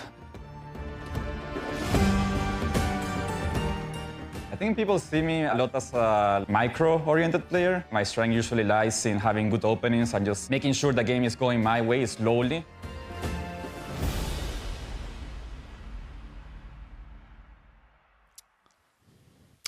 All right, well, welcome back, ladies and gents. We've got another series, and we are only halfway through the day. We've had an epic start, and coming into today, I felt like the final two sets of the day would be the closest game. Yeah, and they matter a lot, right? Like, Hart got 3-0'd yesterday by Hera, and this is a tough group. And MBL actually managed to take 2 games from Hera. So if MBL wins tomorrow, and then Hart doesn't win today, that's a lot of pressure on Hart. 100%. That is a ton of pressure. So he needs to get results here against Mr. Yo. Yo already coming off that win. He's going to feel fairly comfortable with that win against MBL because MBL does have Hart lined up for tomorrow, the last member in the group. But still, they want to get good results. They want to prove that they're here for a reason. And who do you have as your favorite going into this set? It's tricky, right? Because Yo won his first series and Hart lost his first series, and he lost it 3-0. So I think logic would maybe tell you Mr. Yo's the favorite. But I think Hart is the better overall Empire Wars player. Yes. I think if there was a player who was made for this format, it would be him. And kind of what he said in the little preview there is he loves a strong opening with good early military control and then adaptation. At least with his home maps, I think he has that potential. I really like Blue Wells and what is it, Dorothea? Dorothea Quarry? Yeah, that one, whatever that is. The thing? And then Hengehold as well, game 1. Like, these are all perfect maps for Hart. So I'm going to lean Hart 3-1. Well, he said it in the interview. He said, I really like when things are going my way in the game. Yeah. One thing that Yo is incredible at is making sure that things don't go players' way. 100%. Right? And I was chatting with Hart a little bit about this matchup today, and we both agreed, like, you just have to do damage to Yo before he gets to Castle Age. Castle Age is by far Yo's best stage. And that's not saying he's bad in Imperial Age, but Feudal Age is probably his weakest. And if he can survive that, if he can get to Castle Age, get into Knights, get into sneaky siege attacks, find that one hole in your wall, as he always seems to do, then he can make the game crazy, and his eco at home is usually pretty stable as you're running around trying to put out fires. I think a lot of games are going to be decided by the state players arrive to in Castle Age. Yes. I think if Hart is a minute faster to Castle Age every game, he is going to snowball that. If it's range units and ballistics, for example, Siege Workshop, Town Centers, he's extremely strong. But here's the one big difference between these two. I think it's more so the mentals. For whatever reason with Hart, it feels like he is destroying his opponent, or it's the exact opposite, right? Very rarely am I seeing a lot of like 3-2 sets with him. And I think when you factor in the moment and the situation we're in, it's a different country, it's a new venue, there's so much more pressure here. I think that should actually snowball even more. And I think for Yo rebounds from losses all the time. Like, Yo loses the first game and everyone's like, oh, he's just getting warmed up. So I think I'm really curious with that in mind to see how the first game goes. Because if Yo could come out with something crazy and shock Yo game one, or shock Hart game one rather, maybe Hart struggles to recover from that. One interesting thing about Yo is always his Civ drafts as well. They're so wildly different from anyone else, and I love looking at players' reactions as they see them. It's usually, what? Yeah. What is he picked, right? As Yo goes for the Britons, the first time I believe we've seen Britons in this tournament being played here in London. And we've got the hometown Civ on finally. Hengehold for Mr. Yo against Portuguese for Hart. Well, I think the big reason behind this for Yo is this map is usually just archers. And it's a big reason for both players here with their civs. But yeah, Britons, if you can get to Castle Age, you have the additional range for free, 8-range crossbows. That might be the difference maker here, because when it comes to the micro, Yo's not known for being able to compete there. He's got to use that additional range. Yeah, if he can survive, if he can get to Castle Age. Also, this map is huge. There's so many areas to expand with the TCs, and Britain Town Centers are cheaper on the wood cost. So if you get those set up on the berries, your villagers are right underneath your TC. They're relatively safe. You can expand your eco, and you can just keep stretching out across the field. And then Britain's in the late game. I mean, if you ever get there, Britain late game is really, really tough to fight up against. Big reason we don't see the Britons picked is because of how one-dimensional they are. Yes. If the archers get shut down, they don't have as many options as other civs, and that Portuguese gold discount, that's a bonus that applies towards every gold unit. So if Hart wants to switch to knights, if he wants organ guns, bombard cannons, monks, there's just so much value there. And there's also a lot of berries on this map. So Portuguese gets some extra wood while they're taking the berries. A lot of that food income will be from there. So as Hart moves forward with his 2 archers on the left, kind of going untracked by Mr. Yo. Mr. Yo's also moving forward untracked by Hart. There's going to be walls there, and Hart is really prioritizing those walls, and you see he has that spearman there to delay as well. So he can see the archers coming in early. Hart is calling for a pause now from Mr. Yo. Maybe something wasn't working properly. He was trying to get the wall down on time. Yo's also trying to get the wall down on time. Let's see if they can sort this out. Yeah, it looked like he said something to him. Yeah. They may also be in a Discord channel with the admins if there's an issue. It's also possible you start with 27 vills. Could have been a random villager stuck in a wood line or something, which occasionally happens. So whatever it is, we'll let you know. Hart apparently saying his game just froze on him here. So we'll see what ends up happening here. But it felt like Hart was defended there. He wasn't going to take much damage. Well, he says he's ready to continue, so hopefully that villager can get the one wall segment down in time. Yeah, I think he did. What a bad moment for that to happen, right? If it does get down in time, though, he's perfectly fine. Nice little gate there from Mr. Yo. He tries to force the scout into the spearman. Love watching Yo on land because you get those extra little moments that he doesn't go for usually. That's not a play that I would normally associate with Yo, but to your point, maybe it's because there's less lag. He is able to use that now. Wall's still not completed there, but I think the army's coming over from Hart.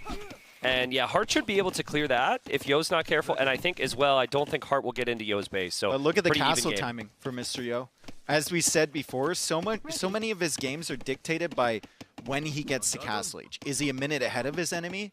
How many villagers has he lost? Is he behind his enemy getting there? Usually in the games where he's behind, he's going to lose. Yeah. Because Yo is a Castle Age player. He wants to expand his town centers. He wants to hit you with like knights or, in this instance, extra range crossbows. And he's going to get there first. Okay, I'm going to hit you with a little question game here. There's no wrong answers, okay? What's the #1 unit you think of when you think of Mr. Yo? Knights. Okay, what's the #2 unit you think of Mr. Yo? Mangonels. #3? I don't know. It's not crossbow though, right? No, it's not crossbow. All right, I was just curious. Okay, sorry. Just curious. I forgot. No, I forgot the part where you said there's no wrong answer. Sorry. You got really sorry, dude. No pressure I intended forgot there. That part. All I'm trying to bring up here is the opponent's going full skirm. And so this is, again, the issue we talked about with the Britons. You make it to Castle Age faster. He's going to make knights. He's going to make knights with Britons, which and you can do. They're good enough. That's not a bad decision, right? You got all those berries to go on to. Hart will see this stable now. That's a nice little house wall there from Mr. Yo. He's trying. These are things that Mr. Yo does not normally attempt. I mean, it's like 3 house walls. No, bro. I know it is. I know it is. But usually, he's not chat. I get it. But usually he does not try and do those type of things. I would like to apologize to chat. I didn't mean to bring chat into this. I was just. They suck anyway. Tower on the front there for Yo. Will protect the gold somewhat. And I agree. I think it's not bad to make knights when your opponent has the skirms out, but you still have to play through crossbowmen here. If it's just knights, Portuguese monks are too cheap. Portuguese knights themselves are stronger. I do like the fact that Yo sent 2 more villagers. It might be long distance gathering the stone. Yep, that's a nice detail. But he wants detail. to get those extra TCs up. Nope, he's got a mining camp there, okay? Cool. Yep, that's nice. Archers are being cleared up. Nice job here from Hart to track those and clear those early. Mr. Yo not getting the crossbow upgrade yet. He's just queuing a few archers, and now Hart pressuring near that university from Mr. Yo. So he's trying to go fast ballistics. This is is really a siege workshop. That's a siege workshop. This is really nice value from Hart, though. To find those archers before they're upgraded is so good. He will lose some skirms here, but he no longer really has to worry about any pressure on his gold. As siege workshop goes up for Yo on the back, I think I can't see Yo doing any pressure right now, so I think Mr. Yo is just going to have to boom it out for a while. Yep, and Hart goes to that second TC faster as well. But remember, the Britain TCs are cheaper, so if Yo has 200 stone, he could easily drop 2 town centers with his current wood situation, although he's going for the crossbow upgrade now. He's going for another archer range, so a little bit more in production for Mr. Yo. Dude, these chickens will they're shut up. Extremely loud. Yeah, they're big. I don't know who they're fans of. Well, they're not fans of, who was it that misclicked a chicken earlier? NBL? I forget. They're a clucking problem, dude. Dude, That's what they are a are. clucking problem. And the foxes as well. Don't even get me started on these animals, man. They've just...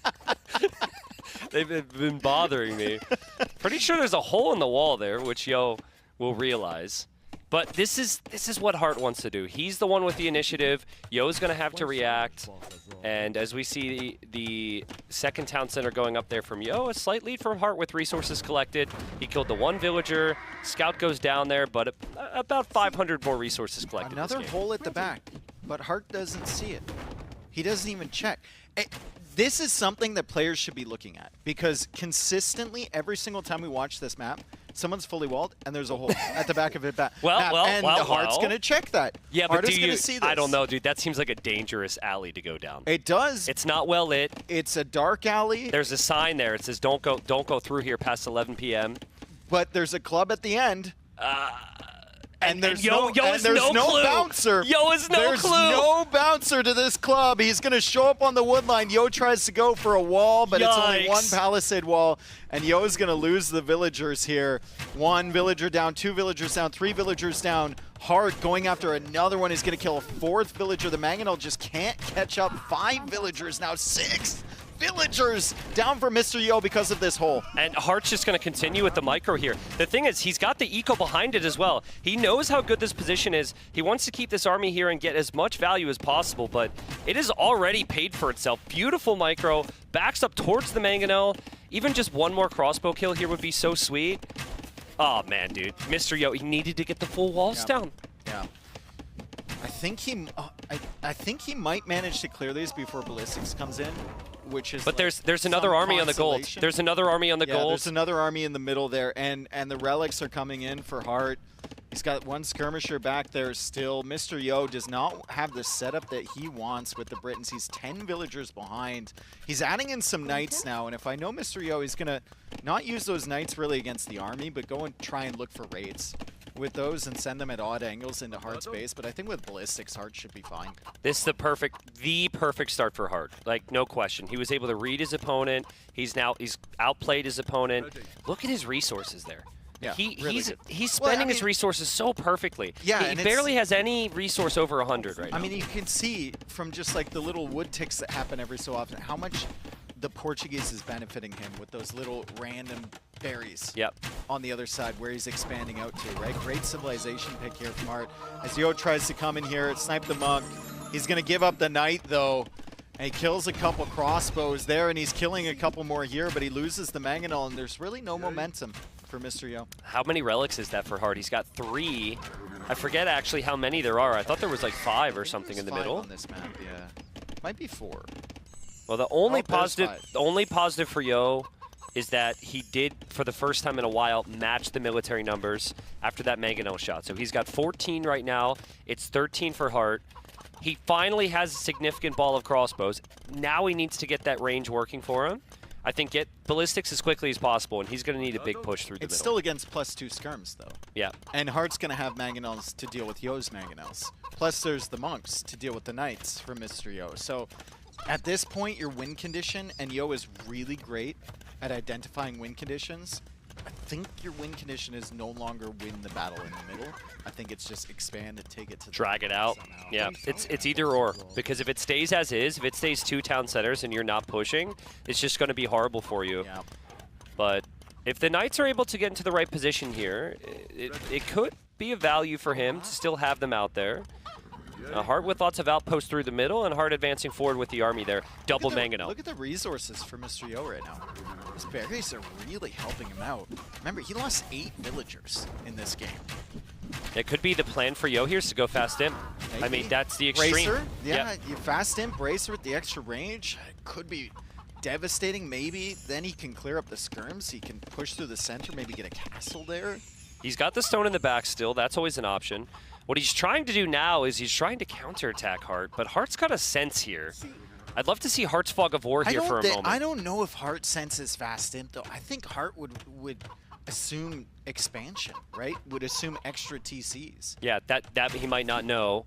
We'll have to keep an eye on it. But great game sense from Hart to realize you're not at the front of your base. You're certainly going to be looping around. He's got the crossbowman on the back taking care of the Knights, and now he has the skirms with ballistics, with full armor and attack, finding the crossbows. And it's the same issue as before. Yeah. Yo can't keep the archers alive. And Yo actually invested into the second wood upgrade, so maybe he is not even thinking fast and bread. We look at the amount on gold here for Mr. Yo as he loses this army. We look at the food count for him, it's looking good, but the gold is simply not there to click up. And Hart is going to have a castle soon. Do you go forward with this castle? Normally, I think if I have 5 relics and I have the map control, I'd go for more of a defensive castle, but there is a lot of gold in the middle. That position right there where he has the army, that's not easy for Yo to push. So I don't see why not. Hart's just a player who wants his villagers to work as efficiently as possible. Yeah. Usually those players never go for the forward castles. Yo is trying to find whatever value he can. He's got crossbows here, but the Mangonel just came out from Hart.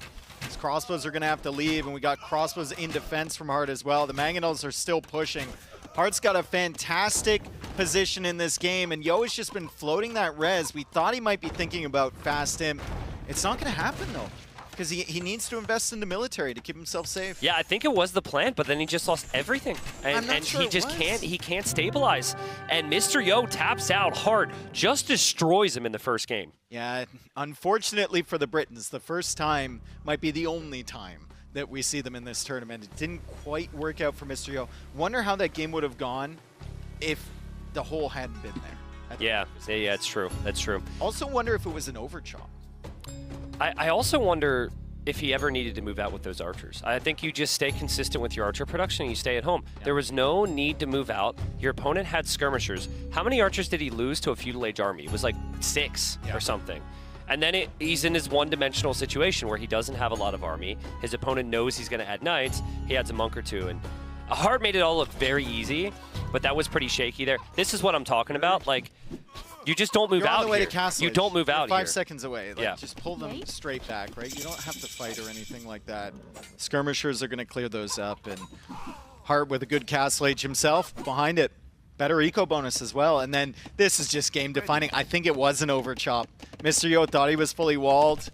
Hart sneaks in, and it's just too late to recognize. The AoE gods will just, that always happens to the person who's already losing, right? Like the AoE gods will just snowball on you sometimes. And that was brutal. I think at Hart saw this and he's like, okay, I just won. Yep. Because I got enough value. Yep.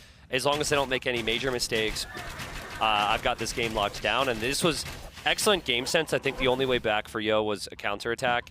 And Hart was like, I know exactly where I'm vulnerable. I know where I would go in your position. And he just fully jumped on the army. Again, just perfect play. Oh, I just wonder if the plan was actually fast sent, because at that same moment he was going forward, he got the second wood upgrade and ballistics. Yeah. So maybe it didn't even cross his mind. Maybe he's just floating res. We got some interesting stats here. So first off, this is the amount of times they played against each other on the ladder qualifier. Obviously, lots of games, advantage there for Hart. But then also interesting, I mean, Korean's most picked Civ is probably the case for everybody, so stat ruined. But their strongest map is actually the same here, so that's kind of cool. I love the win rates for Yo on the ladder in general and all his matchups. He just was grinding his way through that. Yeah, seriously. 58%, you know, 51% on Volpine, his most picked map. So it's just win-loss, win-loss, win-loss, win-loss. It's tough one for Mr. Yo. Well, positive here for Yo. There's a reason Britons haven't been picked a lot. They're a little bit riskier than other civs. Other civs have better bonuses. So it was a later pick in his draft. Vikings, Persians, Ethiopians, all civs that we've seen played and I think win so far this Red Bull. I might be misremembering, but Portuguese is just top tier, and that was Hart's #1 pick. I like that decision to just start off firing, but maybe the matchups will be a bit better for him here. I mean, we look at the maps coming up, all have elements of water on them. It's very, very interesting. Blue Wells should be a very good map for Saracens with all the gold coming from the whales. Yep. I think that's one of the civs where you could maybe think about like a pretty fast castle age there. And I'm surprised it's not banned. We also have Romans for Glacis as well for Hart. So I'm really liking his draft here. Mr. Yo, some more questions. Yeah, some more questions. We've got a map. Oh, is this the next map by chance? I like that. The next map. Okay, perfect. Little animations. Yeah. This is how when I was a kid, This is a this is bugged though. That's a 2v2 map. Ah, true. It's not 1v1. Is this for another tournament production? They're rolling it up now. Crazini's so mad at me right now. They're rolling it up. Dude. Whoever makes the thumbnails, it defaults it to 2v2 even if it's 1v1. So they're not happy with me. But yeah, that's really cool. I love that. There's just so many things in this tournament that are just that next level of like special and unique. Things we'd never think of. So shout out to everyone involved. Of course, game number 2 about to come in on Stone Drift.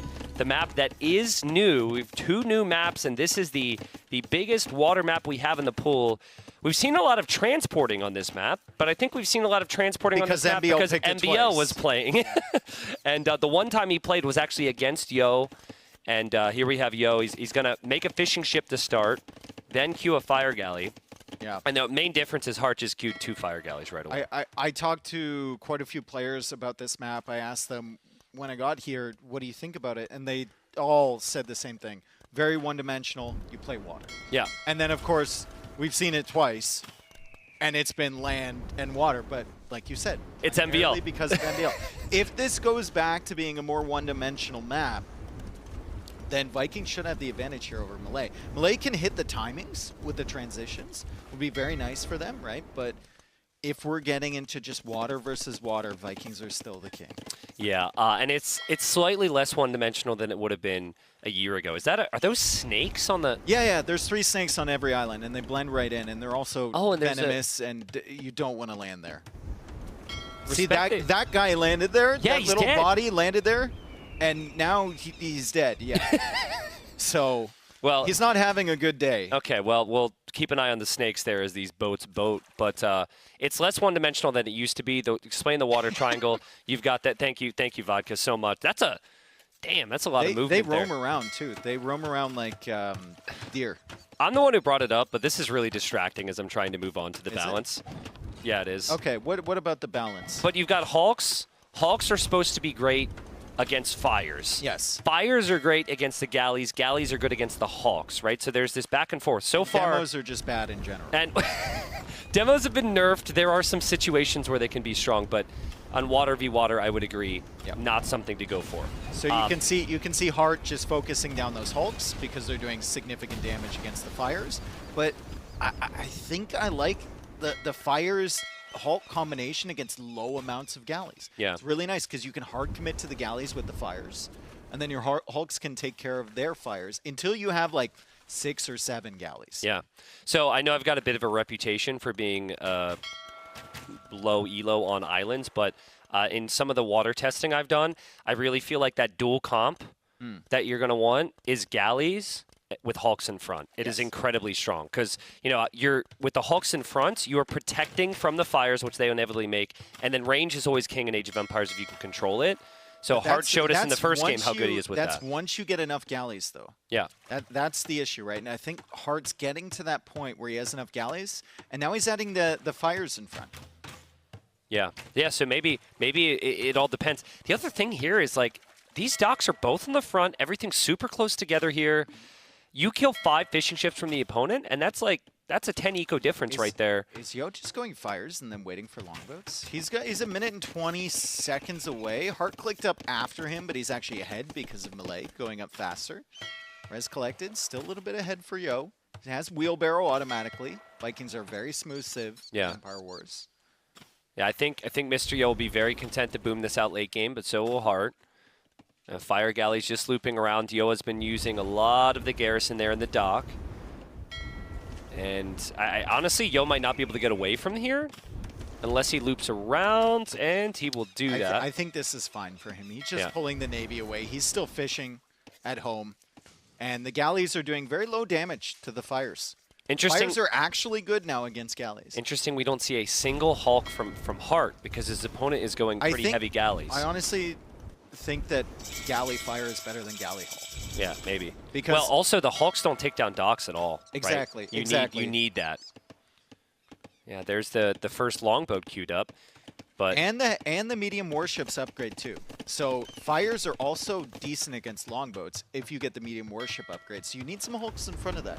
So it's a nice little 4-way mix here with these civs, and like maybe 4.5 for the demos. Let's not forget about the demos. Yeah, and of course it's a separate upgrade. That's really my complaint with the demos. It's a separate upgrade to upgrade the demos. The warships upgrade, they're just not included in that. But yeah, pretty close game. Nice. There's our first eco kill. Yep. And let's not forget the eco bonus for the Vikings. Free wheelbarrow felt nice, but now free handcart feels amazing. Yeah, look at you. Just always find yourself with so much like food in the bag. Usually, if you have any farms, if you have any villagers on food, you're always floating something with the Vikings. And this is a nice little maneuver here from Mr. Yo. You can see the fires are just tickling each other. They're basically just tickling each other, and the war galleys aren't doing much damage to them either. So Yo's going to have the range units in the longboats. I mean, Hart didn't have Bot Canero this whole time. Still only has 3 war galleys. Yeah, Hart didn't have Bot Canero. He has 1 on food. Like, he doesn't really have the food eco to afford the upgrades he needs. He finally sinks in Bot Canero, but... Yo is insane. Hart does have the big numbers now, but Yo just does an incredible job. He never takes the direct fight until he has to. Yes. This is now becoming a situation where he maybe has to. This is getting kind of dangerous for him as well, actually. Weak longboats there. Good pressure from Hart as Yo tries to take out those war galleys, but Hart dives in. He takes out the 2 weak longboats. He just wants to stop that mass from Mr. Yo, and he's adding a second town center. I don't think Yo needs that second town center. I think he should just put all of his villagers on gold and he's gonna add the TC right now. Yep, there you go. Well, great call. thanks, Mr. Yo. When you started, guys got my back, dude. Sometimes as a caster, you start the sentence, guys, and then the player just works his way towards the next decision. But it's been really close. It's 13-11 KD. I'm still not sure how this is really going to scale on what ship they're going to commit to. We've seen a lot of fires out there from Hart, of course. If you get a big mass of longboats, there's nothing that can stop you. Yeah. I think that's the win condition for Yo. But 6 is not enough. Just get a big mass of longboats. Make sure that he's not redocking somewhere weird. Make sure he's not getting set up on any of these islands. And just win the fights. Yeah, just win, as Viper said earlier. But still some worry for Yo. Potentially, he doesn't have the big numbers. I like the fact that he's still prioritizing a bit of a meat shield for those 6 longboats. And I also see the university. So that's the other thing. You have university upgrades now for boats. Some of them were in the docks, and they were moved to the university. Oh, the snake died! And, yeah, there's now additional upgrades as well. So that'll increase the speed. And I think that's really the biggest thing if you're going to be using fire ships. But you also have the Pierce armor. Yep. So who has the university upgrades first? CEO with the university. Okay, there we go. That's for ship speed right there. And that's push that fire away. It also has the benefit of being able to hit and run a lot easier with the longboats. It's not just for the fires. Benefits all the ships. Raid there from Hart. This is a lot of the food eco. This is basically all of the food eco for Mr. Yo is those fishing ships until now. Why did Mr. Yo move away, I wonder? I think he's looking for the fish from Hart. He's looking for his opportunities, but one problem he's consistently had this game is his docks are so spread out that Hart just keeps killing the reinforcements as they come out. Yeah. Well, Hart has had the numbers this whole time, and Hart's got the eco numbers now. Yo's got the speed, though. He's got the speed upgrade now. Neither player with ballistics. I really wonder if a big reason that Yo picked this map is because he's not sure on Hart's comfort zone with like getting the university techs, for example. Still haven't seen university from Hart. Maybe there's one coming up as we say that. But the longboats come home after pretty much abandoning the docks, getting no value. They come home now. It's a lot of boats, Dave. It's a lot of fires in there. It's a lot of fires for Hart. And Yo still hasn't added in any hulks, despite the fact that the war galley count has been fairly low. It's really low for Hart. Exactly. I think hulks should be the play. The 2 villagers on the shoreline Yo's there. adding fires. Yeah, I think maybe you do so because you see war galleys out there. But I just don't know. It's only like 2. Yeah. Yeah, I'm with you. I think hulks are a really good option here. But he's got the speed now. Hart's going to get that upgrade in 45 seconds. I think if Hart had the upgrade right now, that those longboats would all be cleared up. So that's given Yo a little bit more mobility. But he runs right into the fires, and he's completely surrounded on the island. That's brutal for Yo. Great positioning from Hart, especially with the speed upgrade already in for Mr. Yo. For Hart to find that position is fantastic. Now Hart's getting the speed upgrade himself. The longboat match just hasn't been there. Yo just keeps running into these fires. He hasn't found a solution for the fires at all. And Hart is adding a 3rd town center now. He's trying to expand his eco at home. Yo, trying to get docks in a more consistent. I like this so much better for Mr. Yo now that his docks aren't spread apart. Yeah, agreed. I think it's going to be so much more consistent for him than the 3 that he started off with. And if he can just keep Hart away from there, I think it's so early for a redock that Hart will not expect it. Yeah. I guarantee you, everyone who Hart has ever practiced these types of maps with are just like 4 TC booming. They'll build a castle on the shoreline later. They'll try and redock like 10 minutes from now. Hart's making fish. Yeah, Hart's not expecting really this at all. Yeah. He's really confident he's cleared up the docks and that they're going to go for a castle and then add the docks later in the game. But Mr. Yo immediately going for 4 more, and now Hart's going to have to pull the Navy back over, and he's going to run into the biggest longboat Navy that he's seen so far this game. But there's 5 docks there. Imagine 5 Hawks in front of the longboats. I am not sure the longboats are good enough without the support with the new water change. It's still early. We still haven't seen the careening upgrade in for Hart for the Pierce Armor or anything, but Hart's just going to chase this down right now, and let's see how it goes for Mr. Yo. You are right. Like, he's getting the numbers now. He hasn't had this mass before, and Hart backs off. I actually just had to pull up the tech tree to make sure that they got the 2nd Hulk upgrade. And I wasn't like, we weren't like completely tripping, right? Yeah, true. We don't have anything. I'm very confused here. I guess when you have a longboat that's this good, or a ship that's this good like the longboat, maybe the feeling is that's always got to be the key. Similar to what we were thinking he would try with the Britons in the previous game, and he would have to go full archers. Dave, he is kind of pushed back here. He's on the way to the Imperial Age. Yeah. Crazy. I mean, we still got to respect the eco for Vikings on land, right? He got wheelbarrow and handcart for free right away. A Siphons comes in for Hart, and that's going to be really good against the longboats. It gives him a nice little opening charge attack, explosion attack for the fires. But the Pierce Armor upgrade, Dave, that +1 Pierce Armor would have been so beneficial against these ranged boats. That's something that Hart has never gone for. Yeah, careening. He got the speed upgrade, but he didn't get the Pierce Armor upgrade, and that's something I was kind of expecting once he got the university. Mr. Yo is getting some real momentum here. There they are! Okay, they do exist. When he finally has enough longboats to kill the fires, here we go. We've got the Hulks for Mr. Yo in front. Longboat Navy is still there. Resources looking really good. He's got a lot of wood in the bank if he wants to even drop more docks. Speaking of dropping more docks, here we go for Hart. And wow, Hart's resources not looking good if he wants to make a Viking economy in Empire Wars is ridiculous. It's so good. Like, this Civ is good in standard games, yes, but they have their weaknesses because of no early eco bonus. But you start in the feudal age with an established eco, with free wheel, and obviously you get to Castle Age pretty quickly here. And the beauty is the fires and the longboats take down the docks so fast. This is the win condition. And both players know it on this map. This is the one-dimensional map that the players were talking about when I asked them that question. We thought it was different because MBL was playing, but it was just because it was MBL. You can put MBL on any map, and it's going to look very different. Yeah. In a map like this, maybe there's some questions for Hart, like how did you let Vikings slip through on the draft? Yeah. Because they're so powerful here. And this is what Mr. Yo was playing towards. He's going to have a big, massive longboats. He's going to push these fires back.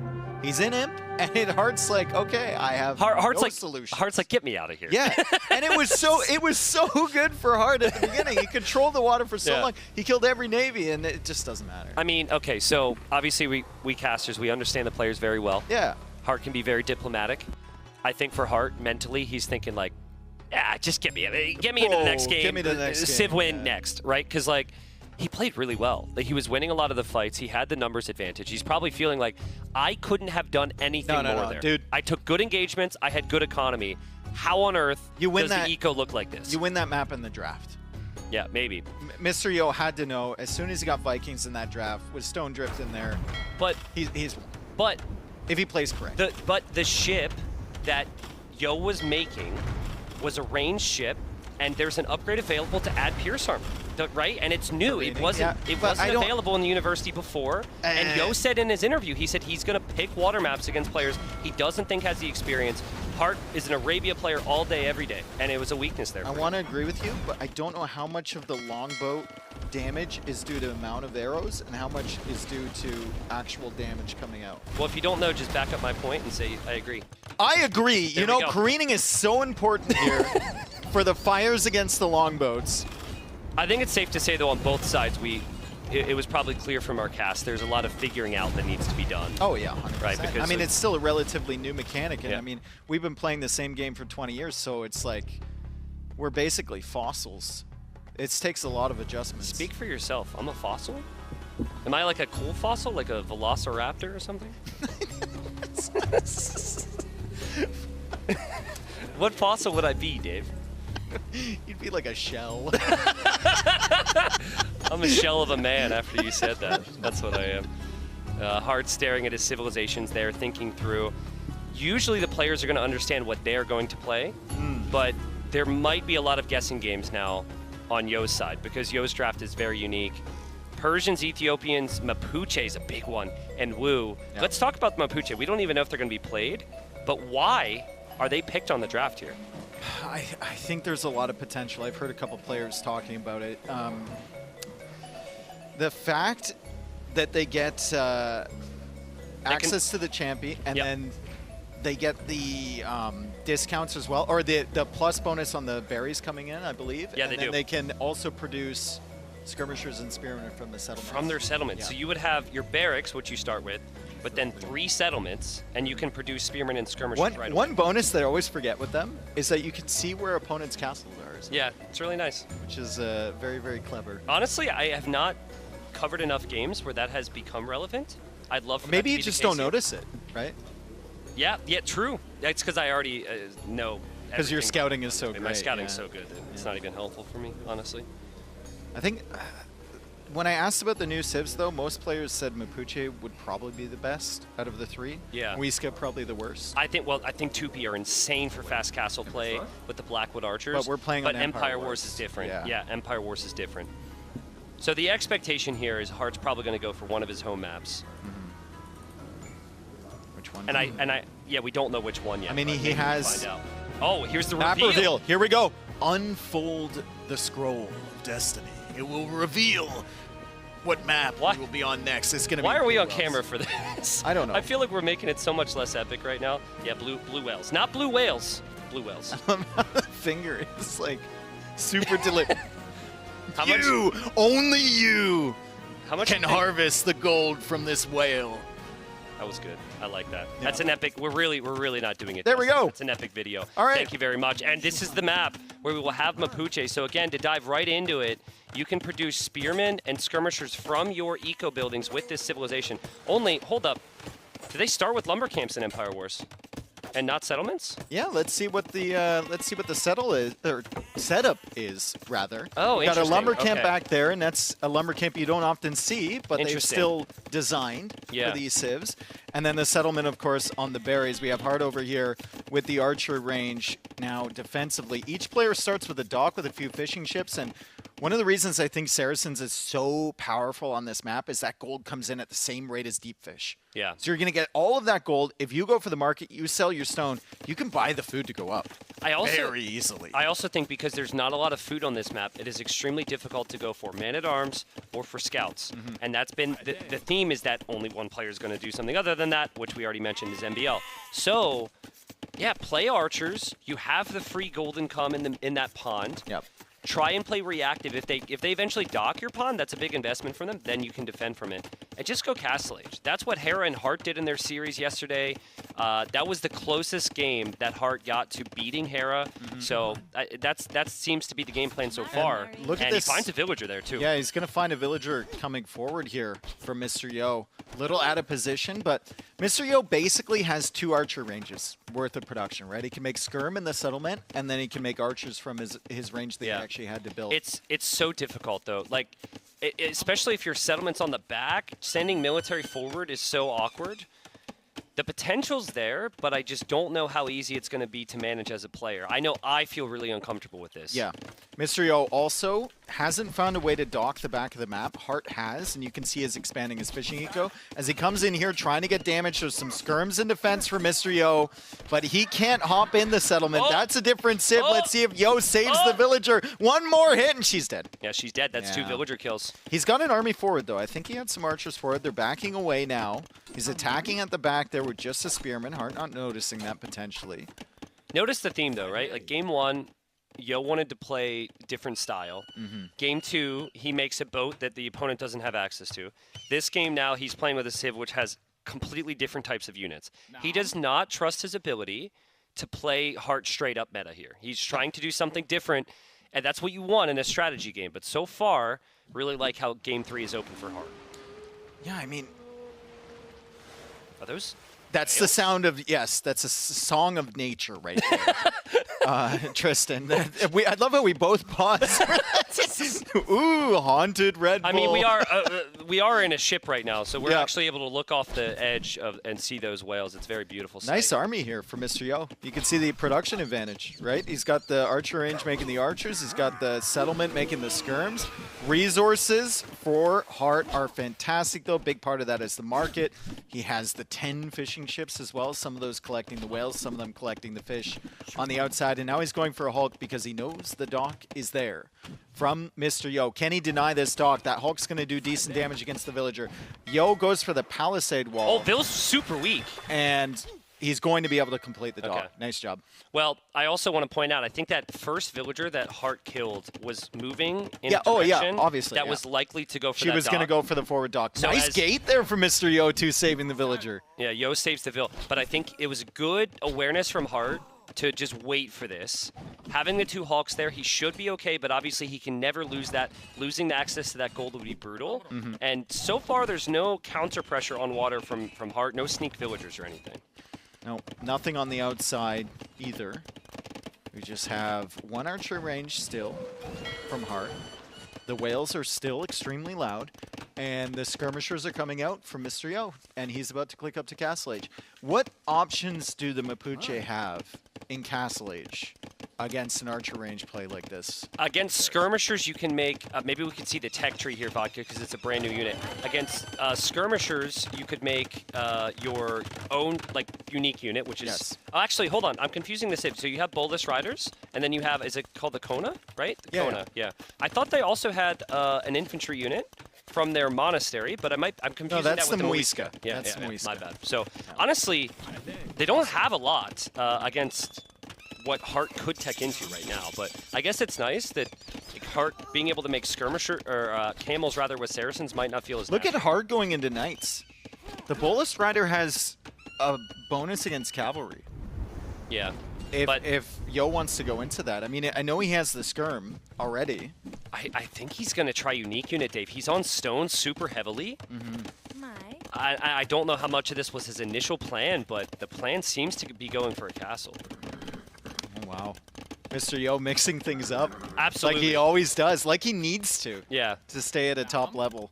Well, you know, he does need it, but I think it's clear that he lacks confidence against this player, right? Because this is something completely wild. Mr. Yo. House in the wall. It's going to keep the villagers safe. There are knights coming in, though, from Hart, and I think Saracen knights aren't something you see very often. They're perfectly fine in the castle age, though, as Yo tries to complete the wall, and he's going to lose the villager. He's going to be under pressure. A lot of pressure coming in.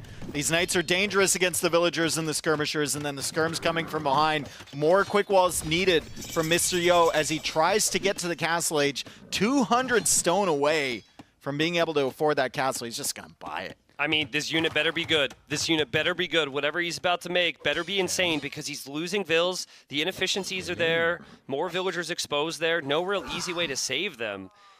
And Hart's already 12 economy ahead, still ahead in military, and also should know, he saw the vills on stone. He should understand a castle's coming. Did you forget what their unit is? I think it's...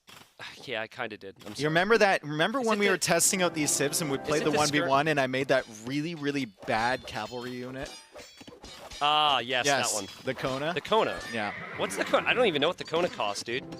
It doesn't cost much, but it doesn't feel great. That's for sure. So the castle's up there. The Konas are coming out for Mr. Yo.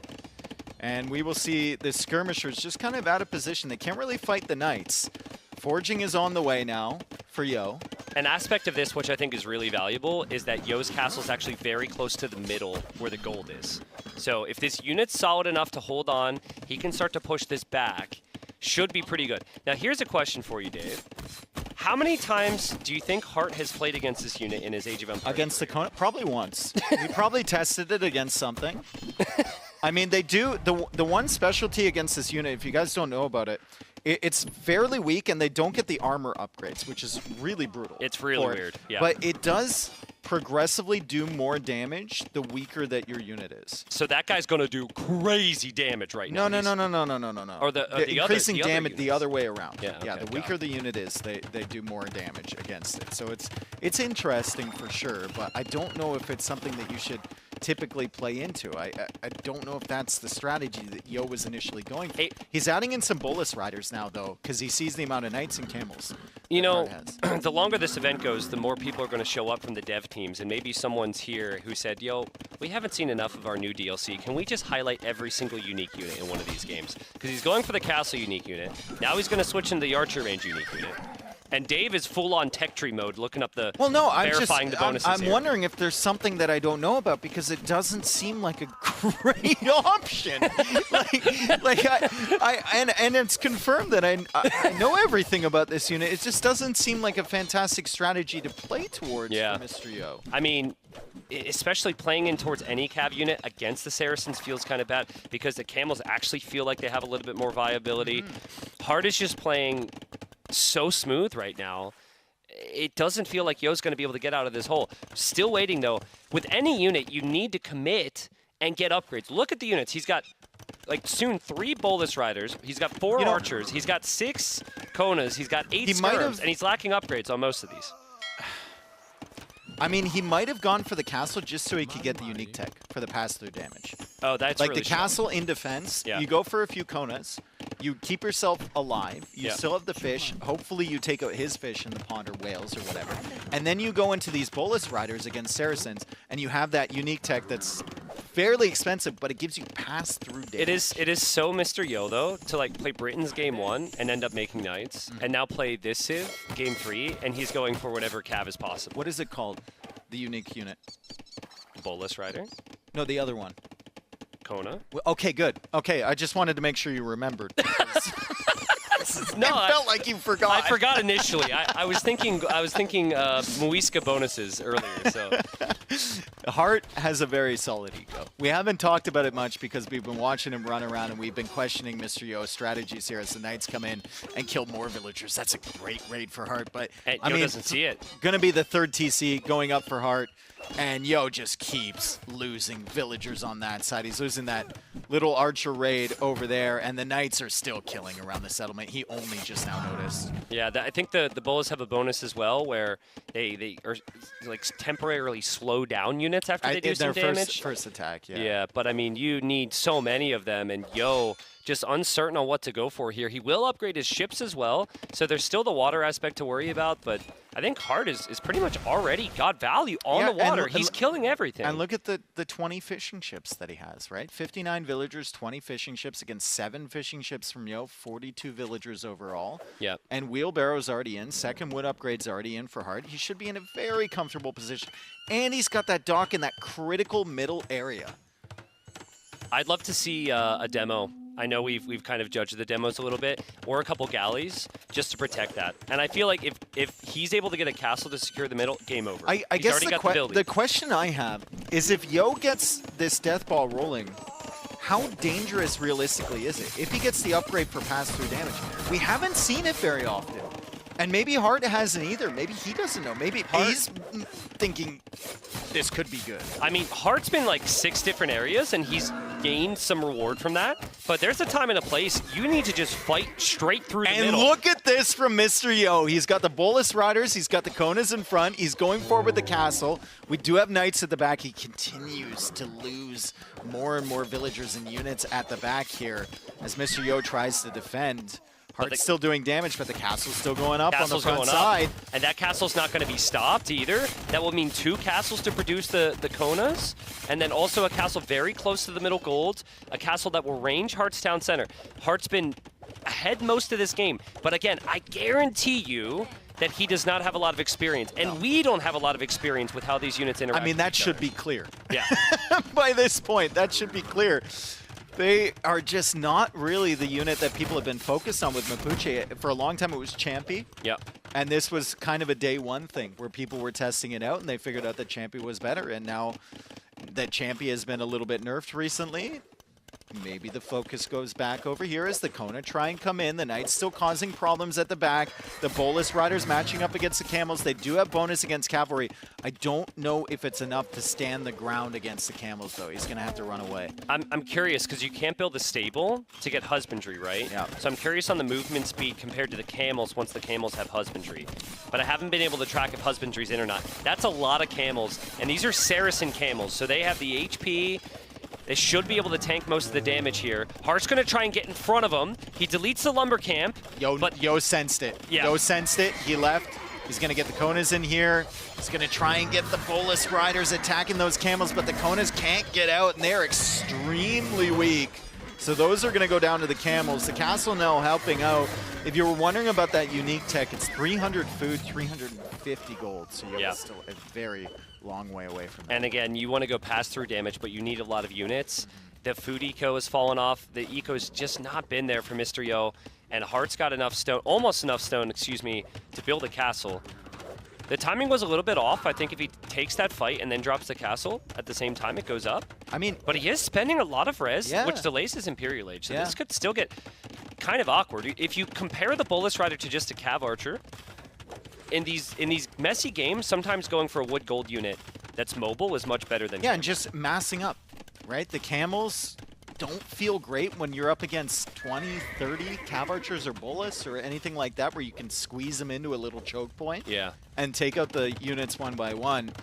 Ballistics now on the way for Hart. So those skirms are going to get better. If he wants to make some more skirms against these Bolus, he's going back up to the stone. He still has the Saracen market with the 20 fishing ships, and the whale's still available. So it's a really tough map to expand your farming eco. If you look at these wood lines, they're scattered all around, so it's super awkward to find spacing for that, which makes Imperial Age in this type of game very difficult for Hart when he's spending this much food. I like the counter raid. The castle in the town centers is keeping him defended for now, but Yo could still find some opportunities back there. He's looking for them. Yo's food eco has just been kind of in the dumps, right? He lost those fishing ships on the outside. He never really got the farms. Like you said, it's difficult to farm on this map. And a counterpoint to that, Hart has had the fish on the outside, and he's had that market every time that he needs food, with plenty of gold available. The weird thing about the gold is, like, most of the gold is still in the middle, and neither player feels comfortable to actually take the gold there. Well, he's still got plenty of whales, I think, in his one pawn. Yeah. And he's disrupting the pawn from Yo on the left side, too. I believe he's got a dock over there, so he's been killing the fishing ships as they come out. And Yo's not doing any damage to his eco at the moment. Yo's army is kind of chasing or standing there on the front. I'm still seeing some pretty obvious signs that Hart is he doesn't know. Yeah, he's struggling. Like, he's like, I think he's probably checking the score bottom right a bunch. But I don't know, man. Like, Yo is coming forward bought this army off with another castle. Oh, put it right there. Look, Vodka's on the same page. Vodka's like right there. Like, right there, man. Right on the snow. Right on the snow. Ballistics is in for the bolus. You need house walls for your villagers. Counter castle here from Hart. Can the bolus come in and maybe snipe some of these villagers? And can this castle go up first for Hart? I mean, this castle's everything, obviously, right? I think if Yo's castle goes up and somehow denies Hart's, it's his way back into the game. But there's enough camels coming from Hart. He can delay the castle. Yo has to He'll deny the castle when Yo abandons. Abandon ship. Even delete that foundation. I don't think it's going up at any point. But where can you go, though? If you can't castle there now, you can't go the other way because Hart has the other castle. You want your castles to do damage to the opponent's economy. That's just so difficult to think about right now. Some Hulks on the outside. Hart just locking down that outer area, and he's still making more fishing chips. Yeah. So he's taking advantage of the fish on the outside, the whales on the inside, the oysters now in that center area, and he's got the castle to back it up. Hart's eco, I mean, all you have to do is look at the res collected. More than 10,000 more res collected for Hart. It's sad to me that Yo has tried to build 2 castles, or 3 castles. And he's going mainly bolus riders, right? Like, I feel like this unit's actually looking pretty strong right now. It's actually half decent considering we're up against Saracen Camels, but he didn't trust in it. He wasn't sure. This wasn't part of his game plan. He's still maybe thinking about another castle here. He knows he's on the clock here because his eco is not looking good.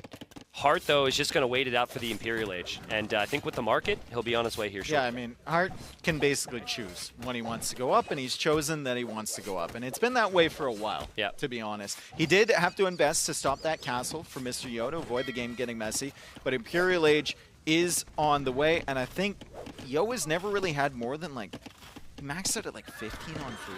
Yeah, he's never had the eco. Oh, yeah. He's never had the eco, and he can't pressure the eco there. The bolus riders get taken down by the castle, and the camels are there as well. And again, Yo just unable to get the damage. Dave, I want to take a moment as we show the camel raid. That's huge. We have the camels chasing here as well. Even if we don't see it on screen, guys, the docks from Hart, that's just 1 or 2 villagers redocking this whole game. Yes. So he never has to fish trap or anything, and it's right next to the fish. He's almost fished out half of the map. Half the map. Half the map. Like, that is insane. And we never look at it. It's not like, I don't know, sexy Age of Empires. But that is why he's been able to have such a big lead.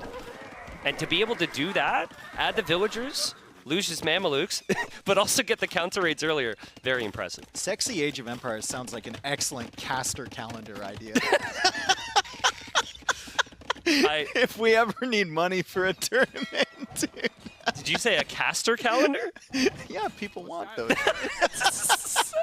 I mean, I don't know what the market's like. I don't know if that's going to be highly sought after, but we'll see. 150 population there for Hart, 106 for Yo. Yo's not on the way to Imp, and this has just been an excellent game from Hart to rebound. He worked with what was within his control. I'm sure there was some confusion, but he just dominated him in feudal and early castle age here, and then spun the rest into perfect map I'll be control. very interested to hear both players' thoughts on this, because like I think Hart will say something like, "Man, those units are so strong against camels," and then we ask Yo, and he's like, "Man, these things suck." No, absolutely though, absolutely. And there's a lot of units like that feel incredibly weak or incredibly strong, and I think, oh my God. Sexy Age of Empires. You can take us off camera. Yeah, Thank you very much. That was uncomfortable. Yes, seriously. For everybody involved. Yeah, I wasn't expecting to be on camera at all. But Hart is he's played it perfect here. Treb should be on the way here shortly from those castles. Final armor on the Cav. He's just mixing in light Cav now, which is much cheaper. And again, now we've got the unique tech. There we go. We're going to have some pass-through damage. But pass-through damage with no military remaining is kind of sad. That's about 20 military too late. Yeah. There's 14 of them on the field for Yo. But apparently Yo just believes that this mass destroys. No, Yo's not warmed up yet. Yo's not warmed up yet. He's not calling this. Are you kidding me? I mean, the pass-through damage is really good. If he gets on the right side of this, the pass-through damage is actually sick. He's on the wrong side of this, but still. Well, technically, they're passing through the villagers. Yeah, true. Anyways, in a normal way. And Castle's denied. I'm seeing some signs that Heart's a little shaky here. And I think Yo playing on and making him work for this builds up some confidence for the next game. Look at Heart's eco. There's absolutely no way he should lose this game. Even if Yo gets the ultimate mass, unless these things are as good as Yo seems to believe they are. Yo continues to play on. The Light Cav raid's coming in. The Ram's coming out. He's still in the castle. He just got 23 of them. But Heart continues to kill villagers.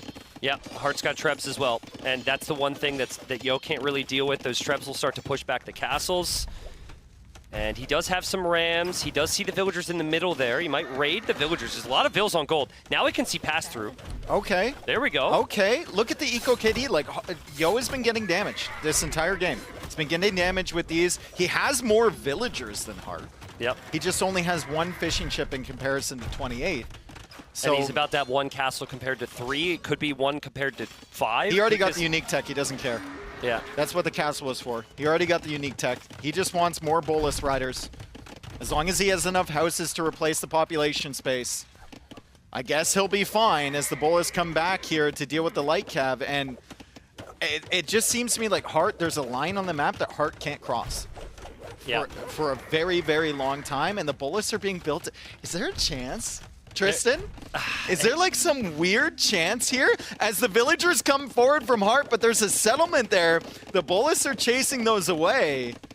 I'd love for there to be some hope here for Yo. Watch this fight. This should be a good fight for Yo. Yeah, this let's see. Be a very good fight. Choke point should be good. The final armor upgrade for Heart. There's another fight over here. The Bolus do have bonus, but final armor upgrade actually ends up mattering. Yeah, on the right side. Still 50 on food for Heart. He'll push this back. He's Trebs down the castle. He can just continue to produce army forever. The only thing he doesn't have forever is that gold because he hasn't taken down the dock yet.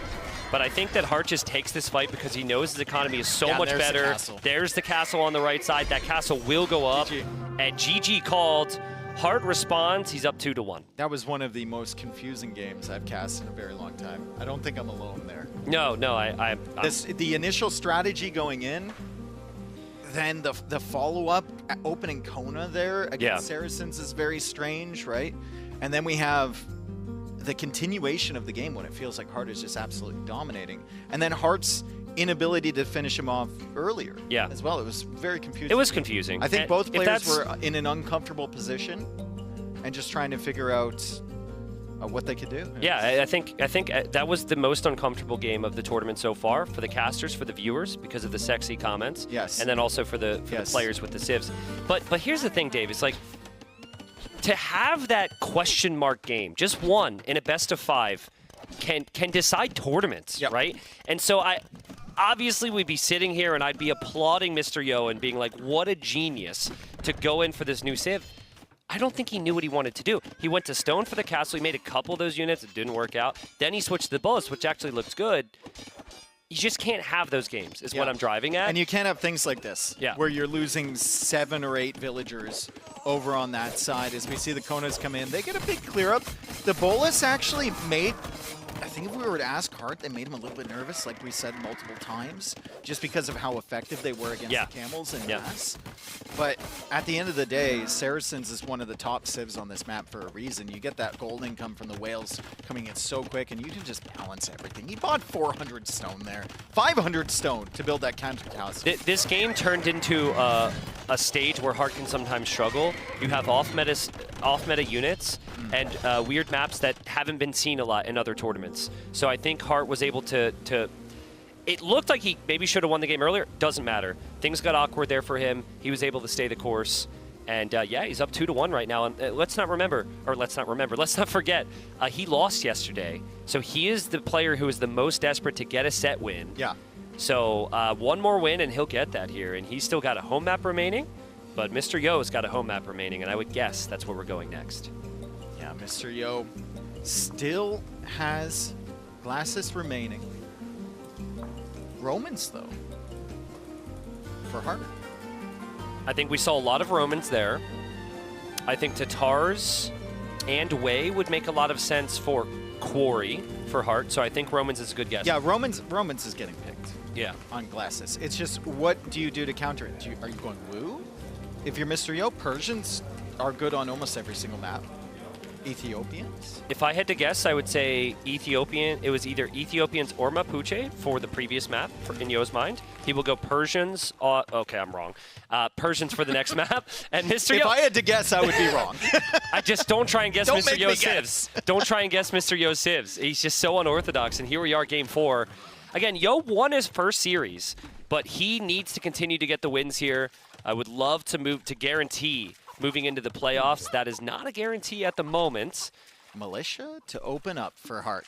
And we have insane food economy here for Hart as Romans. And that can really, really provide that eco that you need for men-at-arms, or maybe that extra infantry armor, maybe continued men-at-arms support. Apparently on the ladder, this was Mr. Yo's least won map or worst win rate. Yeah. It was his lowest win rate. Yeah. Maybe he ended up banning it after a period of time. I do not remember Yo playing this map that frequently. No. I remember Hart playing it a bunch. I remember seeing Romans a bunch. So I think at the moment it's just, I'm wondering what is Yo going to do to shake it up? He's got another situation where he has an archer civ.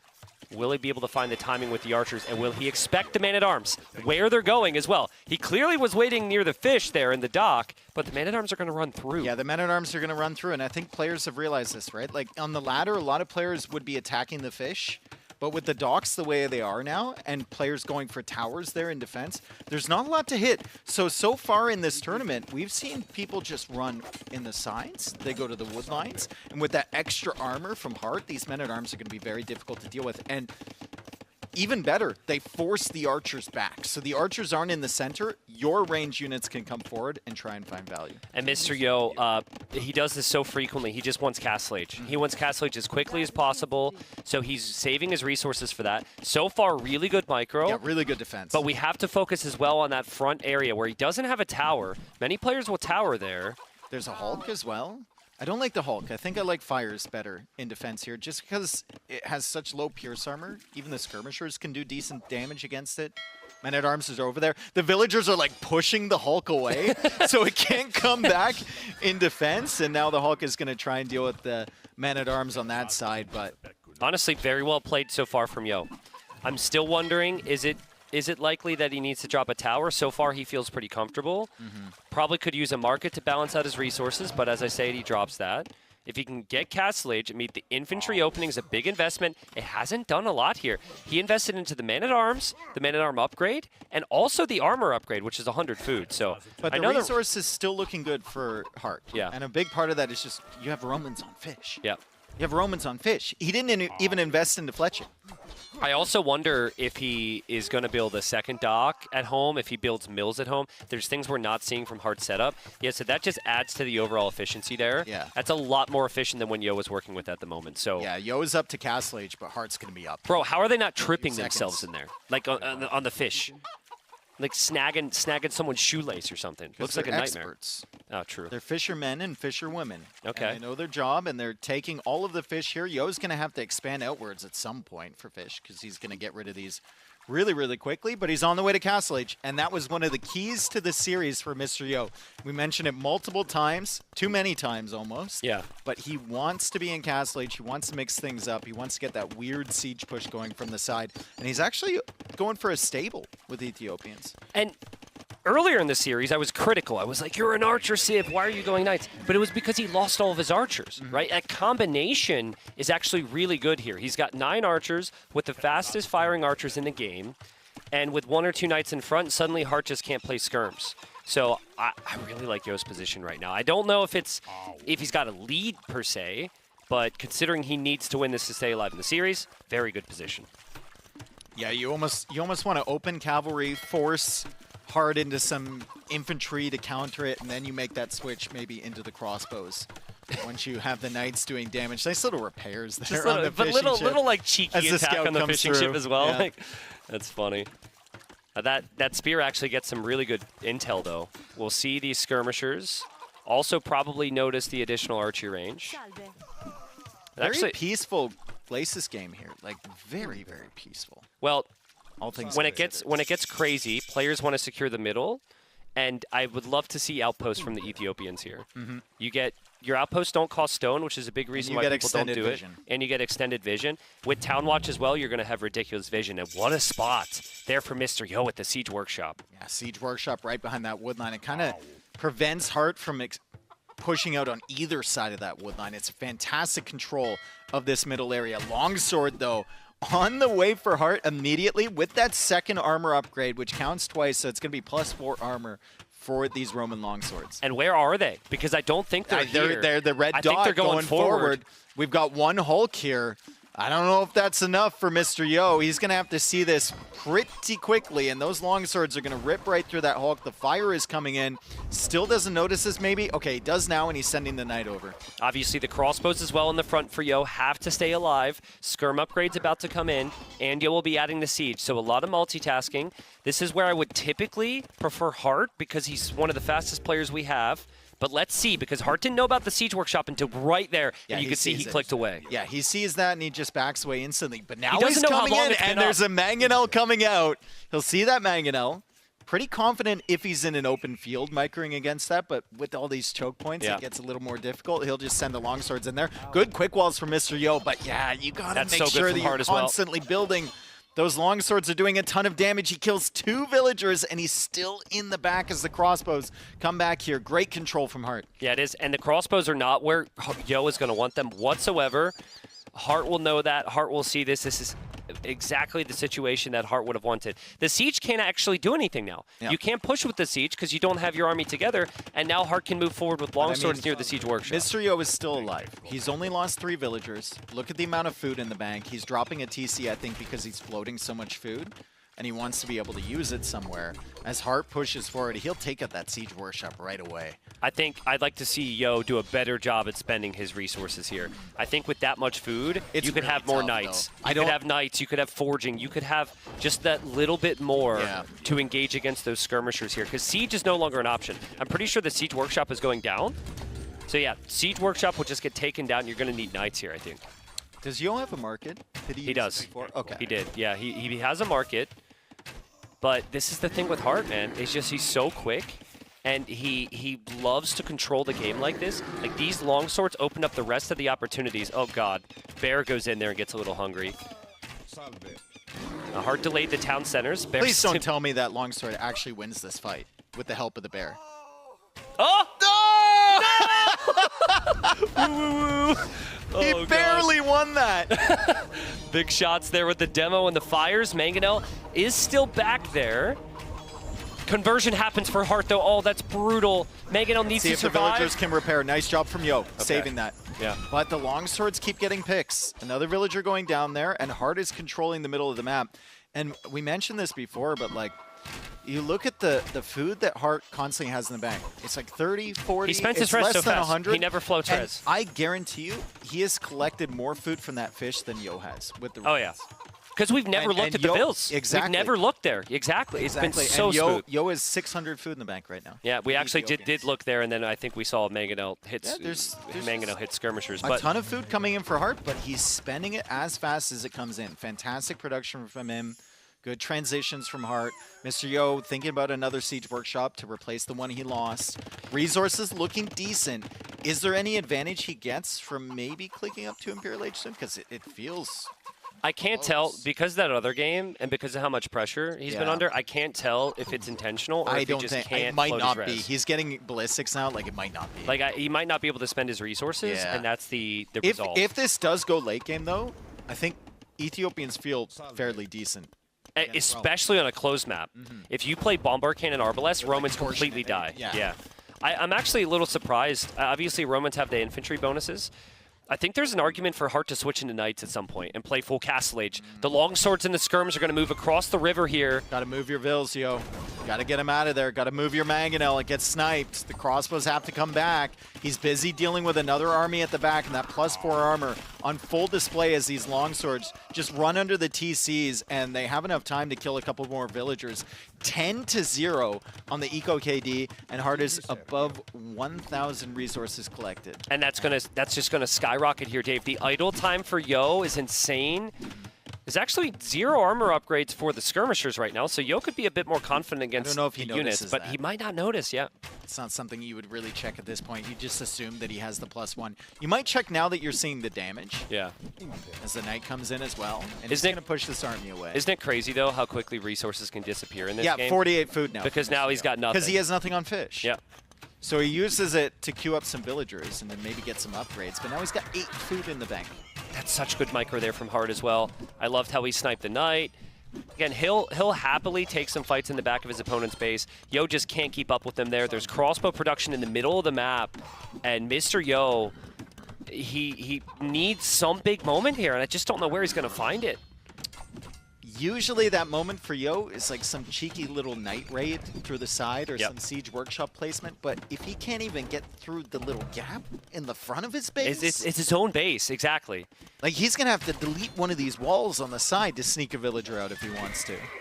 I can't remember the last time Yo was actually at Hart's base. There's a big shot. The spearman. Yeah, the spearman that was there was pretty much the last time.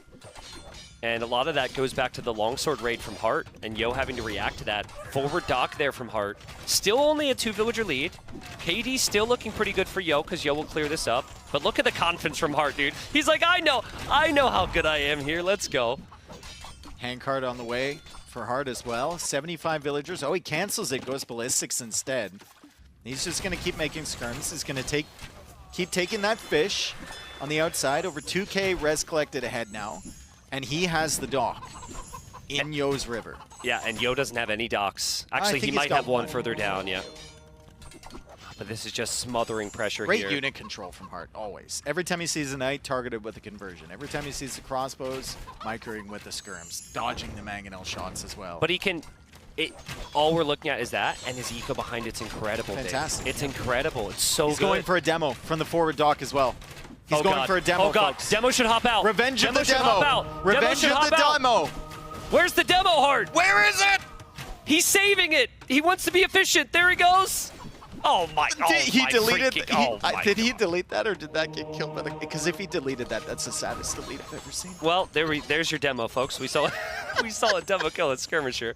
Huge. I think Hart could have moved out a little faster with the demo, but again, he's got a million other things to focus on. Can Yo push out of his own base, Dave? Can he ever do it is the question. He's building an extremely defensive castle right now. One thing I've never seen any player do on this map is delete a segment of the wall further down and sneak out. They all feel the need to go through the center for whatever reason. Well, no one wants it. You don't want to delete your own walls, bro. They're free. No, I know that. I mean, 4 villagers dead. This has now reached a point where sneaking out doesn't change much. You need to face the music at a certain point. 3 villagers to the south there. I don't think Hart saw that from the dock. I mean, if he can find a way to protect his economy at home, I'm really happy with that sneak. Micro from Hart up the hill against the Mangonel. He just doesn't seem to care because his unit control is that good. Beautiful, brave, bold from Hart. And Mr. He Yo finds the castle and he backs away. Yeah, there's 3 villagers just running away with intention, or was that them trying to save their own life he was trying to save them. Yeah. He was trying to save them for sure. I'd like to see Hart calm down with the unit production now. I think he's had a lot of time to balance out his eco. He's adding farms and transitioning away from the fish. Now it's time to think about the Imperial Age and also the map control through the middle. That's where most of the wood is, most of the stone, and most of the gold. And so that castle from Hart's kind of with intention to hold that area. And I'd love to see the Fog of War for Hart, because you can kind of show it for the fans at home, just what the vision looks like. I think this is a moment, because he's playing so well, we'll start to see outposts everywhere in the north and the south. Yeah, potentially. Let's see if Yo can find a way back. He's so good at that usually. He must know that in the late game, Ethiopians feel really solid. Then I would if he ever gets I'd like to see him buy food, sell wood, and stall villager production, and just click up. Because right now, continuing to produce vills just worsens the situation as another demo misses. Just go up to Imp. Looks like he's stalling out. He's going to do that, Dave. Romans do not get Bracer, so their skirms kind of struggle there. They do not get Bombard Cannon, so their Siege is a weakness. It's actually a really awkward sip, especially for Heart. Heart loves range units. Heart loves Bombard Cannons. Yeah, I wonder what the solution is. Maybe it's into that cavalry to open up, like you said. That sneaky TC is going up in the south, and if anyone knows Mr. Yo, you know that TC later on might actually matter if he manages 100%. to hold on here. Well, what he needs is some type of side raid to distract Heart so Heart can't focus all of his attention on his micro. So even if it's just 1 or 2 units, Heart's going to have to react to it. So that extra town center gives him that chance. Yeah, this fight will get better in the Imperial Age, but there's going to be a whole lot more of that. I think Heart's making the switch into cavalry now. Yeah. So whether that's Light Cav or Cavalier, I mean, Roman Cavalier aren't the worst. They're Once very you get good. the unique tech. Very good. Yeah, and also if you're going to switch, you might as well get some value from this army now. Mr. Yo's castle doesn't defend everything back here. He goes for more panic walls. More villagers will die. Villager 16 goes he down wanted now. his dude. He wanted his cake and he wanted to eat it too. Like he wanted to save the villagers and wall up. You just had to sacrifice those villagers. It's just been that type of game, I guess, right? You have to take the risk to try and go for the big plays. There might be a big shot here. That's a rough choke point for the skirms. Heart's going to just run after it again. And Yo, oh, no attack round from Yo. The Heart seems to feel so confident here. Does take a big shot. But again, fights inside of Yo's base at all times. Similar Imp timings, though. Yo is about 40 seconds behind Imp. Villager count is still solid somehow. And the eco is very consistent for Yo because he's not on the fish. So there's not going to be any wild swings when he's kicked off a resource, right? He's got farming eco behind that. So it's actually feeling okay for him. And this might develop into a game where it becomes kind of worrisome for Heart with the late game tech tree. Nice shot there from the Mangonel. The crossbows are clearing up as well. Another nice shot from Mr. Yo. I mean, is he pulling himself back into this game? I mean, Heart went a little too far there, maybe. I think the skirms at least would have had some really nice value in the long run. Population is even. Yeah, population's even. We do have relics for Heart. We do have castles for Heart across the middle of the map. He's going to have 3 soon. Where are these vills going? Nobody knows. We also have a massive misclick from Heart. And usually that's a TC rally point, so there might be more villagers walking across the map as well. But I think things just got a lot more comfortable for Mr. Yo. It's still not a game that's in your favor significantly, but there is a window. Because can he climb through it? Look at Mr. Yo's vision in the south. He sees all that crap, dude. He's like he has so much fog of war. I actually want to see the fog of war with the Ethiopian outposts here. He could see the castle, I'm sure. Yeah, that's crazy vision. He could see the castle that's being built as well. Meanwhile, Heart doesn't see any of that. Yeah. So, yeah, I think if Yo kind of front lines with the ARBs and camps the hill, which can be very strong. And look at the text coming in from Yo. Yeah. He had plenty of resources. 47. He almost attacked around his own units. He had 47 on food here for Mr. Yo. I don't know. Surely he's going to be running out of gold and stone at some point because he's been working off of. But he's got gold in the south with that true. TC. And there's a castle in the center for Yo. And like we've been saying, the tech tree for Ethiopians just feels a little bit better than Romans. There's the unique tech for the Romans to get that extra charge damage on the Cavalier. And castle spotted. Castle spotted. Full armor's in for the Cav. Unique tech coming in 4 seconds. But it's Arbalest. It's Ethiopian Arbalest. Is it enough? They are firing on full speed here, Tristan. The Cavalier with the charge attack are in. They're taking out some Arbalists. Yo needs to back away from that castle. He's not losing all of the villagers, though, and a lot of Cavalier are going down. Yeah, Heart just hit the timing there. He knew eventually he's going to have to come to the middle. I could just be patient and I could wait. Still doesn't know about the sneak in the south, but behind that castle was massive. I mean, this Arbalest mass is still there, though, for Yo. It's still there. Here's the bombard cannons. He can send more villagers for that castle if he needs to. Dave, again, the resources right now. Can Yo spend that? Can he drop barracks? Can he go help? Can he get resources? How greedy does he want to be? Yeah, true. Like, what does he spend that on? Whereas Heart, we're seeing more consistent spend of his res. He's going for 2 different types of armies. It's all very expensive, but he is spending it. He's getting a little wasteful here, Heart. Cavalier aren't the cheapest unit in the world, but I still think in Heart's mind, he's thinking, I have the relics. I have the map control. But Yeah. he doesn't know about the south. I'm so shocked that Hart doesn't have outposts. Well, I mean, from his perspective, he had vision on that entire river for a very long time, right? And he killed the villagers that were accompanying those 3 that escaped. Yeah. But Mr. Yo just managed to sneak out there.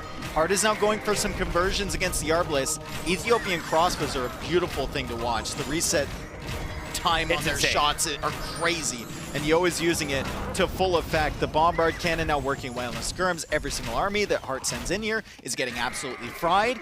And Yo will actually end up deleting that castle, and he's just going to place it somewhere else. Maybe he's going in the south. I see some villager movement in the south. Maybe he's going for a castle over there. No, he's going to stone. Is Yo going to win this freaking game? That's what I'm saying, dude. That's what I've been saying. Is Yo going to win this freaking game? Like, what? This would be crazy. I mean, score just flipped. He hasn't been losing any eco for a while. He's getting Torsen engines, which is like 2,000 resources.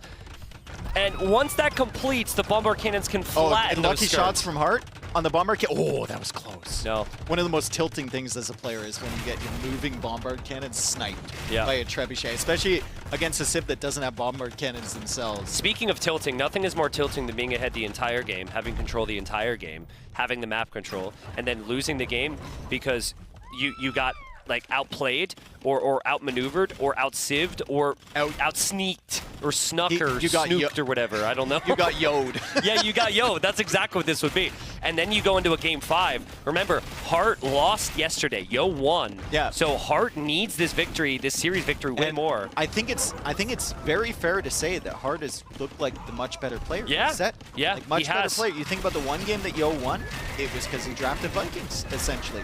From my point of view, anyway, going into that. And maybe it's going to be a similar conversation with Ethiopians because the Bombard frying Cannons are hitting. everything. This is insane. He was so far behind. I thought Yo was going to maybe tap out. Population lead is Mr. Yo's. What? He and now is there's a castle. destroying everything. Look at The castle's too. going up. It's the sneak bills, dude. It's the sneak bills. The comeback is happening for Mr. Yo. Demoralizing for Hart. He was controlling the game the entire time. We didn't know what to say. Seriously, I ran out of all ideas. I thought that Hart would always win this game, but look where he's expanding with his eco as he runs away from the castle. He builds lumber camps. He'll find there's eco there. Dude, there's just Arbalest everywhere from Yo. It's an absolute machine gun army here for Mr. Yo. They're firing so fast, and nothing that Hart can do so far has any chance against it. He can't go Scorpions with Romans because Torsion Engines, Bombard Cannons will absolutely destroy them. He can't have his Trebs forward because the Bombard Cannons will snipe them. The Cavalier can't make it through the hail of arrows from the Ethiopian Arbalest, and the Skirms apparently just don't stand a chance without Bracer. There's nothing that Hart can do. That's just unbelievable. I mean, Mr. Yo drafts towards late game, right? He typically Nice drafts snipe towards late from game. Hart, though. Good Yes. snipe on the Bombard Cannons. Maybe he can just out-eco him and outmaneuver him. I'd still like to see, because Hart has relics, how much gold Yo has in his base. I know he's reclaimed gold in the middle, but he's just run out there. Okay. Dude, if he never had Maybe the that's south, the it's win over. condition. If he never had the south, it's over. There's 3 more tiles right there. We got some sneaky ranges, but there's a little outpost right behind that wood line, so Yep. Yo sees that. No surprises on that side. Mr. Yo is now going for capped ram. Hart's still trying to push out. If Hart wants to win this game, he's going to have to do it in the like Hera style, where he just has eco everywhere and he's just raiding constantly with Light Cav or with Cavalier, has the skirmishers managing the main army. It's going to be so tough, though. It's but the whole northern area, the whole north, you've got to think, where am I not right now? Yeah. And the whole northern area, I think even docks, like sneaking up some docks on the far river and going Drawmans or something there could be so good. But I don't even hate just sending those Cavalier into the main base. Yeah, just send him past get the in. castle, past the TCs, just get him in there. Yeah. For sure. You need, because clearly the main fights aren't working, but if you could take Yo out of position, it could get really I complicated. think Yo is about to go Helm as well. I think he's about to get the Helm tech and then send those into the back of his base. There it is. And then those can defend against the Cavalier raids. You can send them in 1 or 2 at a time. And then you're still pushing on the front side here. And with Siege Ram, Bombard Cannon, Torsion Engines, the Arbalest army that just can't be touched, should be a really solid push from this year. I can't believe we're in this situation. There's definitely more eloquent ways to say this, but this game is so Yo. Because it is. This, for anyone who ever judges him or ACCM or some of the players who play on for a while in games, This is why. Yeah. Because they've got a vision for the game that no one else can see, and they feel like they always have that chance. Might be a slight chance, but a slight chance is everything. Honestly, dude, I think it's all because of those 3 weak villagers that he just randomly sent to the side. And it's again, such a frustrating loss for Hart, because he will feel like if I just built Outpost with all my map control, this never happens. Game's not completely over yet, but I think we're winding down. Or maybe Maybe we're winding up towards a game 5. Yeah, seriously. Or we're winding up and Hart's going to bring this back. He's still got 150 eco.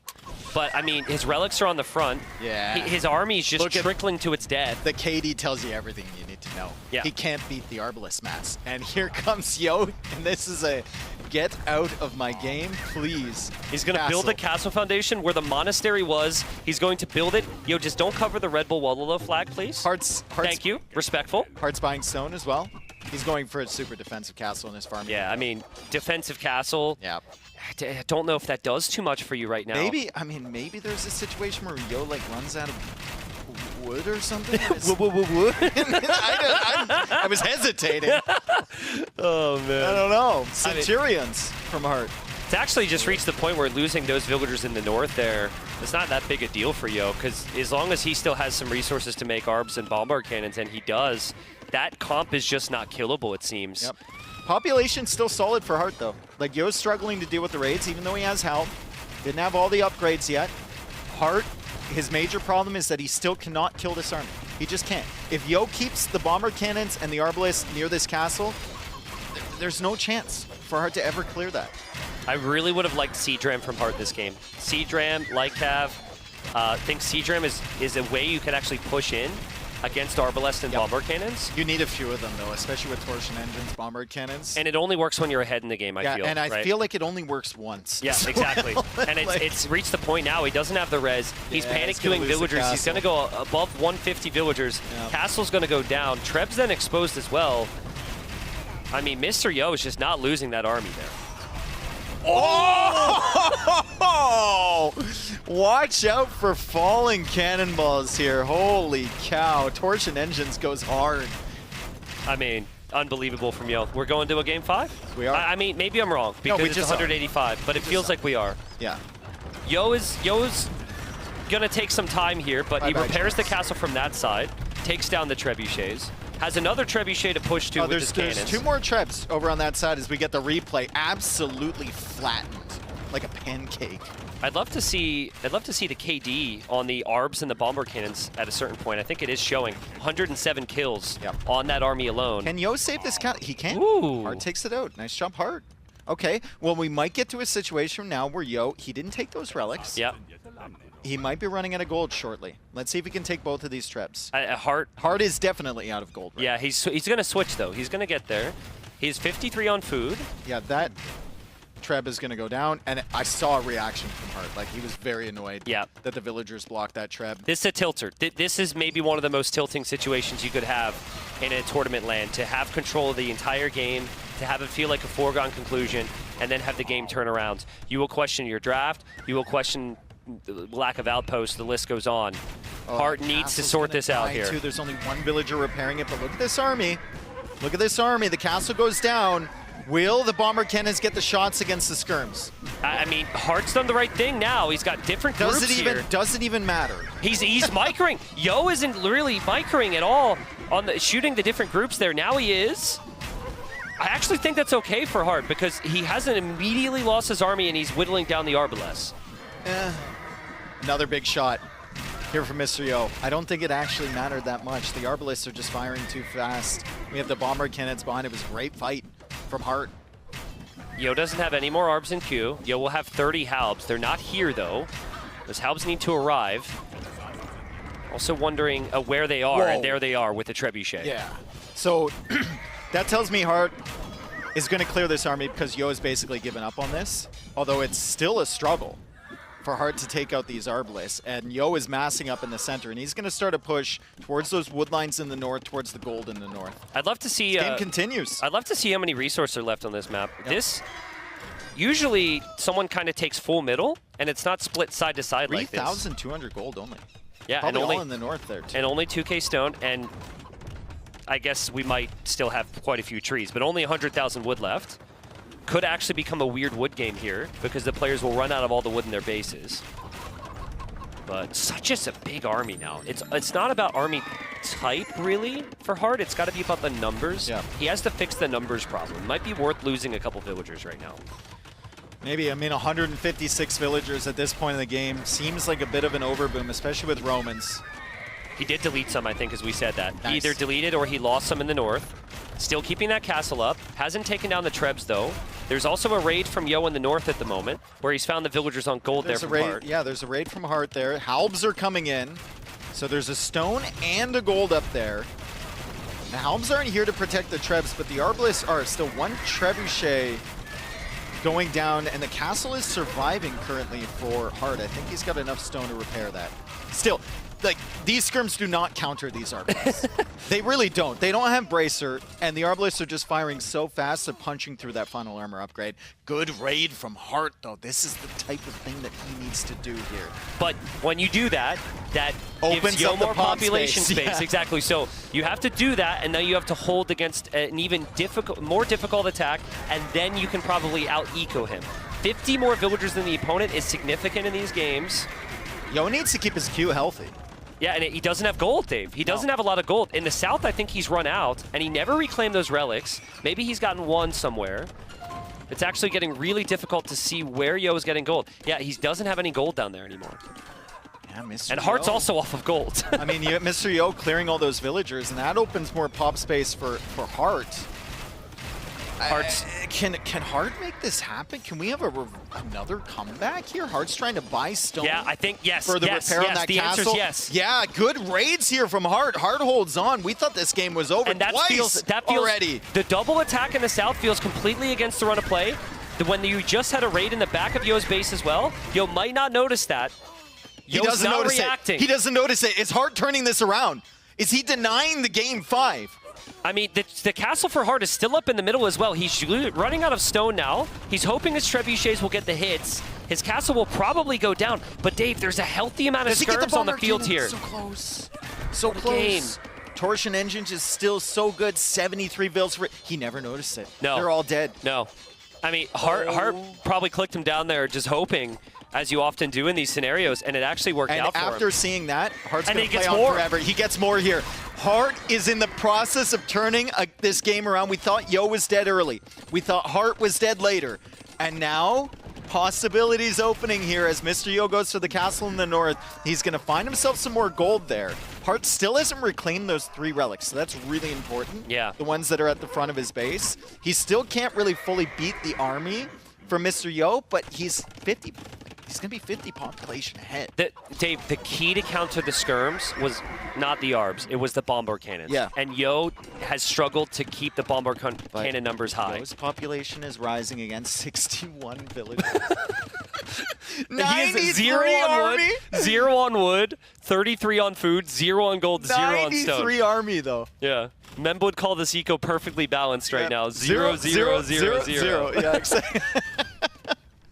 And the Treb is working away on another castle. How many castles has Hart lost? 4? 5? He's lost a lot, but he also had a lot of them. Yep. And he is going to reclaim those relics behind this. And I think he Yo gets more might raids. be losing his castle in the south, too. Oh, man. To what, though? Okay, Trebuchet there. Treb, yeah. Yo's relic is also right there. Yo was never expecting to like, basically be pushed off that hill. Remember that castle he placed on Hart's side? It was a clear statement. He thought the game was over. I think there's a lot of things that that happened that these players weren't expecting in this game. Just opportunities opening up. Right? Yeah, and it's a lovely land set here because we've got crazy situation. Players have traveled a ridiculous long, like a very long way here. Lots of pressure, different circumstances, and as everyone watching knows, Age of Empires is also just really freaking hard, right? So both players have maybe looked human at times. I think the matchups are matchups we've never seen before in a lot of these games. So it's really tough to figure out. But what I know now, Yo's got a big score lead. Yeah. He has some gold, and he has fixed the wood There's problems. only 20 minutes left on the timer. Yeah. But, I mean, he's still at 74 builds. He And got he's back losing up more. to 80, and now he's not noticing the raids again. Look at this. Hart's killed 200 vills. Yeah. 200 villager Yeah. kills in the game. And we're still counting as well.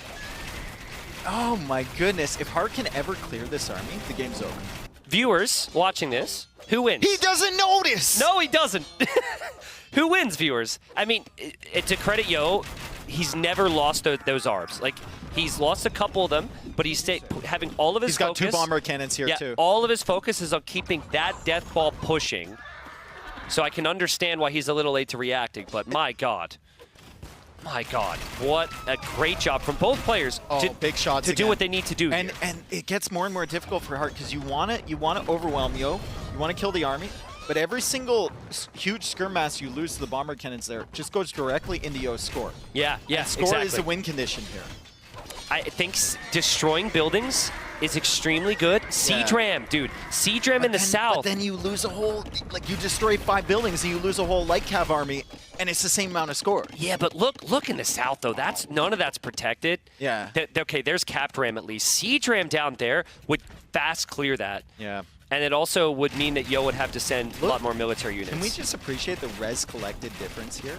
121,000 resources collected for Hart, 87,000. Is there a way we can talk about the resources destroyed? Because that might be a good stat to look at as well. He's going for the full flank. I don't think it's going to work, though. He's tried this before. Big shots from the bombard cannons. He better dance. He better dance away because you the can't bombard dance cannons away are from so torsion strong. engines. Oh my God. Too much surface area. And Yo, once again, every single time Hart tries to take a big fight, it doesn't matter because Yo's army is significantly better. Yeah, it really is.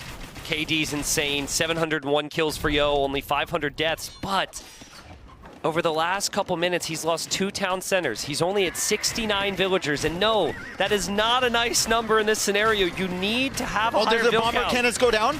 Do the bomber cannons go down? Hart's trying to snipe him. Does he get it? He gets both! Dude, that's huge. That's massive. Now you can play Skirm and pretty freely take some decent fights here. And still only 1 trep, which I know is, it's still going to do some damage here, but that will take some real time. That's the gold in the north there for Yo. He's trying to reclaim a little bit of the south. What's the score? 22,018. He clears this army, kills all the buildings. It's very doable here for Hart. Yo is at 142 population. His eco and military perfectly balanced. It was 71 for both at a moment ago. There's Siege Ram. I'm telling you, Siege Ram's a game changer. 1 or 2 Siege Rams can destroy a castle when you're not looking. It tanks a lot of archer fire as well. Dude, it was that raid in the south. It turned everything around. That big raid, Yo lost like 25, 30 Oh, man. villagers. And he's raiding more. And he's raiding again. But it doesn't matter. He's killing skirms. That's all he's looking at. He's killing skirms in the middle. That's all he wants is to protect that trep. There's a new cannon there. Hart still hasn't taken down the trep, and there's repair villagers coming from Yo to keep the trebuchet alive. A lot of stone is being invested into repairs right now for Hart. And 246 villagers killed by Hart this game. This is a weird scenario because Yo's pop is looking bad, but he's got a big score lead. And we are less than 15 minutes away until the timer comes into play. If it hits 1:15, guys, and sometimes it's actually not exactly 1:15. Does he get the trap? Does he get the trap? Does he get the trap? He's going to get it with the skirms. Nice snipe there from Hart. Oh, God, Dave. This is the exact scenario we discussed the other day. It's like, if it comes down to timer, you have these weird situations where someone who has the kills can't, like, actively push easily, and Hart's going to get desperate to finish this game off fast and recover that score. He is to take down buildings. He is to stop feeding skirm kills. He's got 13 minutes now. Either way this game goes, it's going to be heartbreaking. Yeah. Well, I mean, depending on who wins, it will be more heartbreaking. But, yeah. And also, players will likely forget about it, even though everyone kind of knows. There is a notification that'll pop up at 100 years, which I think is like 10 minutes away. Yeah. And then it will show at the bottom right of your screen's view. I mean, I think both of these guys have been thinking about score for the last like 10, 15 minutes. Maybe. I think that has to be a consideration. Hart's trying to micro against torsion engines, 2 God. bombard cannons. Oh, God. I mean, like... That's not what you want. No, that is Oh, not God. what you want. Oh, man. And that gives you a little bit more time, Dave, a little bit more time. Yeah. It's clear to me that Hart has just been so uncomfortable with the Roman late game, so hesitant to go for Siege Ram, but finally we see Siege Ram out. 82 villagers now for Yo. That's the highest count he's had in a while. But 27 Arbalest is the lowest count he's had of that in a while. I mean, if if you're Hart, you almost just send the siege rams against the bombard cannons. Yeah, anywhere. Yep. Like, you take it after buildings, you send it in against the army. It's really good when you get enough. One thing we have to consider as well, if we're looking at the score, look at Hart's Q. If he unqueues those he units, gets a his lot more score goes score. up a lot. Right? Also, Yo doesn't have that much in the queue. Technologies as well. Yeah. Both players actually have like a lot of techs, but you might see players start to research technologies that they wouldn't actually benefit Here come the from. Rams. Can Yo stop these? He manages to clear the light cap. The Rams are going for the bombard cannons. He's trying to snipe them with the Arbalest, and the Rams are actually going down, but there's 4 of them. The thing is, though, the Rams will die, but the army for Yo is not attacking the skirmishers. That is what Siege Rams do there. And so that's led to a lot of nice kills there. More raids coming in from Hart. 5K score lead for Yo. 9.5 minutes until we will reach the timer. He noticed the raids. He did. Nice. He's locking. Oh, maybe. He's losing some more villagers. 273 vills killed. Oh man, you have to be so patient here. He's got 82 villagers again. He just can't get that number up to where he wants it to be. And meanwhile, I mean, Hart's just been sitting on 120, 130, 160 at some point. Also, I think Hart needs to just change his thinking here. You have Rams. Stop feeding through the middle. Ram the sides, like ram the walls. That's what they were designed for. But it's a unique scenario. Well, in this map, it feels like players just mentally consider those walls almost permanent. Yeah, true. Right? Like you never see anyone attacking. Yeah. At all. You never see people deleting them, like I mentioned. Dave, look at Yo's resources. He's at the limit, dude. Absolutely. He's at the limit. Like this is. I mean, and his gold got raided recently in the north too, so like it was really struggling to keep that gold income there. He made a ram here for whatever reason. Oh God! There's vills down there, and that's how many vills? So that's 22 out of 75. And they're cowering in fear right now, as they should be. Yo's not moving them because Hart can only see movement. Can Hart take the bombard cannon? No. Can Hart? Yeah. Yes. He got it! He gets it! Forgot about the bombard cannon! Countdown's on. We are less than 10 minutes. The players just got a notification. It's 96 Yo, years it's 5K now. score ahead, but look at the queue for Hart. Yes. Can Hart break him? Can Yo is Hart going break for a him? TC in the south as well. Again, it doesn't matter. Yo could have like one population. If he still has the higher score, he still wins this game. But the score is going to close in big time because buildings destroyed is one of the biggest stats when it comes to score in this game. This is going to get close. Hart's still feeding in light cap, though. I think you need to pull the light cap back. Pull him back. Don't give free kills. Do not give free kills to Mr. Yo. 120 pop for Mr. Yo.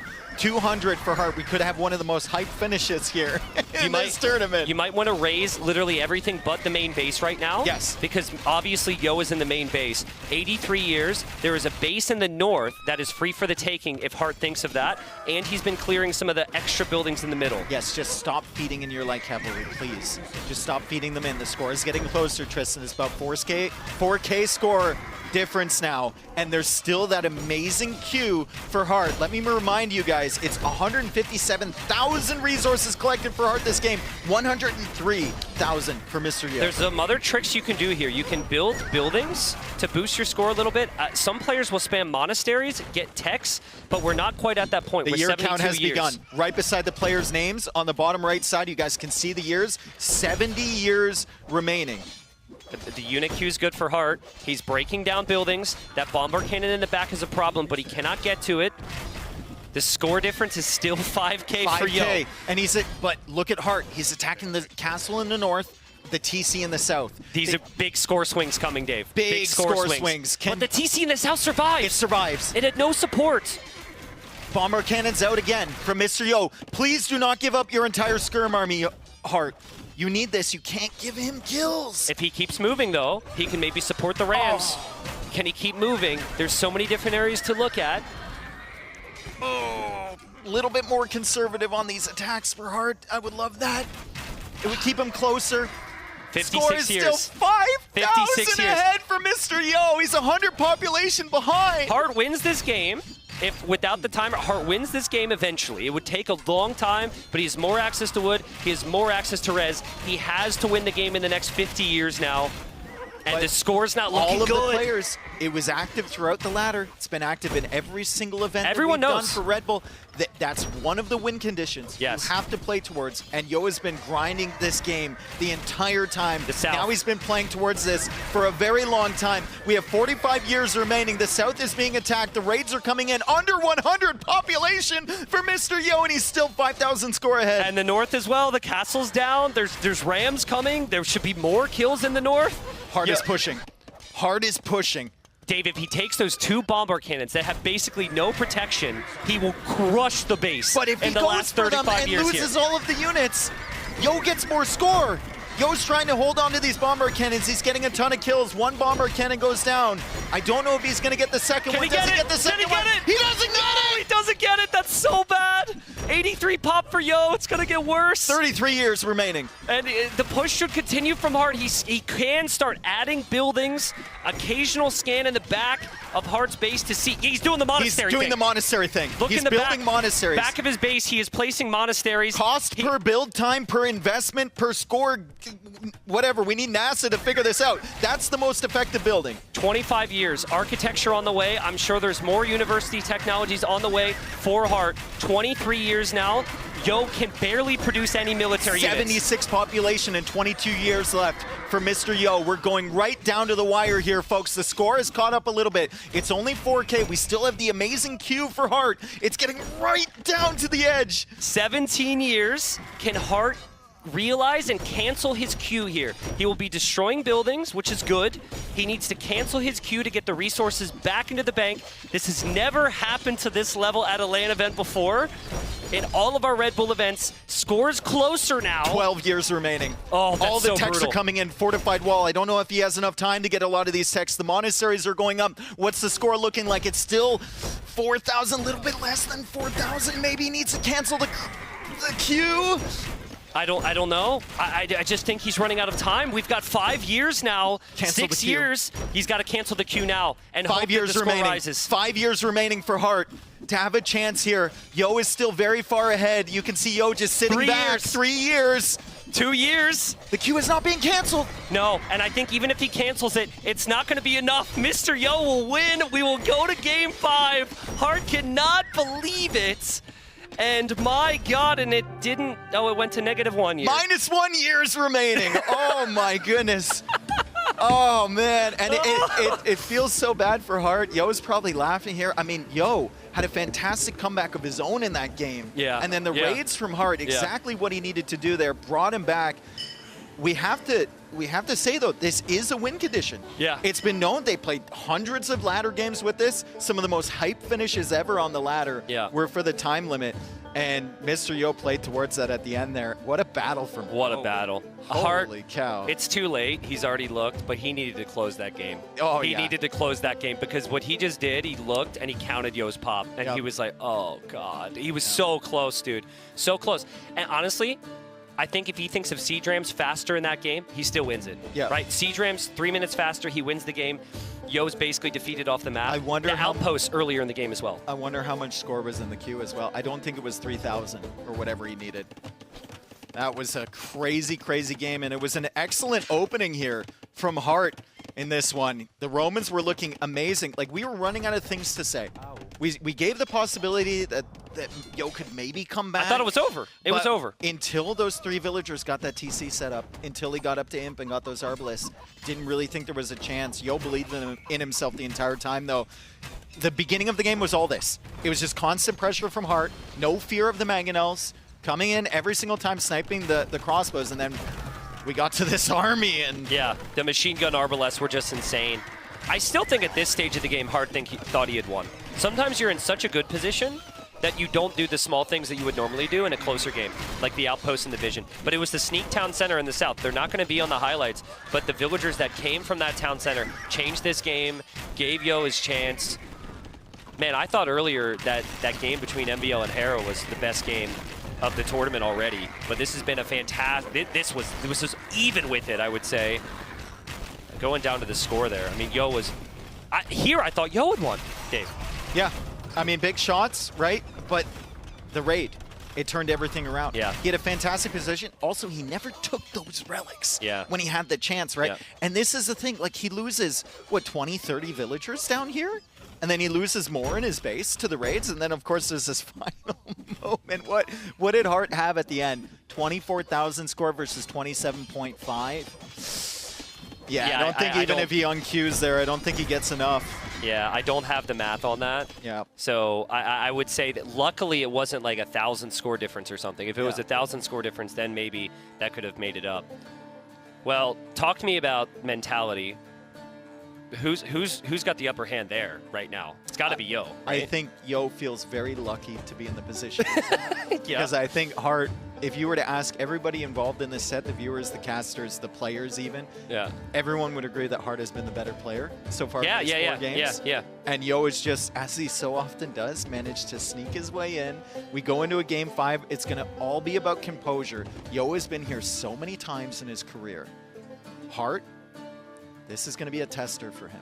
All right. Well, obviously, crazy series so far. Quick break here before we go into the final game of the series, which, again, super important. Hart still no series wins yet.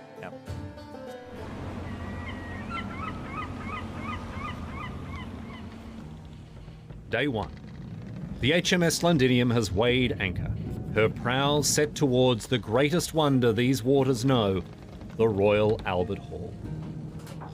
Captain. 8 empires, 8 commanders, each forged in the flames of 1,000 battles to claim their throne at Red Bull Wololo.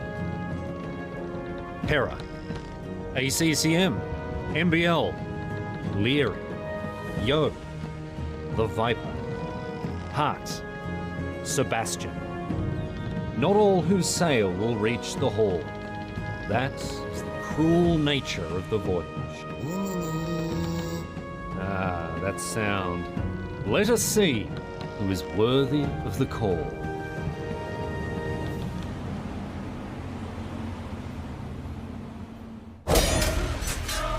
We must stand united, for even a hero cannot win alone.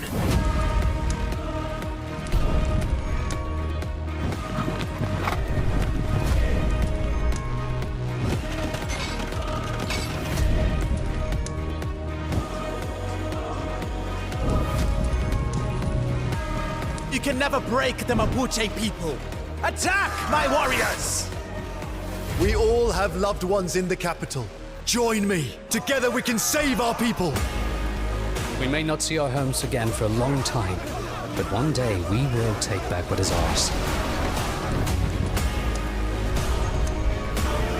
Nothing good comes from mistaking men for gods.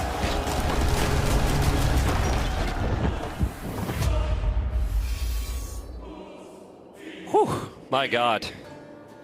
The hype continues as we're here at Game 5. Yes, it does. And you asked about mentality. I'm glad we had a little break there for Hart to just kind of reset, because I really think he needs it. We had a discussion in our little 2-minute break, and I was like, man, I really want to say, like,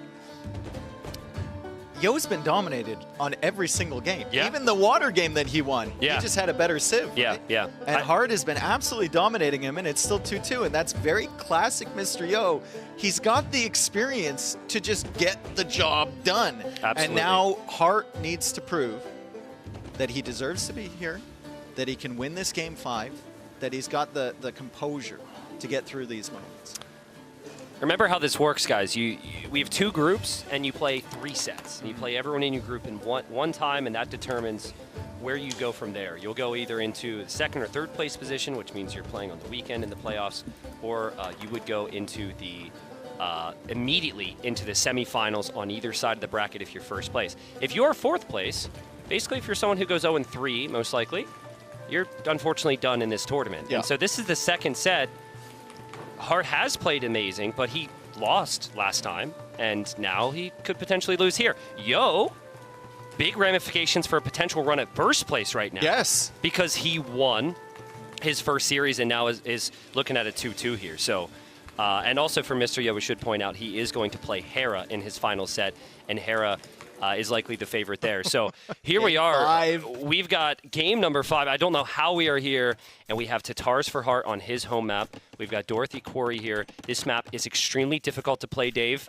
It could go late, but very rarely does it. And I think one thing that deserves to be mentioned, even if in gameplay-wise it feels like it's been kind of tilted towards Heart, experience and map draft and civ draft for Mr. Yo has been fantastic. Yes. Right, he got Ethiopians there against Romans. He dragged it out to the late game. He had Vikings earlier against Malay on the Stone Drift map, and now he's got one of the best civilizations coming home for this map. He's got Persians here on the quarry. Yes, he did very conveniently skip the Mapuche pick, which looked well, very, he very lost that questionable. game, and he probably calculated that out when he was on the chess yes, screen. You know? I too plan to lose games. That's the issue, is I plan to lose too many games each series.